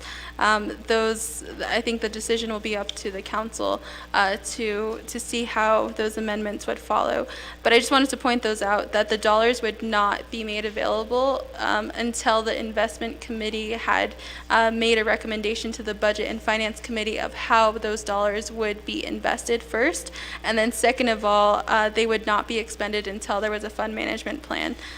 So to that, I just wanted to further talk about, I think, Chair Jesus, maybe you weren't here when I was explaining the legislation at the very beginning, but those clauses are on page 9 and page 8 as well. So I think those were the two that I had down for Chair Jesus, and also the scholarships. The scholarships of $1.5 million. There are two allocations in this legislation for scholarships. One allocation is for the Navajo Nation Scholarship Office for $1.7 million for a pipeline, for a school-to-job pipeline scholarship. So that's the $1.7 million that's going to the Navajo Nation Scholarship Office. And then there's a secondary allocation for 1.5 to the 110 chapters for scholarships. So, Chair Jesus, I just want to point those two portions out, that there are two different allocations for two different scholarships across the Navajo Nation. And a big reason why the Budget and Finance Committee had the discussion about increasing the scholarship amount at the chapter level is also to give our Navajo Nation citizens who are going back to school but did not have a traditional education, traditional high school education, and maybe they might be returning 10 to 15 years after high school, and they do want that second chance to go back to school. So the Budget and Finance Committee, when discussing scholarships, of course, funding the Navajo Nation Scholarship Office was a priority, but also we wanted to think about the Navajo Nation citizens on and off the reservation who want to go back to school but don't follow that perfect, cookie cutter way of going back to school. So I just wanted to add a little bit more kind of response to how those recommendations were made in regards to chapter scholarships. So that's one. And Chair Jesus. Okay. And then Chair Eugenia Charles Newton, you also talked about the Housing Trust Fund proposal, and whenever you offer those amendments, I think that'll be before the committee to consider. Also, this, let's see, and the increases, I think I'm going to turn the time over for any of the legislative questions to either Mr. Rico or to the speaker on those budgets, because for the proposal for the Office of Legislative Counsel, that was an unmet need from for additional attorneys for the Office of Legislative Counsel, and there's a little bit more detail into that budget. But in regards to all of the comments made to the speaker, those conclude my responses in regards to Chair Jesus. Thank you, Speaker Curley.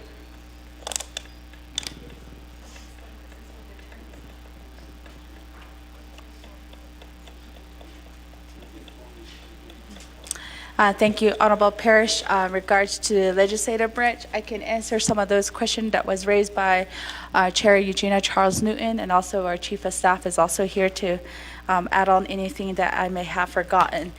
Regards to speaker's salary, it is in the code, so if you do add up the regular base pay for a council delegate, it is $25,000, but the speaker's position is $55,000. So that has always been allocated every year. In regards to, and on the record, no, I do not get free utilities or free Wi-Fi or anything like that. So I still don't live in the speaker's home as well. It's still being renovated. So just on the record, with our salary within the office of the speaker, it is still around average of what previous office of the speaker has budgeted before in the past. So if you do a comparison between, OPVP and speaker's office, our staff is actually below what OPVP staff make. Even in the terms of numbers, we have lesser staff than the executive side. So in regards to what do the staff, the LSAs do, during the last Naa'bik'iyati committee meeting, we did pass the first ever plans of operation for the speaker's office. So if you do look at that resolution, it does state what the staff's rules and responsibilities are. So these were one of my administrative priorities that I put for the speaker's office. So if there's any additional questions on what the staff are doing or what their jobs and duties and responsibilities are, you can always reference back to that plans of operations. So that's just only for budget purposes too, as well. So for the next speaker who's going to be serving, be clearly outline on what the staff could be doing administratively for the council as a whole, and then also for the legislative branch programs. And regards to finance staff, I know our staff they do work 24/7, especially on a lot of meeting claims, stipends, and also P cards. So right now, one of our priority was to increase the staffing, so we do have them all fully staffed. However, we're still working with what was budgeted for during the 24th Navajo Nation Council on their salaries. So based on the budget this year, we've been trying to get a lot of our employees' evaluations done at a 100% rate so they can qualify for the step increases. So that was just administratively what we are doing. In terms of government development, I know when I presented the budget to the Budget and Finance Committee, they did have the same concern. So I believe it was Honorable Crotty who did sponsor a legislative concern for Office of Government Development. To my knowledge, there's two separate functions, I guess, two separate sections in government development. So we do have the commission that is protected underneath that Supreme Court decision, that opinion underneath, I believe it was Supreme Court Justice Herb Yazzie that made that opinion of how the commission is essential to, make those recommendations. And then there's another section, the admin costs, the office. So there's the commission and then the office. So I know if you see in the budget, there is a decrease for the office. So I know there were several recommendations coming from the office to increase their personnel, but just looking at the evaluation of how much they do return back every year, there's a big number that they do carry back over, or it does go back into the UUFB fund. So we took into all in that consideration, not only for government development, but all the programs across the board. So I believe it was a 6,000 decrease within the Office of Government Development. And I know one thing that they are aware of is being able to report, the commission being able to report back to the council on some of their proposals. So it was an issue that was across the board that we faced not only at Naa'bik'iyati committee, but also at BNF, that was turned into a legislative concern. So there was, and then the OLC that was considered as an unmet need for the 1 million increase was for additional attorneys. I know our attorneys have been overworked not only with the ARPA planning, but drafting of legislation, so that is also included, which was considered through the Budget and Finance Committee.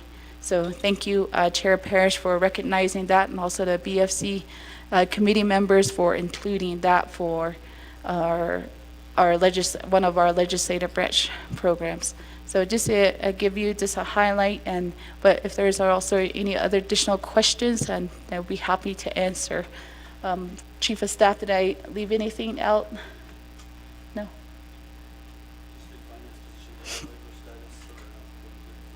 Okay, just also for the record, our finance staff, so Speaker's office is very unique. We do have political at will, and then we also have regular status employees. So our regular status employees are our finance staff.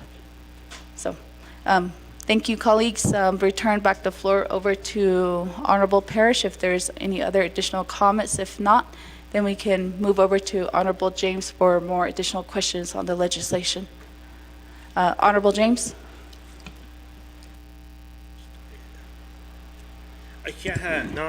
Speaker, other sponsor agents, Naa'bik'iyati committee staff.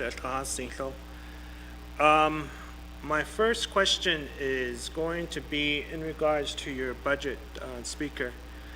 I know that one of you, we do have, I'm looking at the name listing here for Speaker's office, and in there you have a position that's titled as deputy. And so, but that position title is not under the Office of the Speaker, or neither under Office of Legislative Service budget.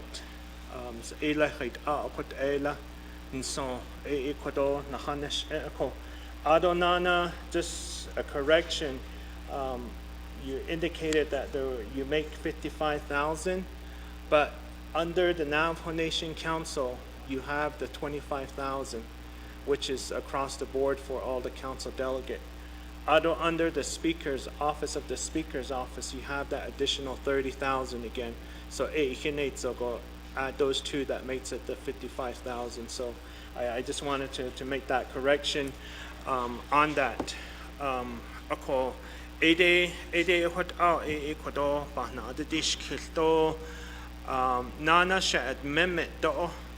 It's ready, my amendment that I'd like to entertain here, which is the legislative concern for Department of Justice.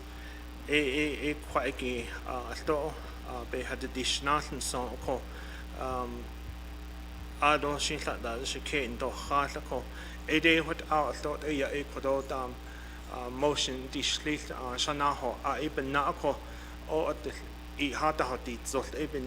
let me sort of change the ball here for a while to make that amendment there. Questions? If I'm in order, Speaker,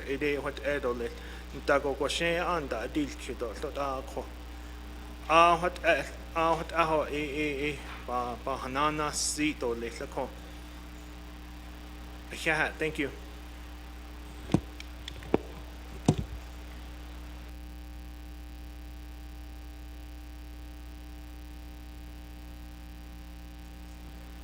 Thank you, Honorable James.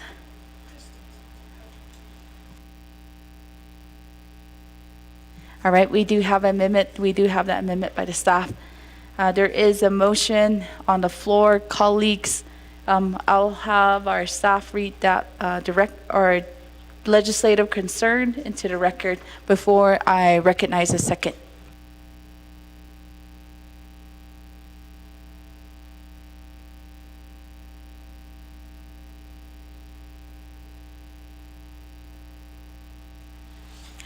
Legislative concern. The Department of Justice shall, by the end of the first quarter, present a written and oral report to the Naa'bik'iyati Committee detailing how it will comply with the guidelines to Executive Order Number 06-2023, which requires 164 reviews to be completed within 5 working days of submission. Furthermore, the Department of Justice shall present written and oral reports to the Naa'bik'iyati Committee at the end of the second and third quarters on its progress in adhering to the required timeframes. Madam Speaker. Thank you, staff, for reading that into the record. Colleagues, we have a second by Honorable Dr. Andy Nez.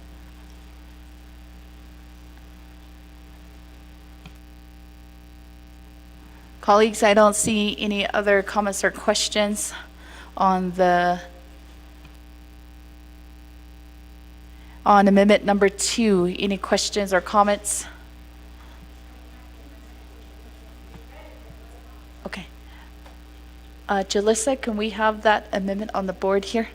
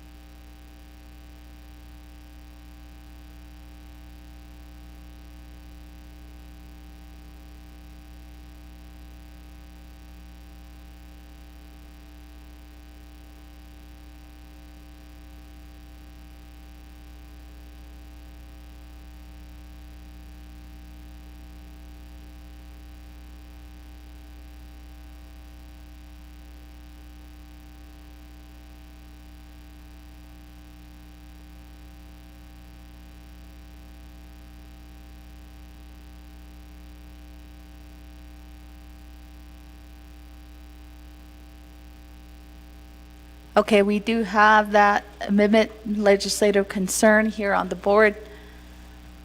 Colleagues, are there any comments or questions on amendment number 2?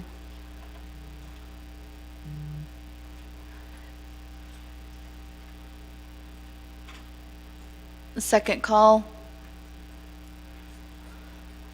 Third call. Colleagues, we're going to vote. 2 minutes on the drawing board.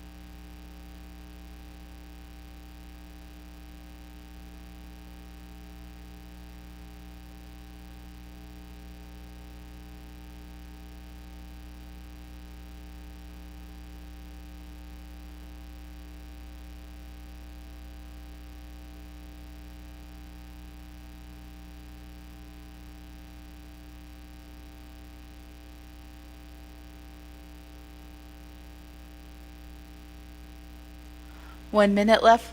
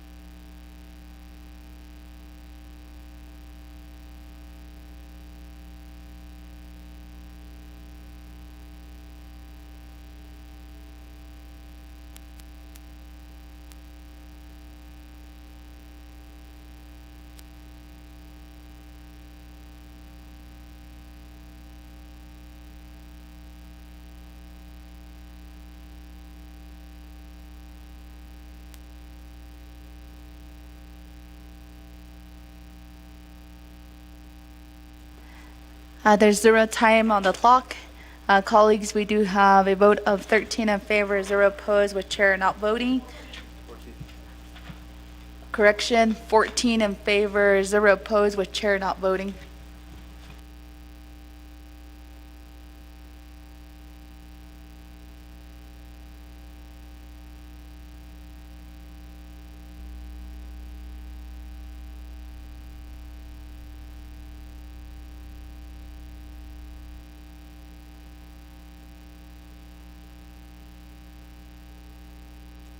Thank you, colleagues. We are back on the main motion. I'm going to turn the floor over to Honorable Shauna Ann Claw, then Vice Chair Jermaine Simonson for comments and questions. And then we will turn the floor back over to Honorable Parrish. Honorable Claw.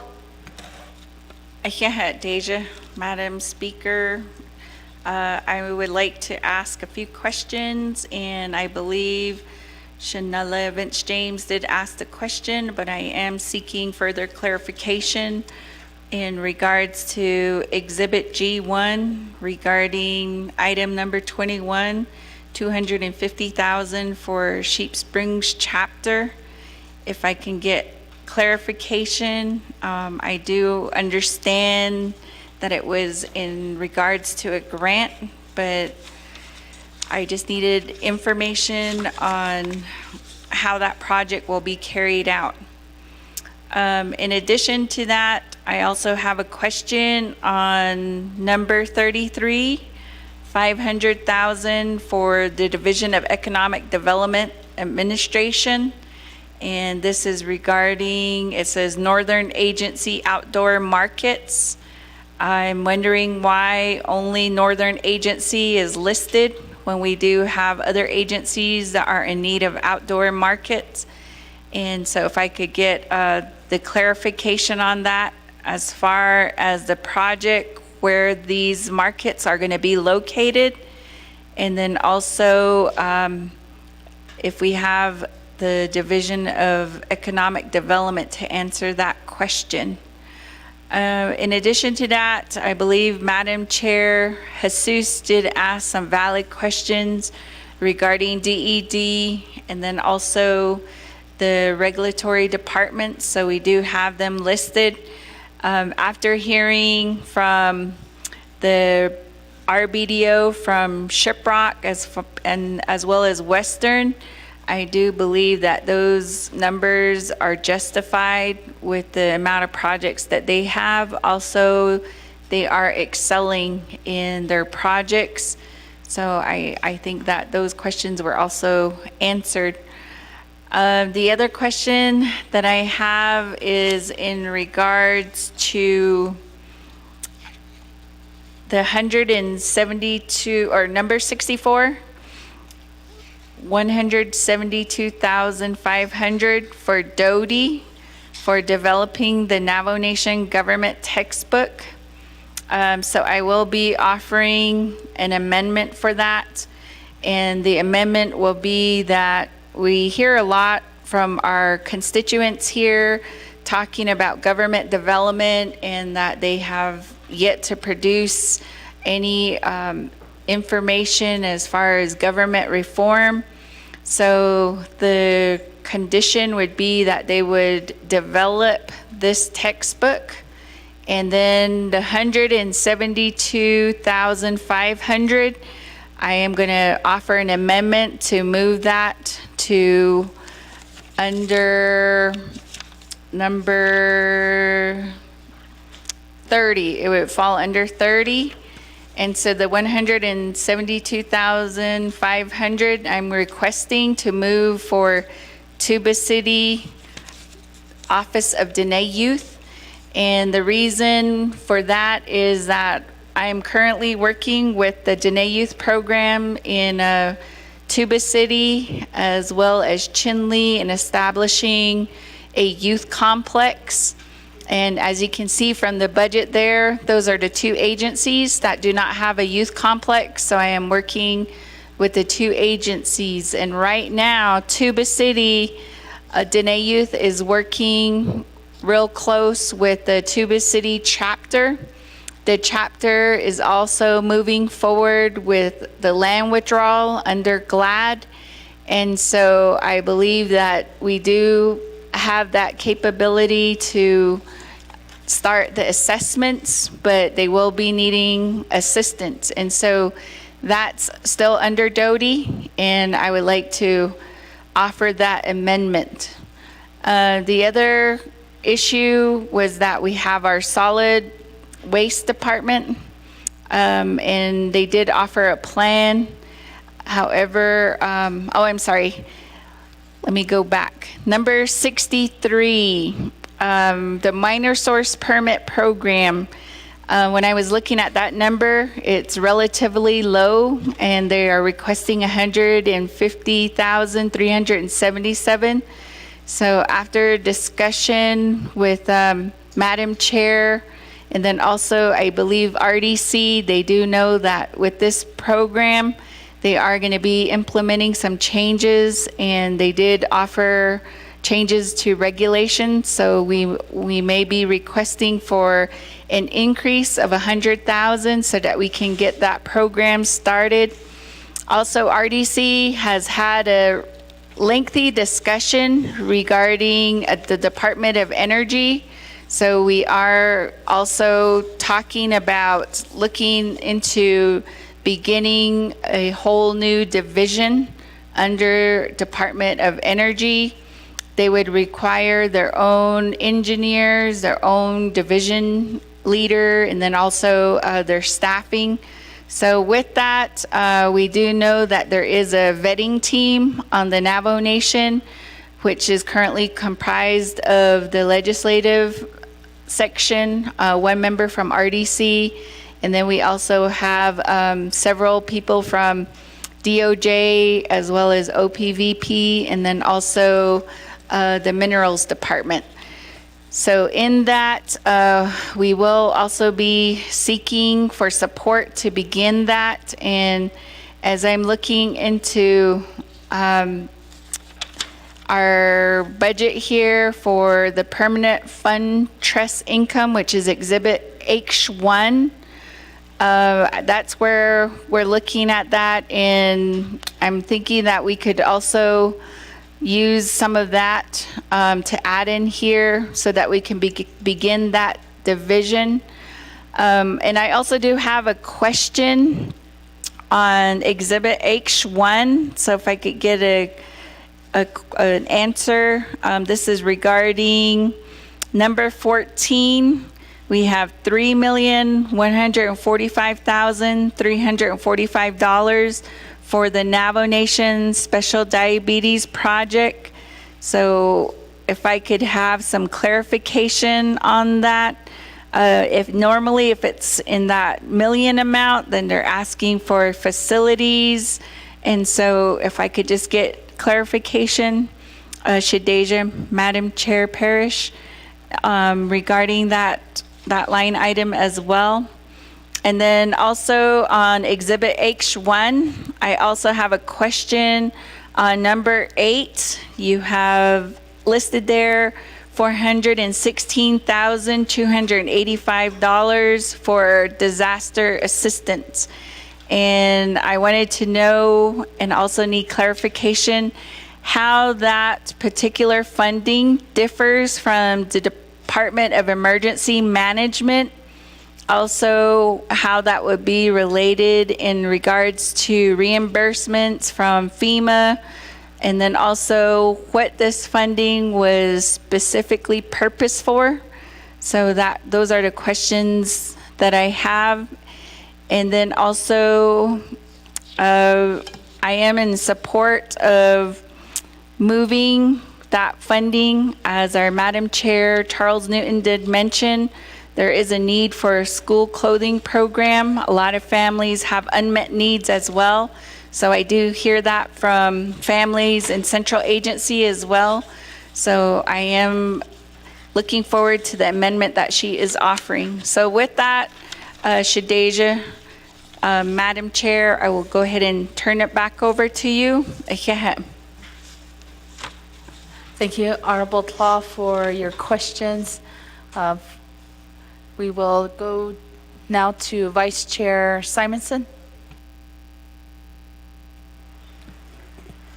Oh, Nana, Speaker Curley, thank you. Ado Hihat Kwadosh Nant Akwanzao e Nahaisi Trado Beso Naa'bik'iyati Tkitnle Hashin Sogo e Ben Daton Nishto Be Itahotoni Ako the Naa'bik'iyati Pakat Gon Adon Hitne e Ya Ye Hashin Sogo so yen that be na be yat e hotol de shimpen ye editna a coho beso qua nan de higi e qua Naa'bik'iyati.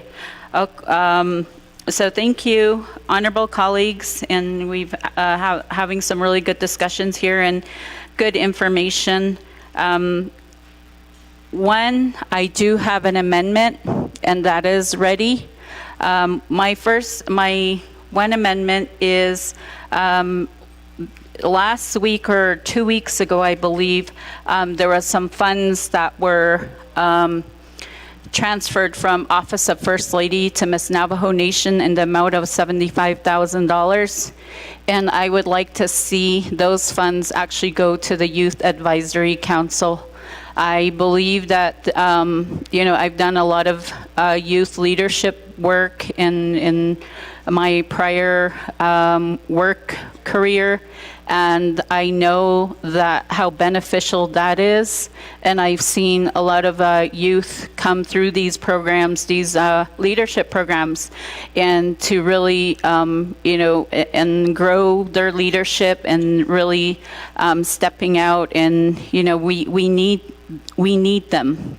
We need them at this time. And I see, with the Youth Leadership Council, how the funds, so I believe they'll have it available. It's available. But anyway, what I'm proposing to do is, so however that 75,000 was reallocated to Miss Navajo Nation and how that was distributed in that budget, I'm just taking it back out exactly. So I didn't make any changes to their original budget. So wherever it was distributed within that budget, I took those exact dollars amount back out, and I'm moving it into the Youth Advisory Council. And there, I don't really know, there's only $50,000 in there, and I don't know what that really even does. And so if we really are going to, if we're, serious about this, and we say that we value and honor our youth, and that we are going to catapult them into that leadership position, we also really need to have a program and project specialist there.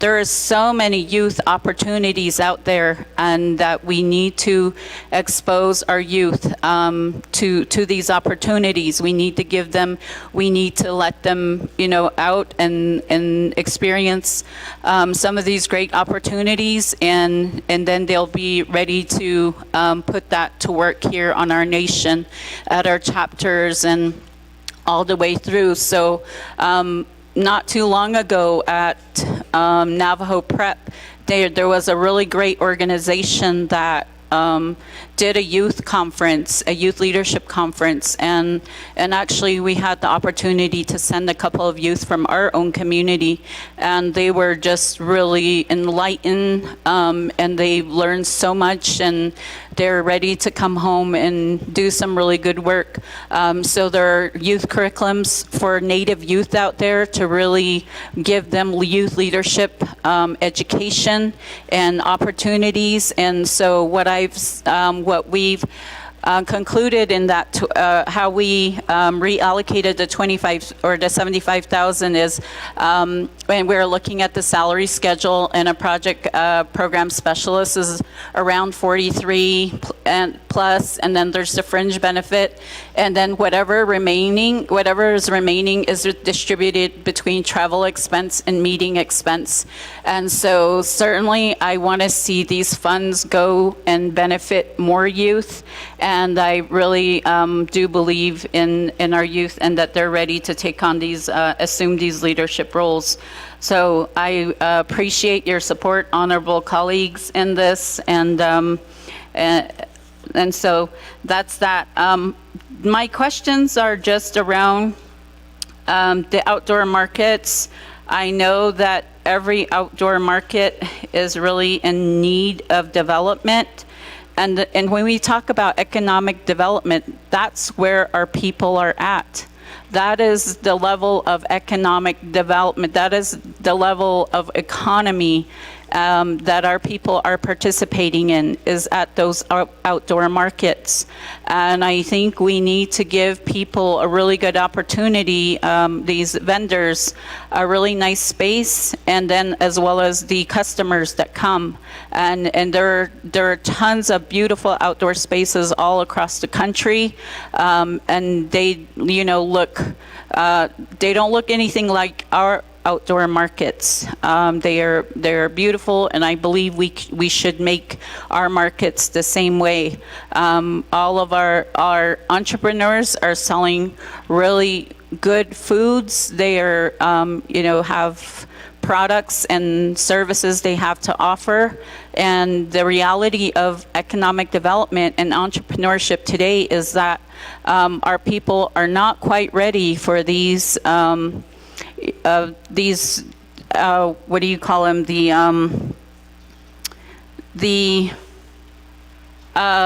What the Navajo Nation has to offer in terms of leasing spaces. And I think Mr. Skurlanis can attest to that and will agree with me that that level of entrepreneurship really requires that you have bookkeeping skills and that you have, all of these extra resources to help you run a business in such a space and a facility, and that you have overhead funds already in terms of insurance and pay for electric utilities, and that you have enough product to place in your store, and that you have also employees. So I do appreciate that there's support for outdoor markets. I know in my community of Pinon, they're waiting for a land redesignation from the land lease department, and I'll be following up on that soon. Mr. Skurlanis, and maybe you can help me with that. There's a real, robust and healthy market there. I was just there this past Friday. They were selling steamed corn and squash and all kinds of good foods there. And so that's where I spent all of my money, the cash that I had. So I would like to see an amendment into which perhaps we can take the 500,000, divide that, and give 250,000 to Chinle Agency. Chinle, I do believe, has a really big outdoor market as well. And then number 14, Navajo Nation Special Diabetes Program. I just want to know where those funds are going to go. I've had times in my previous years and have worked with Navajo Nation Special Diabetes in programming, which I felt that anyway, I won't say any more on that, but I just want to know what will be happening with those funds, the 3 million plus on that. So those are, that's where I'm at, Speaker. Thank you.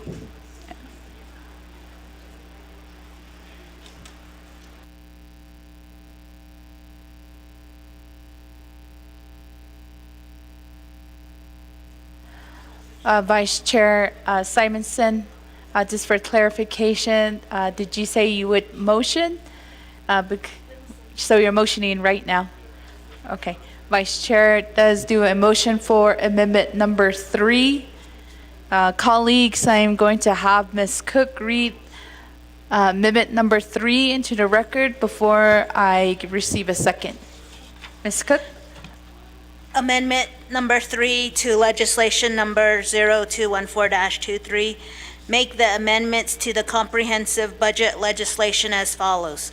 From Office of Ms. Navajo, Business Unit number 103005, Object Code 3000, Travel Expense 7,000, Object Code 3500, Meeting Expense 20,000, Object Code 4000, Supplies 15,000, Object Code 5000, Lease and Rentals 10,000, Object Code 6500, Contractual Services 10,000, Object Code 7,000, Special Transactions 13,000, for a total of 75,000 to Navajo Youth Council, Business Unit Number 103021, Object Code 2100, Program and Project Specialist 43,556, Object Code 2900, Fringe Benefit 18,895, Object Code 3000, Travel Expense 10,000, Object Code 3500, Meeting Expense 2,549, for a total of 75,000. The Office of Management and Budget shall work with the Office of Legislative Counsel to prepare, revise, and correct the exhibits as necessary and appropriate to reflect the committee's final approved amended allocations in the Big Budget Book and other exhibits.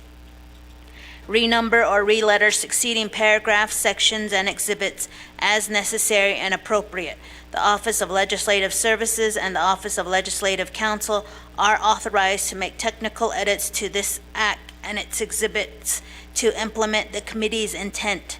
This amendment supersedes inconsistent language in any other amendments. Madam Speaker.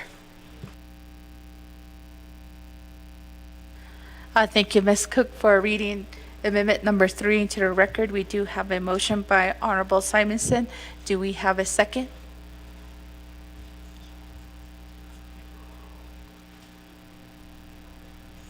A second call for a second by Honorable Slater.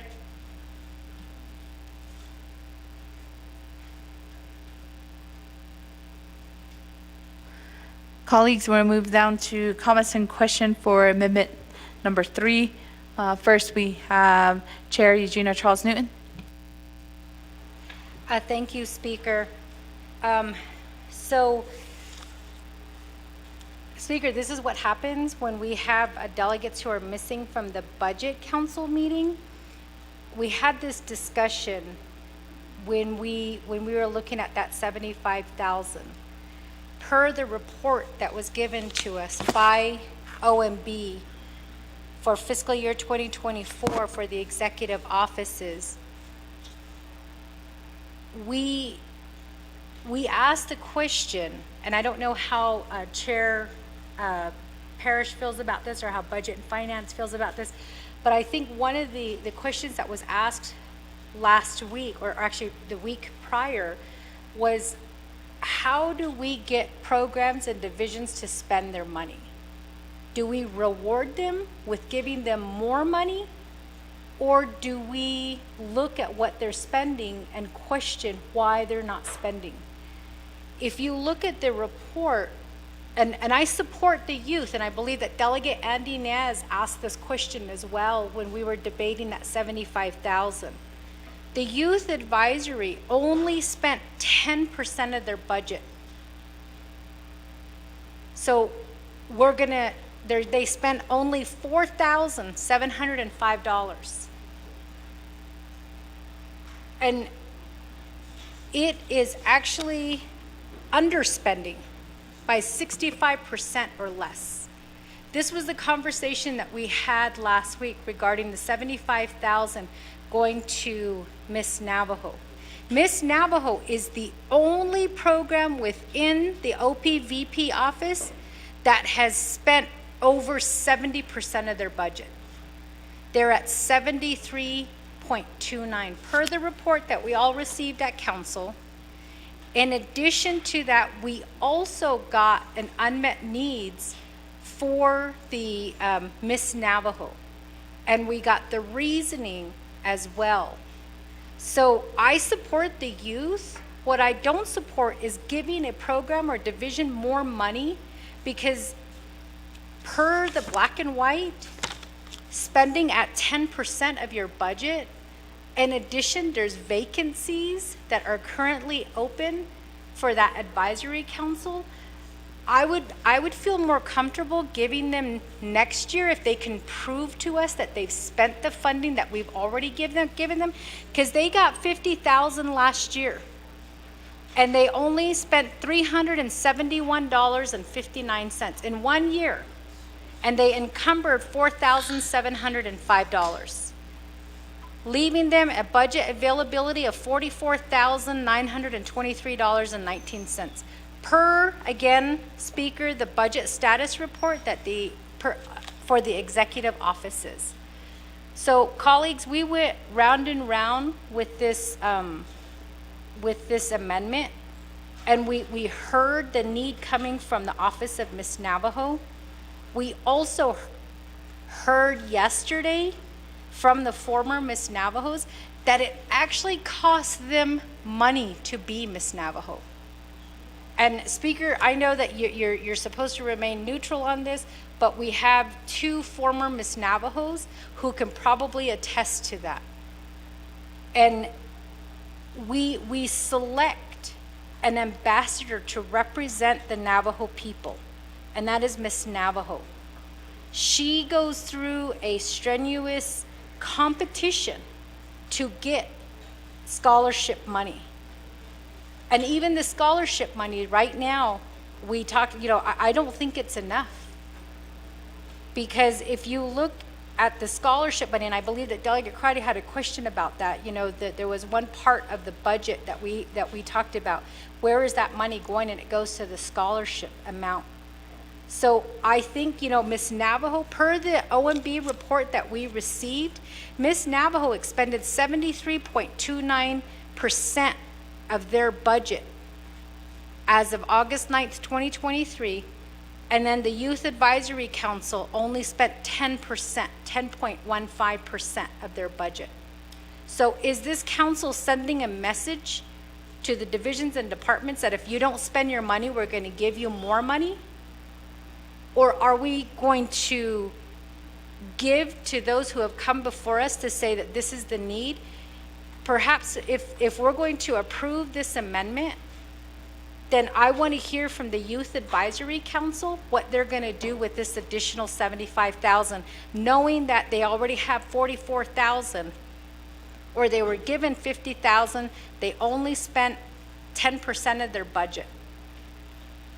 So I don't agree with this amendment, and I think that we all are for the youth, but we all have a responsibility to be spending these monies that were given to divisions and departments. And right now, the office of the Ms. Navajo did come before us to say that they have an unmet need. We've heard not only from this current Ms. Navajo, but former Ms. Navajos as well, what they're facing in terms of their budget. There was a request that their travel budget be increased, their scholarship money be increased. There was also a request that their apartment actually be renovated. They don't get any of those funds. The Ms. Navajo, the vehicle keeps breaking down on them. They're required to use their own funding. So the families come together to help pay for Ms. Navajo to travel to be our ambassador of the Navajo Nation. And again, the office used 73.29% of their budget. That's over the 65%.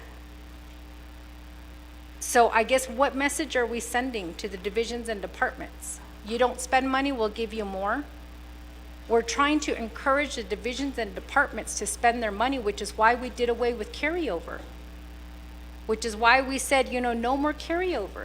If your goal is to help the Navajo people, then your budget should be at zero by the time you come before this council asking for more money. So I don't support this amendment.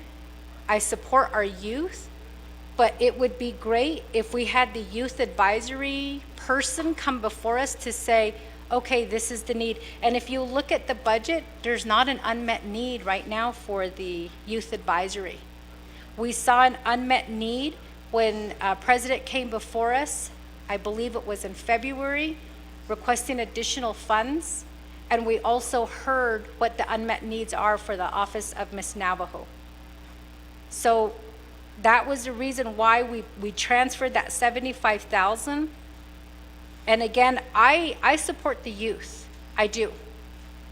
But I can't give to a program that's not spending money, because I'm not going to send that message as a delegate that that's what we're going to be doing. If there truly is a need, there should be no carryover, because you're helping. And right now, again, you know, we got the justification for the unmet needs for the Miss Navajo office. And there was a question, you know, like, who do we give to within the executive office? We took from the office of the president and vice president. Do we give it to the Washington office? Do we give it to Hopi Land Commission, Navajo Telecommunication Regulatory Office, the Executive Protection Services, the Office of the First Lady? That's who we took from. The Youth Advisory did a uranium remediation, but we have to look also at what they've spent. And again, I hope my colleagues, you know, we've already talked about this 75,000. We had a discussion on it a couple of weeks ago.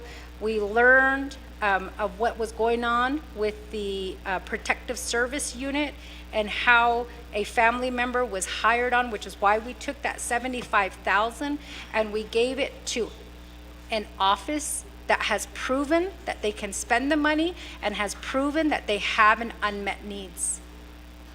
So I just want to put that on the record to say, you know, we got the report. And I just can't justify giving an additional 75,000 on top of 50,000 when the office of, or the Navajo Nation Youth Advisory only spent 10%. And there's still open positions. They haven't even filled those positions yet.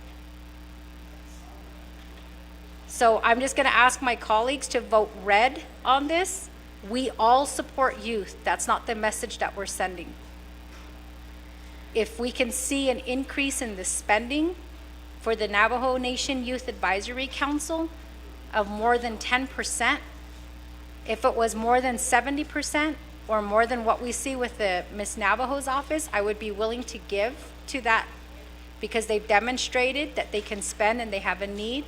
But the only one that I feel like has demonstrated that they can spend and they have a need at this point within the executive office is the office of Miss Navajo Nation.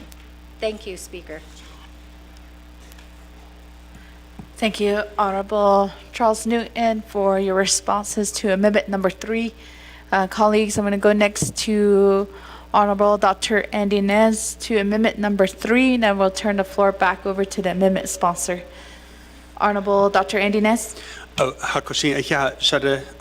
Chair, and to my colleagues here, good afternoon.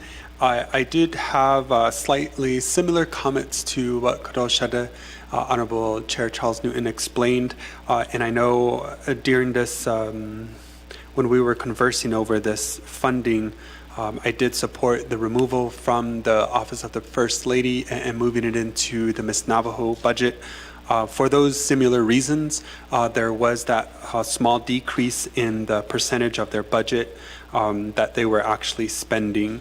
And this comes as my first question to Kadosha Mandlini, Vice Chair Simonson, is if you consulted with the oversight or the council to see precisely why that occurred or may not have occurred. Perhaps, I don't know if they're getting support from the Office of the President and Vice President, but also the looking into their plan of operations, if that's something that, you know, Shmandlini, I thought Honorable Crotty suggested even bringing it here to Office of Legislative, which would be very unique, and I'm happy to sponsor that type of legislation if that needs to happen, so that we really support our youth on the advisory council to get them initiated and getting into a good look into the nation's government. And I wholeheartedly support our youth as well. In fact, I have two of my interns who are college students who are in the council chambers, both Kaylee Yazzie and Marcus Nelson, and just really giving them the experience on working at the government level. And I think that's very key with this advisory council. So that's my first question to the motioning party. But also, if that's something that can be seen in our future, I'm happy to do that sponsorship. And if it's also considerable to our motion party to withdraw the motion. So I just wanted to make those comments and ask that particular question as well. Being that, yes, I do wholeheartedly support our youth as well, but it just doesn't seem logical that we would be providing additional funds when there's underspending. But it's also even more wise, I think, to question perhaps what the reasons are surrounding the funding that's not being spent, and if there's a resolution that or a solution that we can provide here as well to our colleagues from the executive branch. Thank you, Chair. Thank you, Honorable Dr. Andy Nez. I believe there was a request from Honorable Nez for withdrawal of amendment number 3. I'll give that decision over to Vice Chair Simonson. Thank you, Speaker Curley, and thank you for the questions that are asked. I'll go ahead and respond to some of the questions and some of the comments. So one, the Navajo Youth Advisory Council is under executive branch. So I personally don't have, I don't know the ins and outs of this Youth Advisory Council, who established it, when it was established. I'm sort of familiar with it, but I think it's one, to me, it is something that is really important, that is severely neglected. And so, yes, Ms. Navajo did spend 75% of her budget because she has a program supervisor and a program assistant to help push paperwork. So when you don't have those people in your division or, spearheading efforts, then there isn't any money spent if there isn't anybody particularly assigned to this Navajo Youth Advisory Council. So I don't know, and I know there's a transition in leadership, so I think it was something maybe that President Nez might have, put a lot of effort into, and so the Youth Council was, active. And then we have new leadership now under Dr. Boone Nygren. So I don't know who in his division he has tasked with continuing the efforts. And I know of one individual that was part of the Youth Council who was active in the previous administration, and then all of a sudden there was no communication to this youth on his participation in this year's Youth Council. So I don't know what happened during that transition, and I think it would be good to understand that, what happened during that transition. But it does need support. It does need somebody to spearhead the efforts, and that's why I put in there a program and project specialist. And I like the idea of Dr. Andy Nez stating that maybe it should come under legislative branch, and that's something I think there are enough delegates in here who've done a lot of work with youth in their prior years, and I know we're all passionate about bringing and encouraging our youth in their leadership efforts. So the question really it is to me very neglected, and I think we're not, by doing this, we're not giving them the opportunity. So yes, other programs are spent because they have a program supervisor and a program assistant. So what do we do? What how can we help? And I really believe that we can do so by allocating these funds. Also, I just saw a flyer from Miss Navajo Western Teen. It is a nonprofit organization. So this Miss Western Teen, Miss Western Navajo, has designated themselves as a nonprofit organization in finding, external funds to help with their activities and being ambassadors, which I think is just as equally important as what Miss Navajo Nation does. So that is something else I think we should consider. So I will leave it at that with my responses. Thank you.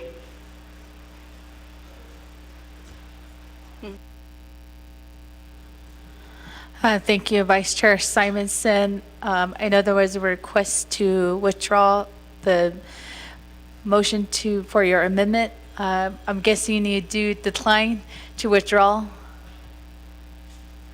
So Honorable Vice Chair will still go with her amendment number 3. Colleagues, I'm going to go down the line. This is to amendment number 3. Honorable Tlaw, and colleagues, a reminder, and also our guests in the gallery, to silence your phones. So if you do have your phones on, please silence them. Thank you. We'll go next to Honorable Tlaw. Shadeja, Madam Chair, Speaker Curley, Shama, Jermaine Simonson for offering the amendment. And I just wanted to share my thoughts as far as the Youth Advisory Council. I did work with the Dene Youth Program for over 26 years. And under my working with students, this Youth Advisory is based on a recruitment. But I do feel that this program can flourish and can grow if provided the guidance and the leadership. So right now, my honorable colleague is offering an amendment to create a position so that it can help the youth council members to promote the program, to get youth at every agency involved. And I too feel like this program has been severely neglected.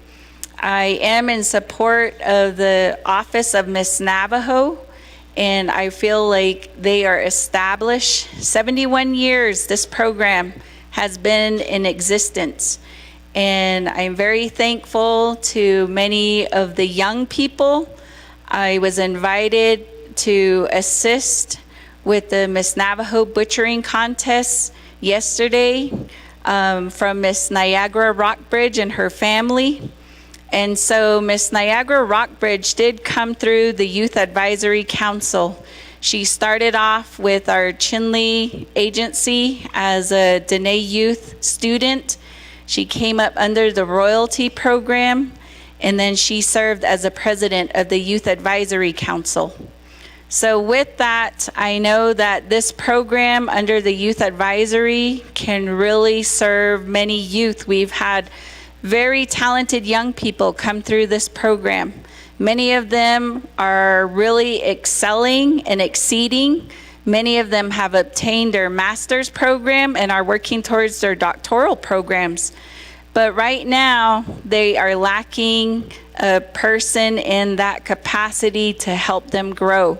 So I am in support, and I hope that my colleagues will also support this amendment. I know that if given the opportunity, let's give them a year.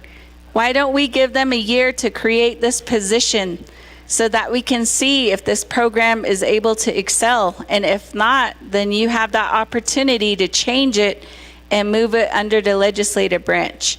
But I am in support of this. I know that I have a lot of youth from Central Agency who are very vocal.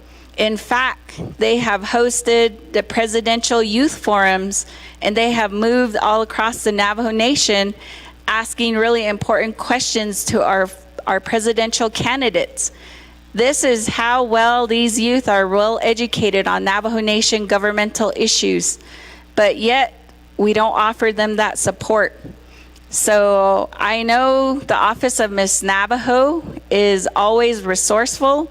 I know that they have leaders, proven leaders, who sit here in the council today, and I feel that we should help other programs grow, especially when it's our youth council. So I am in support of this legislation, and I ask all of you to give your youth an opportunity to help create a position so that they can have a mentor, an advisor, someone that can advocate on their behalf, someone that can help them prepare a budget. That's the reason why that they're not spending money, is that we are expecting youth that are college level, high school, junior high. We're asking them to spend funds when they don't even know the system. But if we put in an employee who's able to help them with that, then I believe they will spend their funds. They can use that for travel, for their meeting expense, attending conferences, workshops, even coming into council sessions and offering their own recommendations and amendments. But let's give them a chance. Let's give them an opportunity. So that's what I ask on behalf of this amendment. I'm asking to my colleagues here, you have youth, you have grandkids, you have your own children. If you can think about that and put yourself in their shoes, what would they want you to do? They would want you to help them and to vote for this legislation. So I'll turn it back over to you, Shadeja, Madam Chair. Thank you. Thank you, Honorable Tlaw. I'm going to go next in line. We have Honorable Chair Eugenia Charles Newton. Thank you, Speaker, and I'm so glad that we are being broadcasted on this issue because, you know, I'm looking at the budget, and I know that with the Office of Miss Navajo that a supplemental funding proposal summary was submitted along with their needs and their justification. I looked back and I didn't see that with the Navajo Youth Advisory Council. And in addition to that, we just heard from the sponsor of the amendment that she hasn't even reached out to this council. She doesn't know. What I do recall during the 24th is that one of the president's staff is assigned to the Navajo Youth Advisory Council. So one of the staff, I think the executive staff assistants. So they technically do have somebody working for them. So let's clarify that right here. I believe it was Yvonne Billison was the person during the 24th Navajo Nation Council. I'm not sure who it is for the 25th, but to me, it just, like, the logic is not there. So we're saying, let's give them $75,000. Let's find another position, knowing we just got a report of how many open positions we currently have that we can't fill. We can't fill those positions. That's why we just now got this report. And just for clarification, 425 vacant positions with general fund money, 1,197 vacant positions with external funds, 213 for other funds. What are we going to be offering the staff assistants for the Youth Advisory Council? What is DPM going to say? Because we could give them $80,000 a year, but we have to justify it. So I just think right now, you know, we've got an unmet needs before us. It's like we have it in black and white. We've spoken to the Office of Miss Navajo Nation, and they have sent an email saying, yes, we are so excited. Give us the funding, we need it. The purpose, and if you look at the executive legislation, it is within that purpose. So I just feel like we're right now, I agree. I agree that we should be supporting youth, but maybe in this next year, what we can do is move the Office of, or the Youth Advisory under Naa'bik'iyati get somebody hired, and then give them additional funds. But right now, we're saying that right now they're under Office of President and Vice President, and then we're advocating for a brand new position when we haven't even reached out to DPM, we haven't reached out to OPVP to ask them about this new position. We haven't asked them if they even have an unmet needs. We haven't asked them why they only spent 10% of their budget. But we want to throw more money and say that that justifies why they're not spending, and they've only spent at 10%. I stand with the Office of Miss Navajo Nation, and I stand with our youth. Both these budgets didn't see an increase, but between the two, one at 10%, one at 73%, I think that tells us that these funds can be spent. And again, if you look at the legislation, the unmet needs is within there for the Office of Miss Navajo. For the Youth Council, it's not there. We don't know if we give them $75,000. If it sits there, we just gave up the opportunity to help Miss Navajo for 1 year. This is not a recurring budget, and I know that we can go to UUFB, but it sounds like UUFB is going to be the fix-all for everything that we're looking at for budget. This is an increase to help based on the supplemental funding proposal summary that was given to us, that was attached to the legislation. And then to be clear, it is, yes, you know, there are staff members that are assigned to Office of Miss Navajo. So there's one program supervisor and one office specialist who technically comes from workforce development. So that budget is for workforce development. They hire from them, and that's who gets paid as an office specialist. So I just think that, you know, I love the advocacy for the youth, but how do you justify giving more money to a program that only spent 10%? Because if you can justify it, then you should justify it to the entire Navajo Nation. Because there's a lot of programs where they only spent 50% that we didn't fund them based on their spending. And there's a lot of programs out there that do need assistance, where services are connected. I can't explain. So, I mean, I don't know, perhaps the amending party will be able to explain, maybe through Navajo Times, why this additional money went there when they're only spending at 10%. And what kind of message are we sending? Spend less, you get more, which means less services out there for Navajo people? Is that what this 25th Navajo Nation Council is going to be doing? So I just ask the council, and I'm gonna just keep arguing that these funds should just remain where they're at now with the Miss Navajo. We saw it yesterday. I heard directly from the former Miss Navajos as well as their families that when you are Miss Navajo, you lose money, but you do it anyway. So why can't we just fund them what they need right now based on what they submitted in the budget, a requirement that we as council put in place. We said you are required, if there's unmet needs, if there's a supplement that you need, then justify it. And in this case, I don't see that with the Navajo Youth Advisory Council. And then what kind of message are we going to be sending to the divisions and departments again?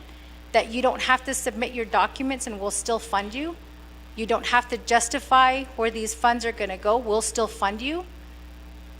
So I'm gonna ask my colleagues again. You know, we've already given to the Miss Navajo Nation. We got 2 delegates who want to take from the Miss Navajo Nation. You know, let's vote to keep it there, and let them spend what they need and do the purchasing of what they need, and to attend more of what they need. Because within the Office of Miss Navajo, they have a requirement that's listed out. And I know that Speaker Damon has He sponsored legislation to try to change some of those requirements, but it never happened. So that's already in place. We already know what their shortfall is. They justified their shortfalls. They've come before this council. They've asked for additional funds, not only this year, but previous years as well.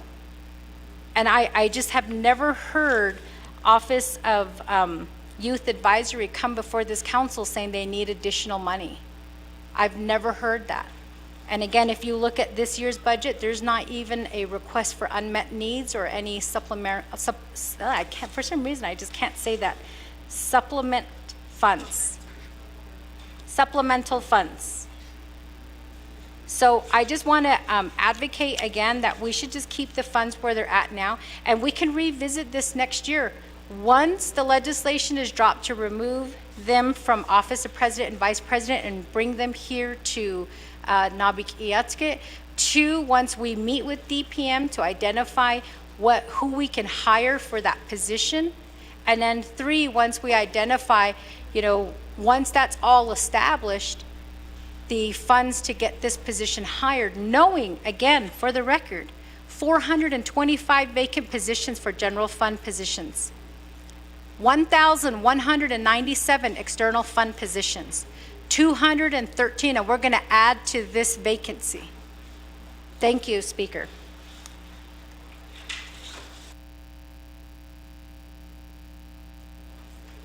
Thank you, Honorable Eugenia Charles Newton, for your comments for amendment number 3.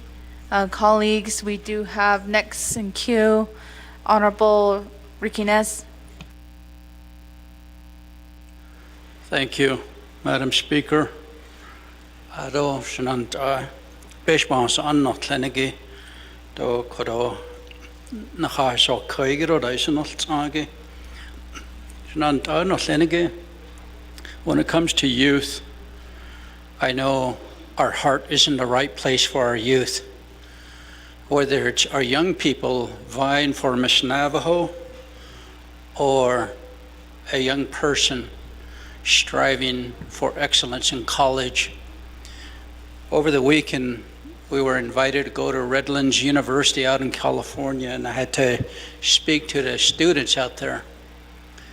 And San Manuel tribe over there, very generous to give our students full ride scholarships. And we had 3 Navajo students over there. And being involved with kids, being a coach, a referee, as well as mentors through the years, my heart goes out to young people. But during budget seasons, we look for money. We look for peso.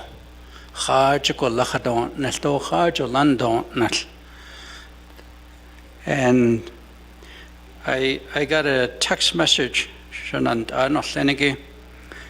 this is the text here. I was calling you concerning my grandson. He started school at the University of Arizona. He had some scholarships, but still lacking $1,800. Also still needs extra for his books. Do you know of some assistance he can use? You see, here's a student, really wants to go to college, improve his life. Ako, khara ko la peso, beba kaut o watla, nhewe nahalchin dal traki zanzala. Kareti de peso koro Miss Navajo. We should be very proud of Miss Navajo. It's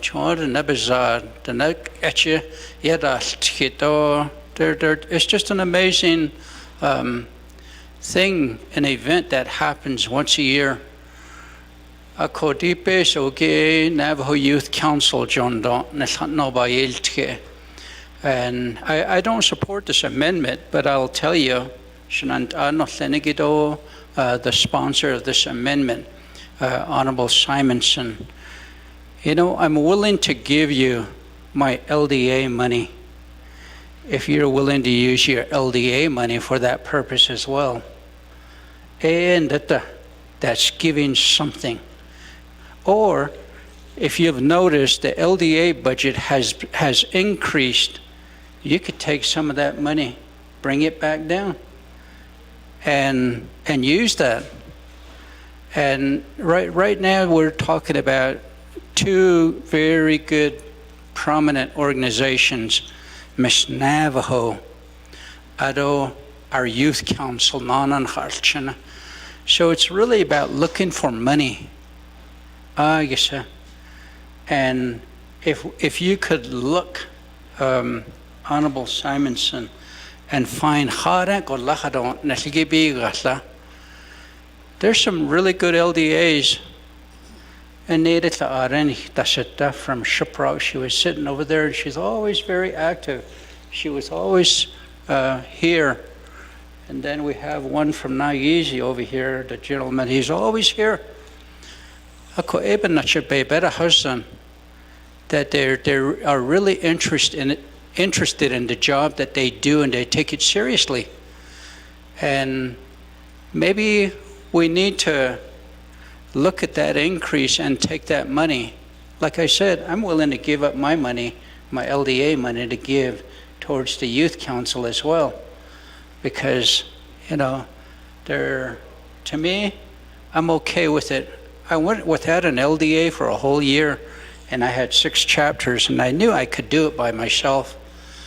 And I've always thought about it. And I know that the president's office has a lot of money for their political appointees as well. And they can probably decrease some of their political appointees. And we can do the same as well, and find money that way. Shadeja. Hala anil twain harchina et ero anil twa harchina nikitnla. Ot anil iro bansi kesi benina. But I do not support this amendment. But if we could find money from other sources, other line items, like I said, I'm willing to give up my money from LDA as well. So I would like for you to just kind of look again instead of taking away from Miss Navajo. So thank you, Chair, Speaker. Back to you. Thank you, Honorable Nez, for your comments. Colleagues, I'm going to turn the floor over to Honorable Vince James. Speaker Curley, thank you. Adon nana kodo da shade kodo meme in lagi ado shinale kodo khayla ye ke niyan shit da shindeya Honorable Slater kodo be ke so zeko ado nana kodo ba hasi hiki e be khanas do it alla de be hasi da alto ko Kode nihina nishil beshban sa anani tlenigi ako biniya eya nikha is naldo yadil ni biniya kwa khuni tlondo le biniya chokot a ba hazen ako nihina nishil do nakha da iznali yen kha akunzen ako kodobe hanas Health and Education Human Service Committee. Your attendance is very important. Ndishni kwadedot honanat at Naa'bik'iyati ako kwadat ehido nake na anashigi do bani khita jokot ako nate Office of President and Vice President ade Chief of Staff Latobenan Nashidel Enigi Mr. Arvin Mitchell kodon hita satao target jidashin as lean ako the qui goshi ado la Naa'bik'iyati ti aje has anigi to the anish president because anje the anishaje aje be alchahatasi zi ako ita kodon hitato sa tahata it's edat ado okot au yen hiche hat zi da show hey kojen ha alchine Kot abenan shedel enigi peso la banani zin jo adon hidini da ko khait aw shimpen na hat sha shin jo kwai ki dot don his ba hozinda kodo Naha large tasatado ba is neldo keo net tasatahi. Altoto yon hilyahanat ashta. An leden kot FB ba yat ni tiho. O yon nahte nda del tio yan di kahako. Ata hotet lahagishi benina. Not an ni lenigi hashit eshi adola eta di rao bane dasle ko. A ebekek ahoyana nelti ha ninishi benina at elto ko. E koko e benache nses keso halet a kodo OPVP has ando arbimencha ado okwen hidi nida a koko na adikitten lene ni hishe khe bil na hos nao khela bil da ho ala khajo kodon hitaton sto gaten sto khatats did a na the youth council has anigib kot a ban si case to kot ab benel nesh don hilnenda as the 25th Navajo Nation Council ba hat den ako khode e kha hoshi ni hitato na alta na lo kodo pe so ba set nan di ne sato hadit zoti no kodo na so spe na hadil na ako had e gila e ado lebe hajo ekit o tinligi be hadis zlan son kodon haban ses case ako aten kadne OPVP do da zlan hit khasta ya hadot zihiki halet abnahat ade. What is the plan for the youth council from the executive office, from the president's office? We don't know that information. Aten okoko bana o khahigi shinde ya e kodo e ben je yashtkit dole oshin hajo le chi je bel ken di kha ade benahat do do dits in hosh kwaigit o yo peso bel nan stol ne dole bel kwaigi peso ya na a o jele dole do da benahat atle oda ot in to oba hozen ko hina il ta dole na khalchene ihene khatole ta ahot ahoda ana kheda asad dan na kha belchene belta net leto chokot adada zibna hat a jo kwaigin de don hil ba hozen da to ko kwaigi e ba hadis ko ao ya aba ha khateno to ya shonda ko peso kodo la peso bandit ahlo ko koje et aba hozen ya mesnabaho hot an hije na hot no do e asa na khada do e at e ya an hidini da de kui de shi kodo ni je ken lenigi la an hitato na has khai akoko peso yanda o kha ko adenda khode badi yint so dozen leni ya da ti kode badi yin do peso batsa na ni na la kwai ki la to batsa han na ni la ko akoko kot a shesezin do e kodo ona o kha ke ni je dish a ko ha na sha o da di ne to kha hun ne hi shi be do le chokot akon de shide ya e kodo le chi je da di a lo ban ses case ko kot a shi ke ni kon hayat ko kodon hija kien bitsade de ni khasani bitsade yil tahigish be ya ha je khato le chokonada au da ban sa ha kis ko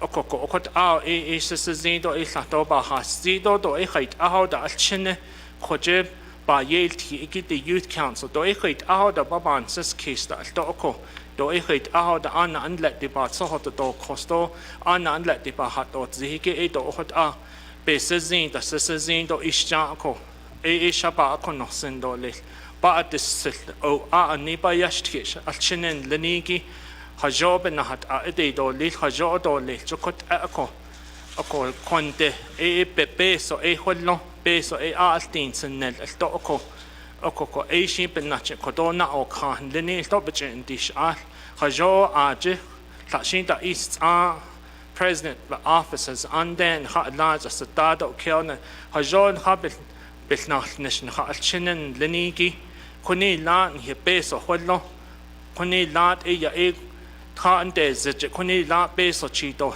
in lon hals ata hasto hajo chi dol in jo hol ya to ko in da ya chine bilna annes wal ya ko o peso o anas ne landle des ne lo e to bohnet za da ko a ani ko don ni ko ako akot out e ba hasti to le a tan speaker shana huin igi to ko do shnat no lenin hiltan hasst khani a ko de do le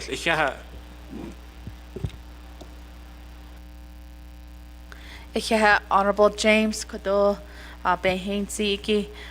Just for the record, Chief of Staff, Mr. Rico did reach out to OPVP to send somebody over to see who is taking charge of the Youth Council. So once they do arrive, then we can provide some time for them for response. Colleagues, I'm going to go back to Honorable Tlaw.